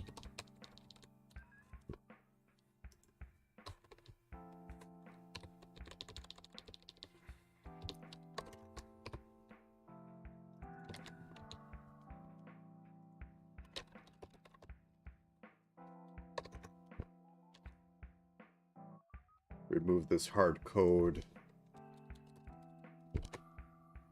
And run. Nice.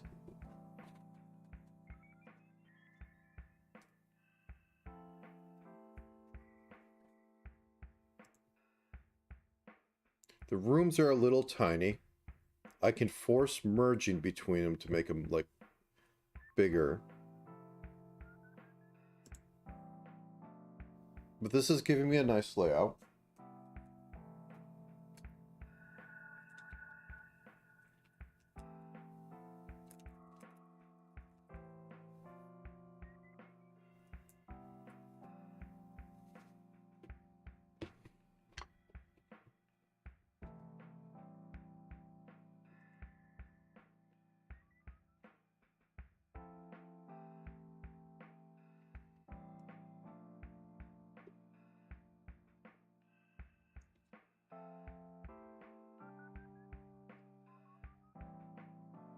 Maybe not the best variety.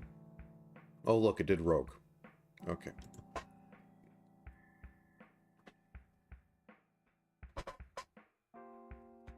Simple enough. As I said, if I really want to make variety, I can just start connecting rooms that have been pathed to each other.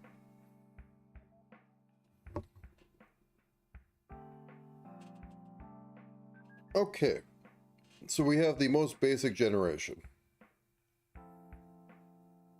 Now let's make the main screen.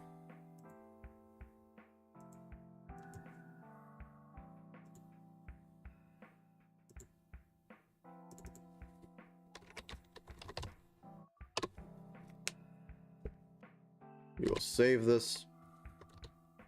We will make it the main one. And we will put level into it.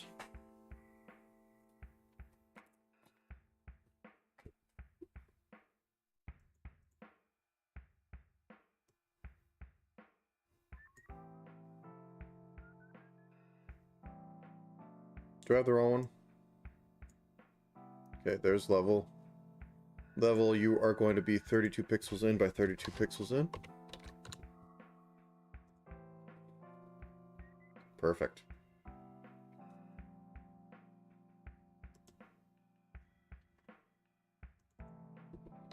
Plus 24. Plus 24.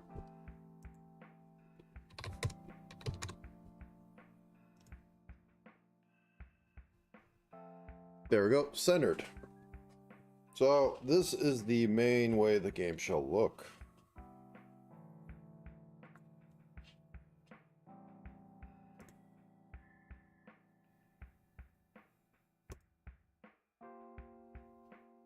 Okay.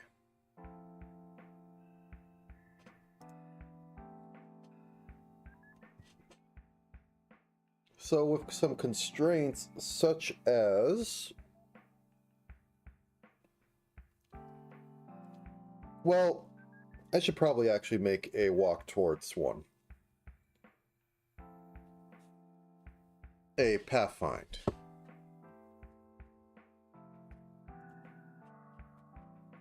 So let's go into here and script.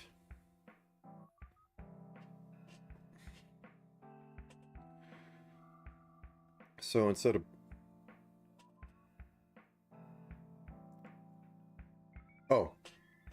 sorry, I was spamming to see if something looked wrong.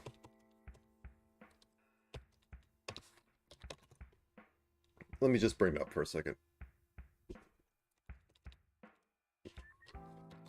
Yeah. I'll make the function in a second. I can wait. So yeah.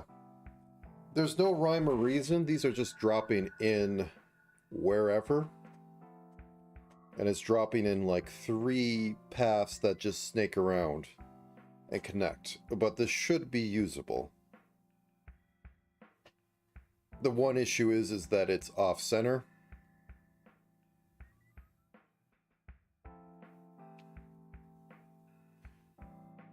The off center, how I fix it is that I literally just add, I have to add 5 more. I'd have to cut it down by like, there's no good answer.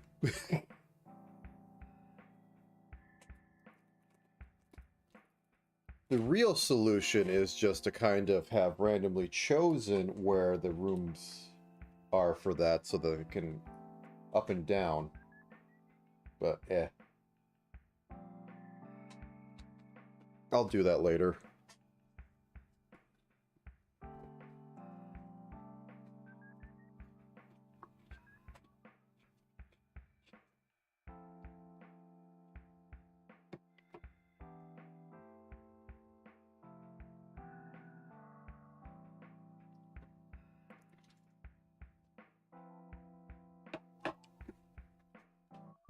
Okay.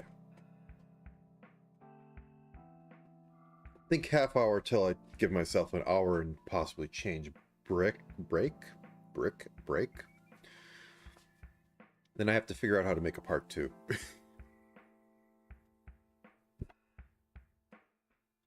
So I can at least break for lunch and shove something a little more substantial than cheese and crackers down my throat. Okay.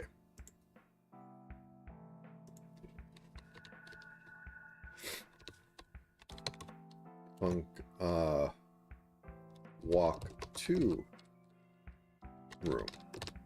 Start X, start Y, end X, end Y. Atlas X, Atlas Y.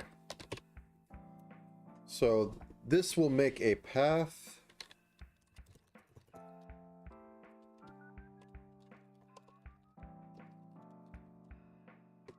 that, sorry,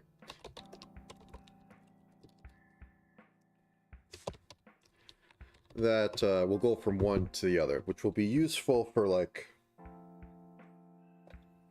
possibly some designs. We'll see how it goes.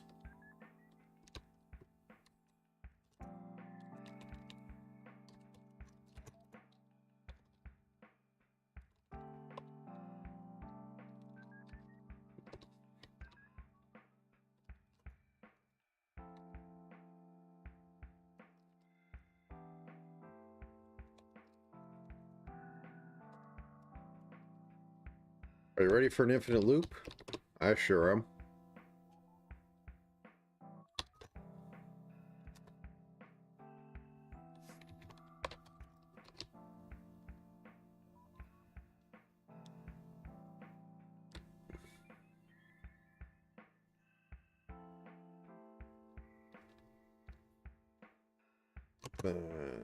And X.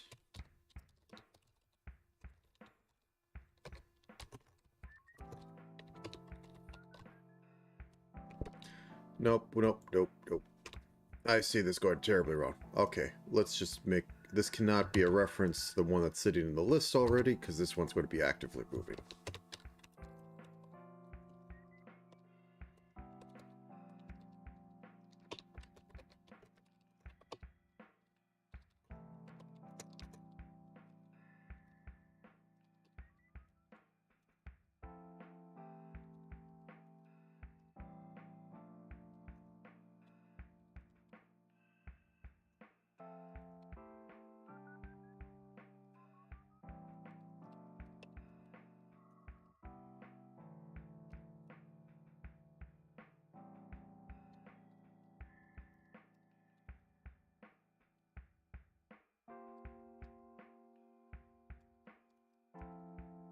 Okay, and this should be the most basic dumb pathfinding there is.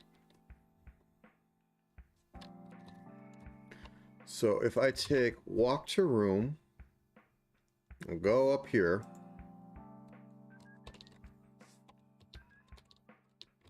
I make var path equals 0, 0, 4, 2. This goes from one end to the other, and go connect path 1, 0. We reuse. Did I put Atlas stuff in here? I put Atlas stuff in here. Go away. You are making paths. You are not making the actual thing. That gets passed to connect room.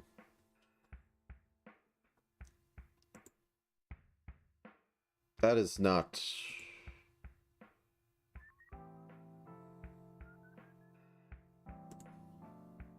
If I put it right next to it...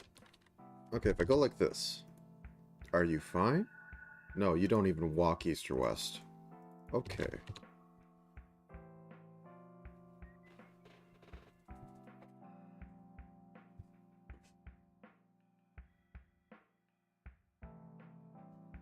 Oh, that's backwards. That's why.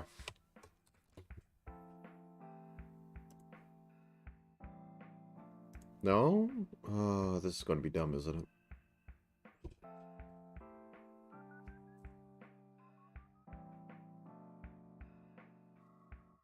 Then how do you get out if you don't update yourself?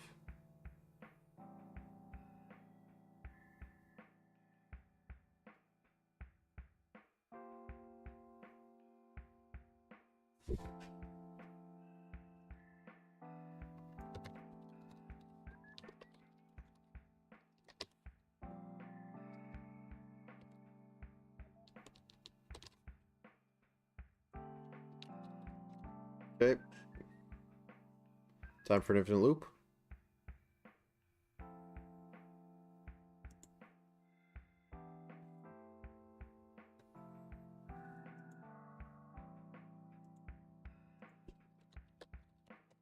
Print debug at 0, 1, and 0. Or no, 2, 3. Make it a list because this is dumb and it wants you to make a list out of everything. Okay, add.y. Start and x. And Y.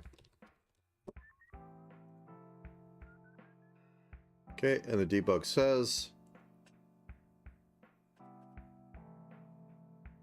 Okay, so that is correct. Okay, so what happens when I make this 4-2? Nope, it's going now. Okay. It is being perfectly fine now. I mean, it's a little predictable, but I don't care.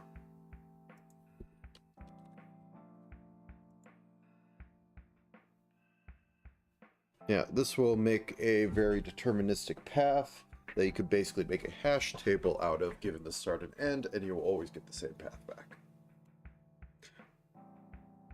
I could fix this up that it will randomly walk a little bit, but for purposes of very simple connections, I think it will work. Anyways.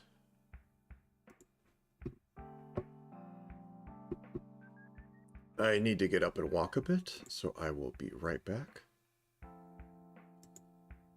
Though I think in like 30 minutes I'm going to be taking my long break.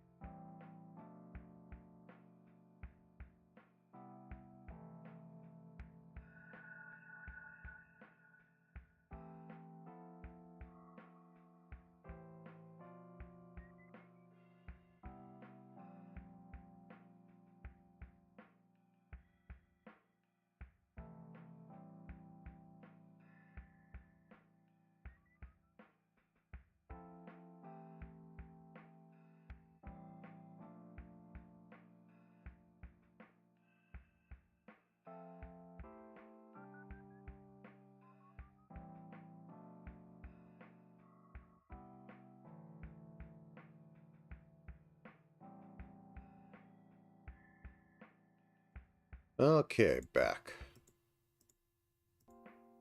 That's the wrong button.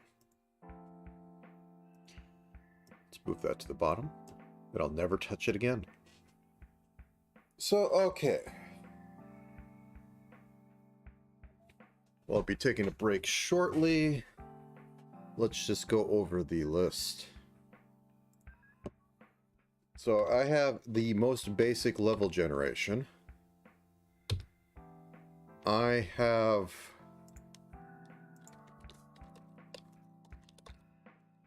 the most... Thank you.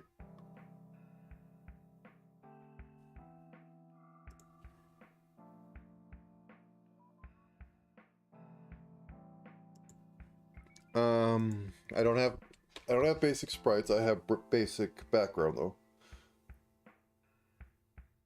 So a basic GUI. So I'll need to make my character next. That'll give me the basic sprites and basic bump to attack and all that other thing. The question is, where the heck am I going to put the scroll? Let's just hide you for a second. Pop this back up. Oh, that's not it. I want the base one. I guess it could be like the ancient ones and have like the text at the top or bottom.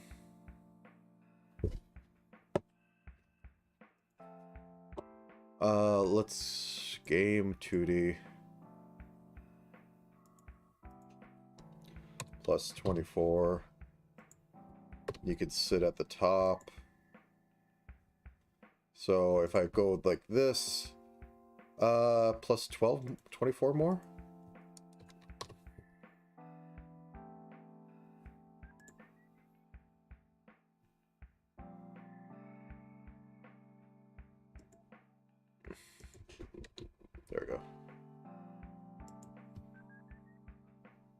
Okay, so I have a scroll at the bottom that has like 3 lines of text. And then I have some stats on the side, maybe. Looking very old school. I think that works. I don't have a lot of real estate. I can start expanding the screen if I want to, but I feel like that's never going to be a solution, or I'm going to be messing around with it all day. I am going with defaults. But I tend to go with defaults because it takes the choice paralysis out of it.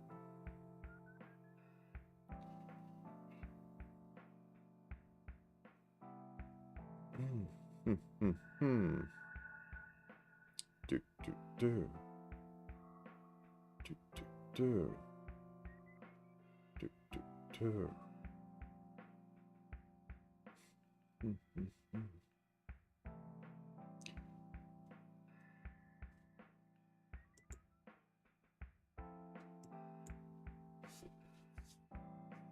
Depends how simple it's going to be, but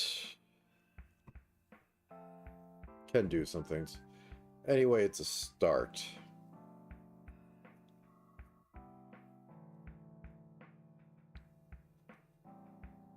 Yeah. I'm braining for a minute. Clearly I need to go get some food or something. But I will at least spend 10-ish more minutes trying to figure it out. Or maybe something like that. It's off to a start. I know other people are going to be a lot faster than this and want to take a look at what they've done, but yeah, I think I'm going to actually go get something substantial for lunch, go consume that, then come back and start the stream up again for another 8 hours, maybe? I feel it will be 8 hours, but at the moment, just mildly dead.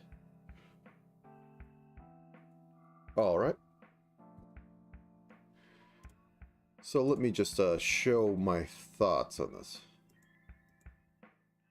Whoop, that's not the right button.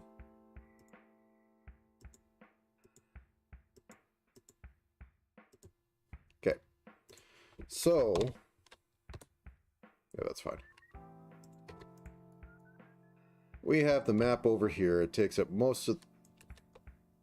There we go. We have the map over here. Takes up the most of this. We have something of a text at the bottom so we can have little updates. It isn't much, though. The rest of, like, actual combat information should be carried by things hitting each other. Then we have, like, the buttons to bring up the menus for, like, hey, here's your equipment. Hey, here's your skills, or the mini-map or whatever, and whatnot. And just, like, have the good old-fashioned queue for, quaff. And I think we're kind of good. Not the best, but I never make the best.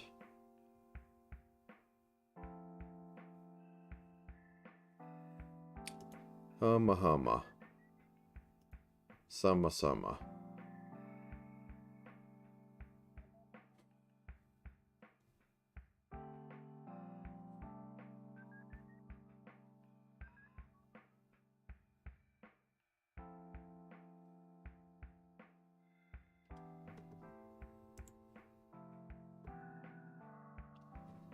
Yeah, I think that works.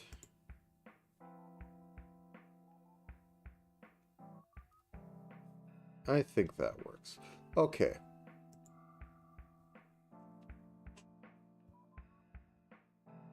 Sorry, I'm thinking a little bit more, but I am braining. As I said, I think I should go eat now.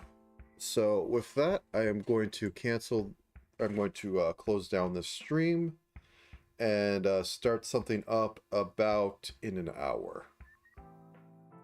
Mostly because I know that having this sit open for like a half hour is just asking for trouble. So with that, see you shortly.